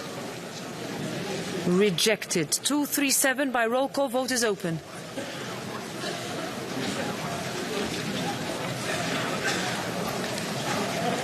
Vote is closed. Rejected. So we vote on the Commission proposal by roll call. Vote is open. Vote is closed. Adopted, and therefore the first reading of Parliament is closed. We move to the report by Pascal Canfin and Barbara Thaler on the accounting of greenhouse gas emissions of transport services. 102 amendments by the committee responsible. Block vote. Who's in favour? Who's against? Who abstains? Adopted. 104 in 2 parts, both by roll call. Vote is open on the first part. Vote is closed. Adopted. Second part. Vote is open. Vote is closed. Adopted. Amendment 115. Who's in favour? Who's against? Who abstains? Check. No, rejected. Vote is closed. Yeah, rejected. 116. Who's in favour? Who's against? Who abstains? Rejected. 35. Amendment. Who's in favour? Who's against? Who abstains? Check. Vote is closed.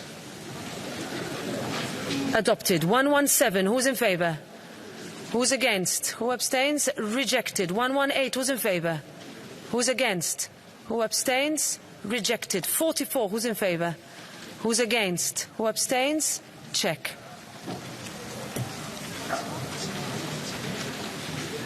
Vote is closed. Adopted. 119. Who's in favour? Who's against? Who abstains? Rejected. 120. Who's in favour? Who's against? Who abstains? Rejected. 121 by roll call. Vote is open.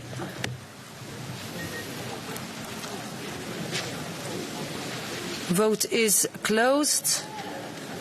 Rejected. 107 by roll call. Vote is open. Vote is closed. Rejected. 108 by roll call. Vote is open.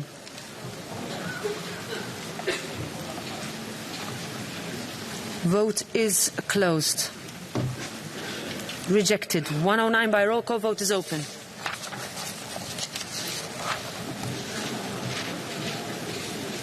Vote is closed. Rejected. 110. Who's in favour? Who's against? Who abstains? Rejected. 111. Who's in favour? Who's against? Who abstains? Adopted. 112. Who's in favour? Who's against? Who abstains? Adopted. 113. Who's in favour? Who's against? Who abstains? Adopted. 114. Who's in favour? Who's against? Who abstains? Check. Vote is closed. Rejected. We vote on the Commission proposal by roll call. Vote is open. Vote is closed. And it is adopted. First reading of Parliament is closed.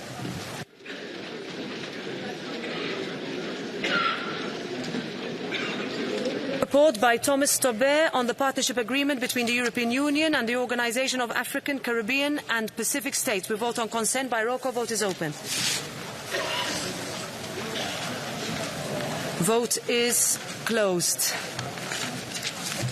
Adopted. Report by Thomas Tobé on the partnership agreement between the European Union and the Organisation of African, Caribbean and Pacific States resolution. Single vote by roll call. Vote is open. Vote is closed. Adopted. The report by Karin Karlsbro on EU-Côte d'Ivoire voluntary partnership agreement, forest law enforcement. Vote on consent by roll call. Vote is open. Vote is closed. Adopted. Report by Karin Karlsbro on the EU-Côte d'Ivoire voluntary partnership agreement on forest law enforcement resolution. Single vote by roll call. Vote is open. Vote is closed. Adopted. Report by Marco Campomenosi on the agreement with the European Union and Egypt pursuant to the General Agreement on Tariffs and Trade. Vote on consent by roll call. Vote is open. Vote is closed. Adopted.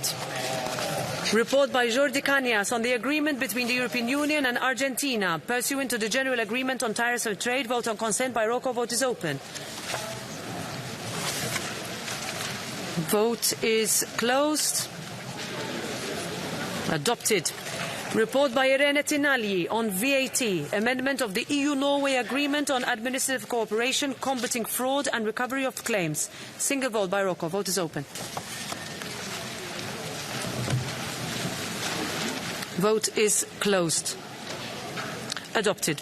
Report by Malik Azmani on the EU-Iceland Agreement on the Instrument for Financial Support for Border Management. Vote of consent by roll call. Vote is open. Vote is closed. Adopted. Report by Charlie Weimers on the EU-Norway Agreement on the Instrument for Financial Support for Border Management. Vote on consent by roll call. Vote is open. Vote is closed. Adopted. Report by Jadwiga Wiśniewska on the EU-Swiss Confederation Agreement on the Instrument for Financial Support for Border Management. Vote of consent by roll call. Vote is open. Vote is closed. Adopted. Report by Thijs Reuten on the conclusion of an agreement between the European Union and Armenia. I give the floor to the rapporteur, Mr. Reuten, for 2 minutes maximum. Thank you, President, colleagues. I welcome this important step in the international judicial cooperation between the European Union and the Republic of Armenia, and I ask the floor because this agreement marks the first agreement between Eurojust and a third country since the entry into force of the Eurojust regulation of 2019. And it will improve cooperation in the investigation and prosecution of serious crimes, and it is subject to strict safeguards in relation to data protection, privacy and fundamental rights, and will be monitored. I want to thank the shadows and ask for your support. Thank you. Thank you very much, Mr. Reuten. So we vote on the consent by roll call. Vote is open. Vote is closed. Adopted. We move to the report by Paolo Rangel on the EU-Liechtenstein agreement on the instrument for financial support for border management. Vote on consent by roll call. Vote is open. Vote is closed. Adopted. Report by Lydia Pereira on establishing a head office tax system for micro, small and medium-sized enterprises. Single vote by roll call. Vote is open. Vote is closed.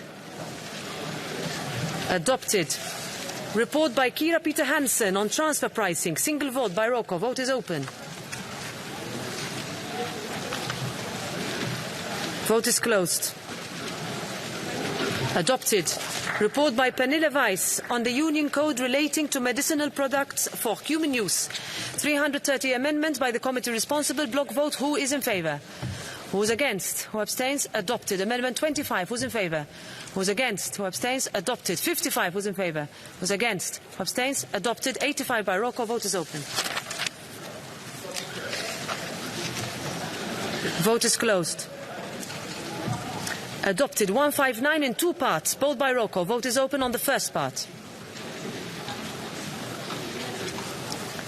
Vote is closed. Adopted. Second part. Vote is open.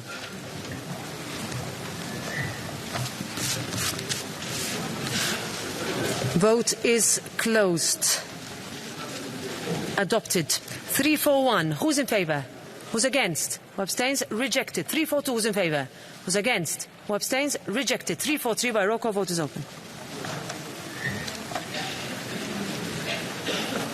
Vote is closed. Rejected. 176. Who's in favour? Who's against? Who abstains? Adopted. 190. Who's in favour? Who's against? Who abstains? Adopted. 345 by roll call. Vote is open.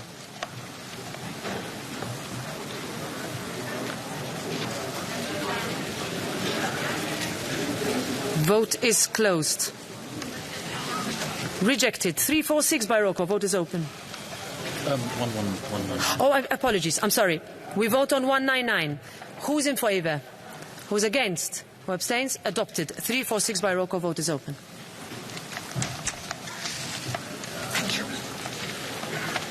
Vote is closed. Rejected. 339 by roll call. Vote is open.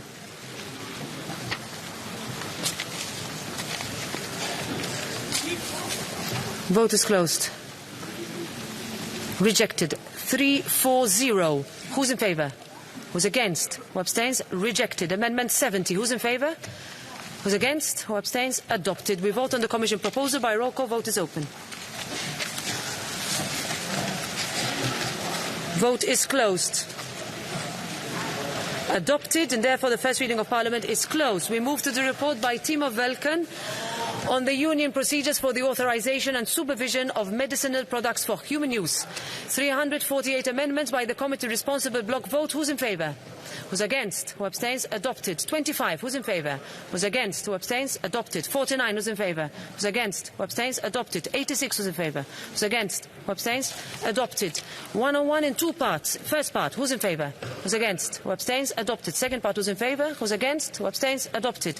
103. Who's in favour? Who's against? Who abstains? Adopted. 172 in three parts. First part. Who's in favour? Who's against? Who abstains? Adopted. Second part. Who's in favour?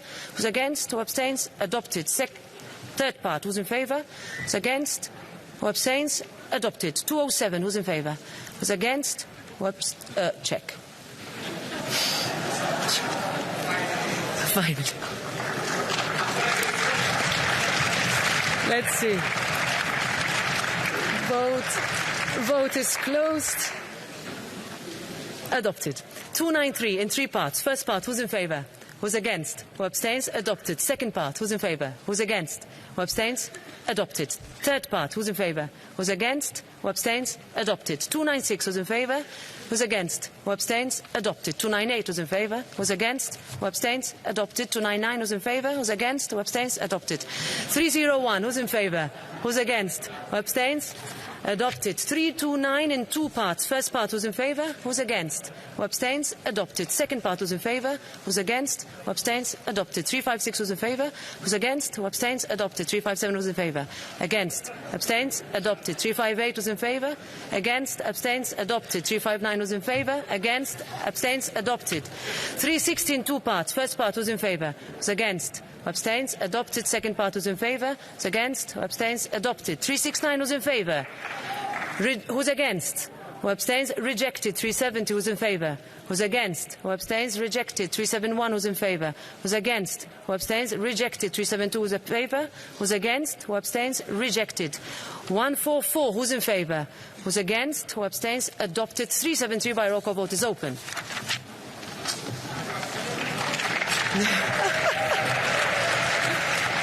Wait. Vote is closed. We still have a few more to go, huh?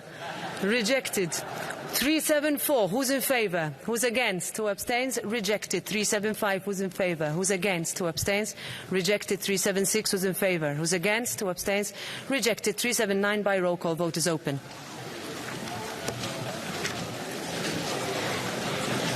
Vote is closed. Rejected. 378 by roll call. Vote is open. Vote is closed. Rejected. 377 by roll call. Vote is open.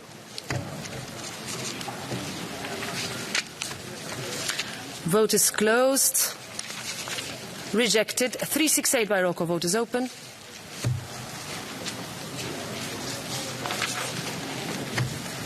Vote is closed. Rejected. We vote on the Commission proposal by roll call. Vote is open.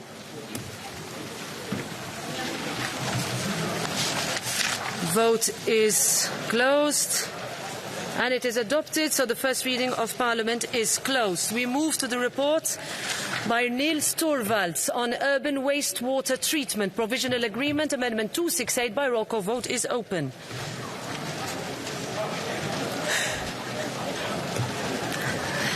Vote is closed. Adopted. First reading of Parliament is closed. This is the last vote, so please, those remaining in the chamber for the debate, don't leave. Finally, motion for a resolution tabled by the Committee on Petitions on handling of heavy goods vehicles at border crossing points. It's a single vote. Who's in favour? Who's against? Who abstains? Adopted. Check.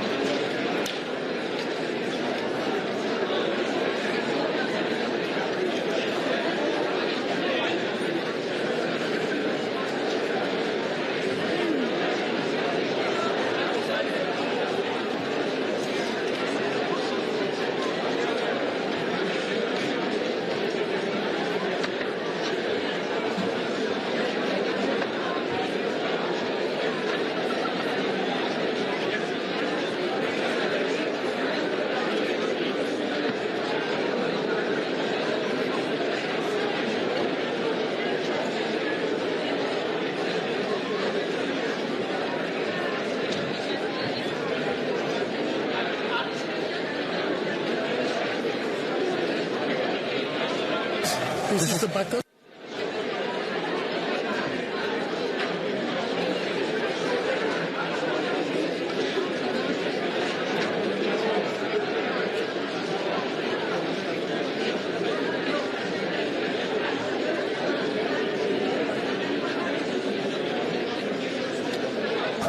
So please, colleagues, please leave the hemicycle if you want to continue your talks, because we would like to resume to continue our business.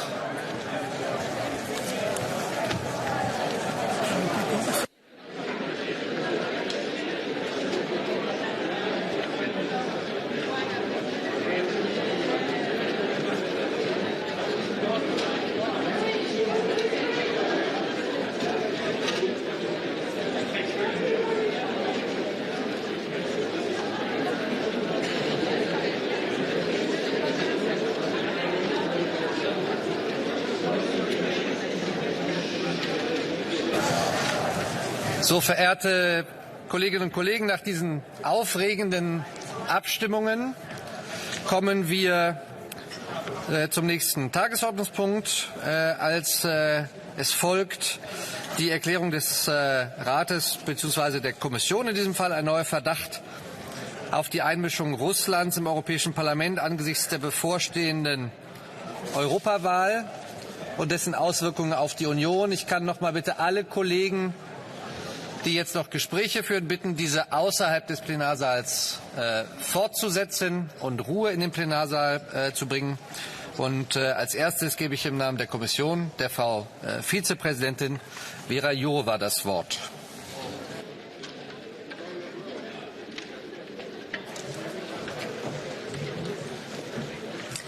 Mr. President, honourable members, 2 months ago you expressed in this Assembly your outrage and grave concern about the repeated efforts by Russia to undermine European democracy. It is obviously disturbing that Parliament has had to return so quickly to the same issue. I find the recent revelations by the Czech Secret Service in cooperation with other Member State services about the Russian influence network and the operations of the Voice of Europe website very troubling. But they only confirm what I have been saying for a long time. Our democracy cannot be taken for granted, and Kremlin will continue using disinformation, malign interference, corruption and any other dirty tricks from the authoritarian playbook to divide Europe. We have to remain vigilant, both against corruption and against unjustified foreign involvement. This Commission has done an unprecedented amount of work to strengthen Europe's democratic resilience. I fully agree with what you wrote in your February resolution. We need a cross-cutting approach. Or what we called in the European Democracy Action Plan, a whole-of-society approach. And let's be aware of the fact that there is no silver bullet. There is no one solution. We need to be alert and work both on the European and national level. We need to involve not only authorities, but also civil society, media and the citizens.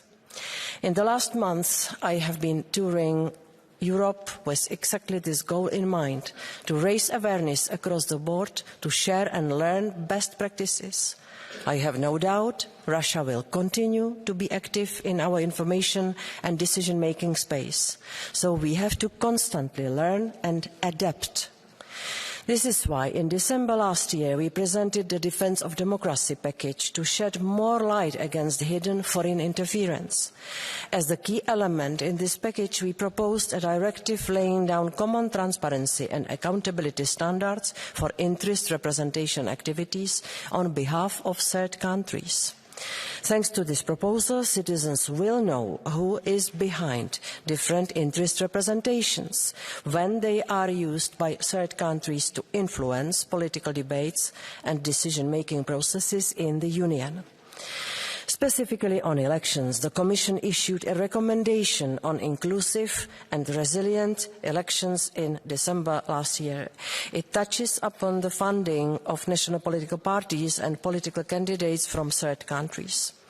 Member States are encouraged to identify and address gaps in their legislation and other regulatory measures related to such funding, in particular by promoting transparency and by limiting or prohibiting donations from third countries. The recommendation also included a call on political parties in relation to their conduct during the election campaign. I am happy to say that with the facilitation of the Commission, all the European parties signed on the 9th April such a common code of conduct ahead of the 2024 elections to the European Parliament. In addition, on the same day, the regulation on the transparency of political advertising entered into force. With this law, we gave citizens the possibility to see who is behind political advertisements and how much money has been paid for such campaigns. The Commission, together with the Parliament and the Council, is also part to the interinstitutional agreement on a mandatory transparency register, which entered into force in July 2021. We believe that the EU institutions must meet the highest transparency and integrity standards. This is why last June the Commission adopted a proposal for a creation of an interinstitutional ethics body. The Commission welcomes the agreement of all institutions and advisory bodies of the EU on this proposal, while regretting the fact that the European Council decided not to participate. The agreement is a significant contribution to a common culture of ethics regarding the members of the institutions and advisory committees at EU level. The plenary vote in 2 weeks will be very important. I look forward to the signature and entry into force ahead of the European elections of 2024. The influence operations conducted by Russia within the Parliament also include allegations of potential corruption. The Commission has made the fight against corruption a priority. In May of last year, we presented legislation to strengthen the fight against corruption in Member States. This would ensure that all kinds of corruption are criminalised, including trading in influence and abuse of power. I would urge swift agreement on this text and to maintain a high level of ambition. The Commission has in parallel continued to impose sanctions against Russia, and we have redoubled our efforts with international partners to counter sanctions circumvention. We also established a framework for protection against foreign interference and disinformation in the digital sphere. The Digital Services Act is a global first legal standard for tackling disinformation, also protecting freedom of expression and information. This is also complemented by the revised Code of Practice on Disinformation, whose signatories agreed on strategies and measures to fight disinformation. We have also recently issued Digital Services Act guidelines for elections for providers of very large online platforms and search engines. The External Action Service also coordinated work on the EU toolbox to tackle foreign information manipulation and interference, covering the entire spectrum from situational awareness to resilience building, regulation and diplomatic responses. Dear President, honourable members, we have done a lot to protect our democracy from malign interference, but there is still a lot to be done. And I trust that this House will also look at what lessons can be drawn from the recent revelations and what more can be done. The Member States also have a key role to play in following up on the recent revelations, as well as in terms of prevention. There are aspects that cannot be dealt with by regulation, and in that context it is very encouraging to see cooperation of intelligence services. I am looking forward to the debate on this issue. Thank you very much. Ganz herzlichen Dank, Frau Kommissarin Jourová. Als erstes gebe ich das Wort der Kollegin Kalniete.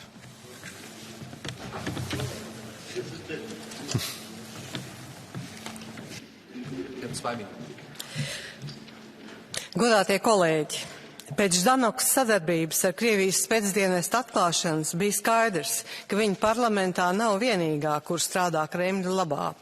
Nesen Čehijas un Vācijas drošības iestādes korupciju ir apstiprinājušas.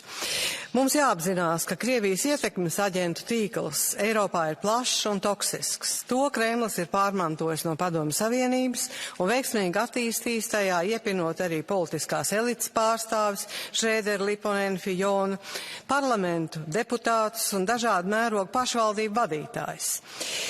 Nākamajā piecgadē deputātu uzdevums būs pieņemt lēmumus par Eiropas aizsardzības kapacitātes stiprināšanu un militārās industrijas attīstību, arī likumus, kuru mērķis ir novērst Eiropas Savienības strateģisko atkarību no trešo valstu piegāžu ķēdēm. Tie ir lēmumi, kurus pieņemot mums ir jānodrošinās pret ārvalstu aģentu ietekmi un viņu radītajiem riskiem. Kopš Krievijas agresijas Ukrainā Eiropas Savienības institūcijas ir pakļautas arvien biežākiem plaša spektra hibrīdu uzdevumiem, un mūsu neaizsargātība pret Krievijas aģentiem ir šokējoša. Tāpēc mums neatliekami ir jānostiprina Eiropas parlamenta iekšējās drošības sistēma, izstrādājot un ieviešot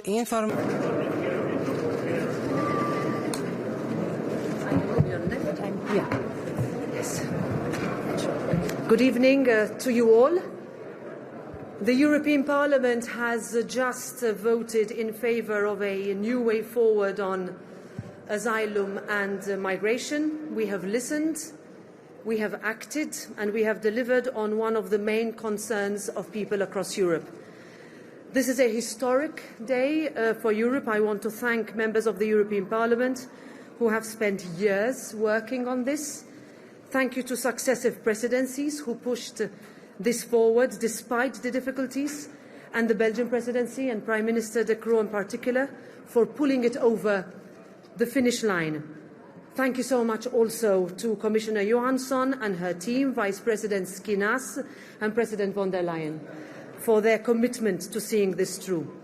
This new Asylum and Migration Pact has ushered in new laws that had been more than 10 years in the making. Today we have voted in favour of a package that provides for a robust legislative framework that is the same in all member states, that puts humanity first, that understands all the different, difficult aspects of this issue, that secures Europe's external borders, that provides clarity on applicable rules, that ensures the right balance between solidarity and responsibility in full respect of fundamental rights. We promised a new system that is fair with those eligible for protection, that is firm with those who are not, and that is strong against the traffickers and the networks preying on the most vulnerable of people. Tonight we have delivered on that promise. Now this package goes a long way. It will not magically solve every issue overnight, but it is 10 giant leaps forward. It will simplify procedures. It will reduce lengthy application processes. It will increase and intensify coordination.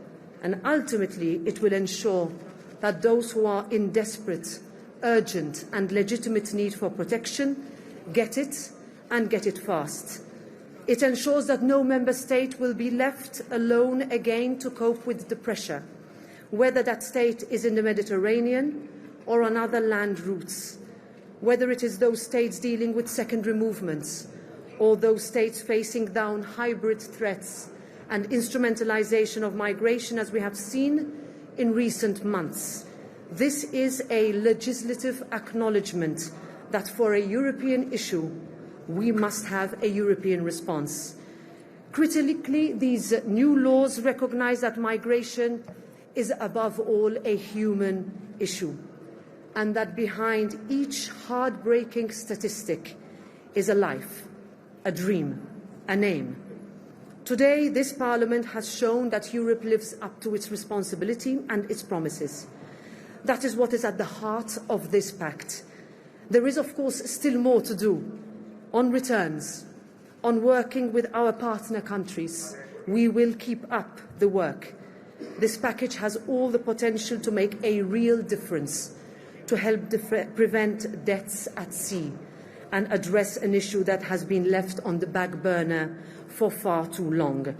Now we must make sure that what has been agreed to is fully implemented in all our member states, and that implementation goes hand in hand with the respect for our shared humanity, because that is the European way.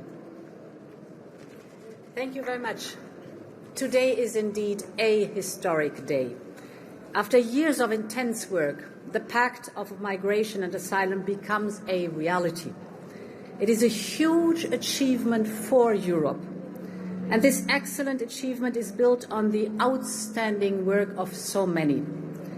So let me start by thanking Vice President Skinas and Commissioner Johansson for your amazing work, tireless work. You and your teams have worked so hard over so many years to make this day happen. Now it's here, you made it.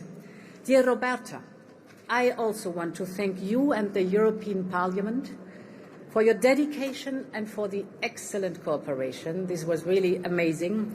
And I want to thank the successive Council Presidencies, and I start with you, dear Alexander, the Belgian presidency, who got us over the finish line. Thank you so much. We all understand this fundamental truth.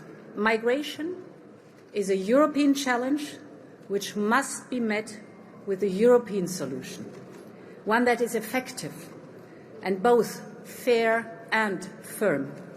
And this is what the Pact on Migration and Asylum delivers.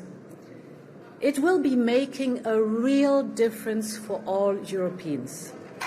First, more secure European borders, knowing exactly who crosses our borders by registering and screening everyone, while ensuring the protection of the fundamental rights through an independent monitoring.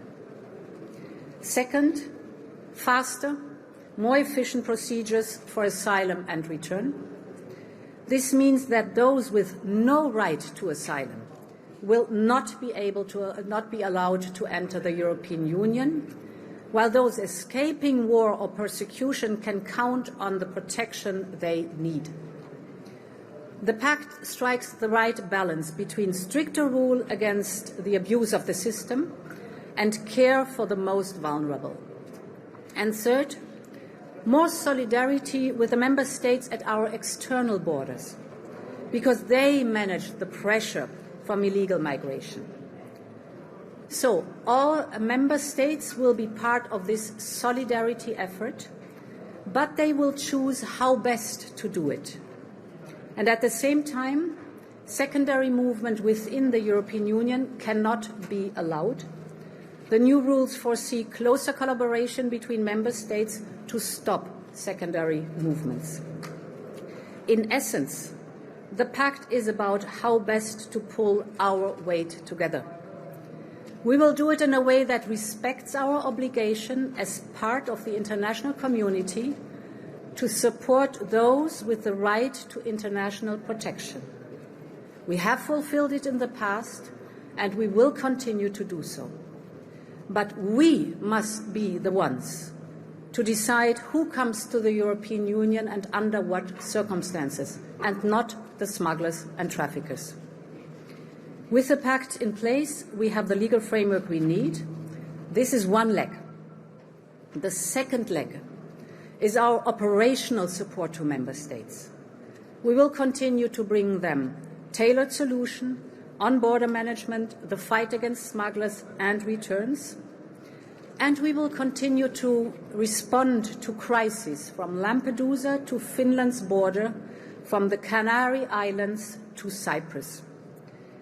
In parallel, we will also press ahead with our work with global partners, developing partnerships with countries of origin and transit, so that we can address the root causes of migration together. This engagement has become an essential pillar of our work, and it is delivering. To conclude, I am proud to say we delivered a European solution. But our work is not done yet. And it must be the same determination and unity that has led us to this day that has to guide us to make the Pact a true success in Europe. Thank you. Thank you.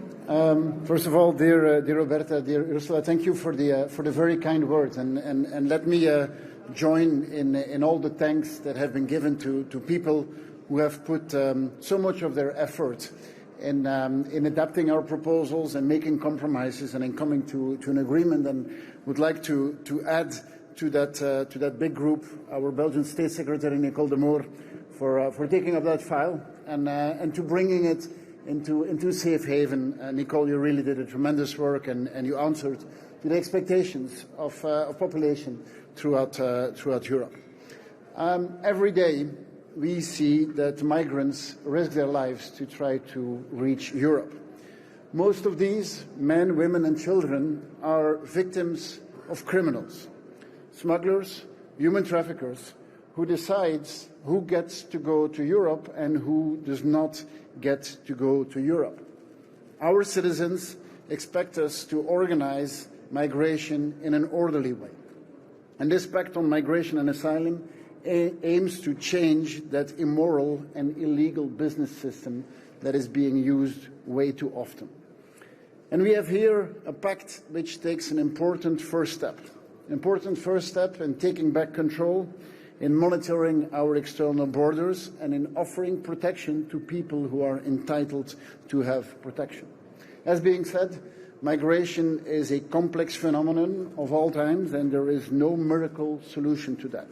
But this pact offers the member states the tools to better control and to better steer the flows of migration.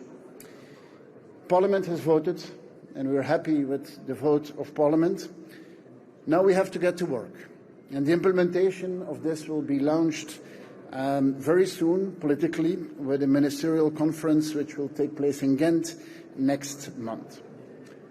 This means we have to get to work to put these agreements into actions, and that means three main elements to us. First of all, better protect our borders to prevent illegal border crossings. Secondly, better spread the migration burden to all member states. And third, and I would say above all, make sure that Europe is only reached by asylum seekers who are entitled to have protection. That also means that we will continue to make agreements with third countries, like we did successfully with Tunisia, with Turkey, with Egypt, with Mauritania. These agreements are the type of agreements that we need to make because we do it in a partnership. And I think our recent visit to Egypt demonstrated again that migration can only be addressed if we do it with mutually beneficial partnerships with the countries of origin and of transit.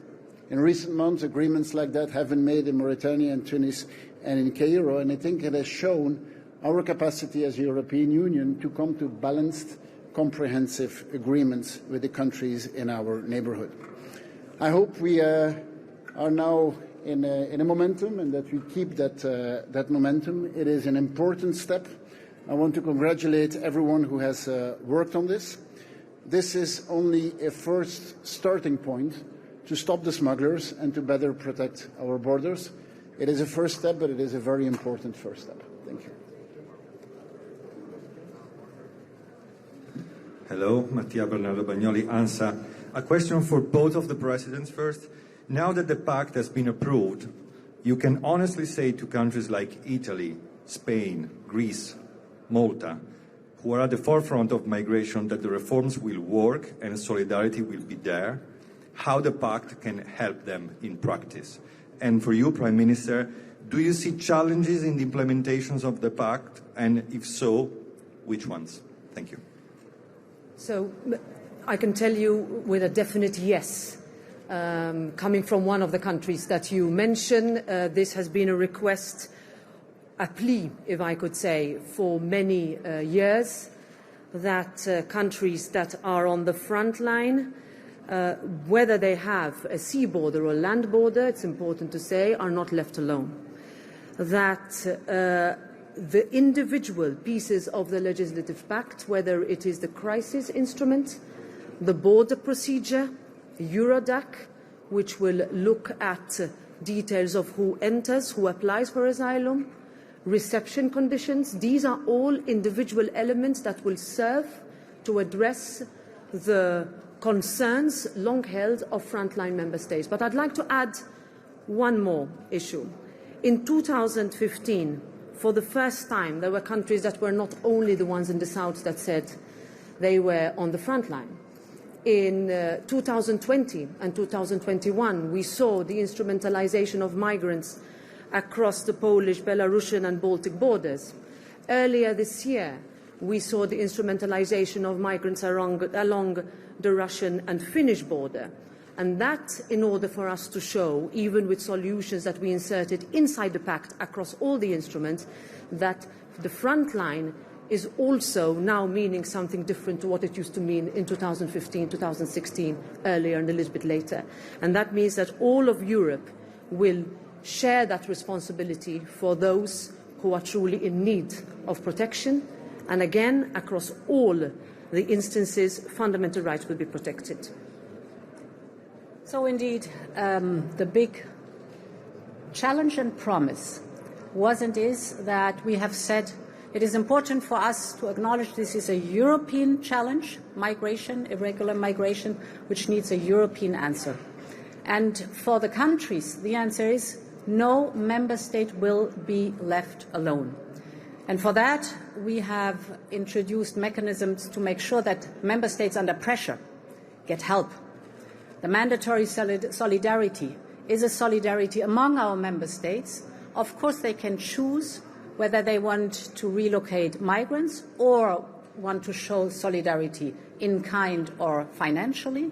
But important is Europe at its best is always when Europe is standing as one and showing solidarity among the member states. And this is what the Pact for Migration and Asylum is now casting into law. Just to add to that, this pact builds on what is, as Europeans, our strongest point, that is cooperation and solidarity. And we know that related to asylum and migration, there are moments when certain countries are in a difficult situation. And for once, we acknowledge that and we have a mechanism to help out countries. We also know that protecting our borders is something that we need to do together. All countries, in the end, are responsible to protect the outside borders. Specifically on implementation, as being mentioned, we have a ministerial conference which is taking place end of this month, and it really shows our ambition to immediately take the next step after this, from our perspective, successful vote which took place. Philippe Jacquet, Le Monde. I have a political question. What is your message to the political forces that didn't support the pact? And are you afraid that the far right will use it for political gains during the upcoming campaign? So, first of all, this was a democratic vote, some of which results were quite close, but this is something that one would expect with files that are politically sensitive, such as the ones that we adopted today. I would answer yes to your question if the pact had not passed. I am a candidate in these elections to the European Parliament, and I can tell you that our citizens for years have asked for a European response. And this is what we have delivered today, and we will be able to, unlike in 2019, is go to our citizens and say that we have delivered. It's not ready. It's not a solution to all the challenges. There is still a lot of work to do. However, we have really given a legislative response to a European plea that our citizens have asked across all member states for many, many years. We have worked very hard to find a common solution, and we deliver. This is the main message today. Politics deliver. We have delivered for the Europeans what they have been asking for. And Europe has decided to work together and to face the challenges together, because we know as 27, as one European Union, we have incredible strength and we can manage migration. We have now the legal basis for strong external borders. Every migrant coming to these borders will be treated the same way, fair and firm. Those who need protection will be protected, but those who are not in need of protections have to return to their home country. And another point is important.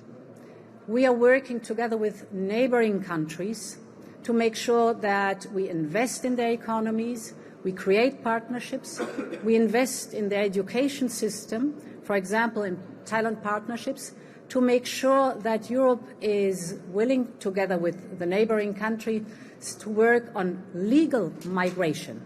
Legal migration is the best tool to destroy the narrative of the smugglers and traffickers.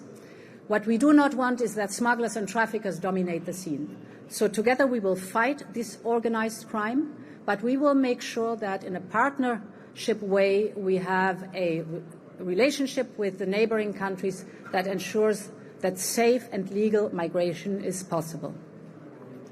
Just on certain people who try to block this vote. Blocking this vote means that you agree with the status quo. And I think that's not a good thing. The status quo means that certain countries have difficulties in managing the migration flows. We see that people are being subject to criminal activities, to human smugglers. No one could agree with the status quo, I hope. And this is a compromise. But it's a compromise that breaks the status quo, and that's what is expected from us, I think.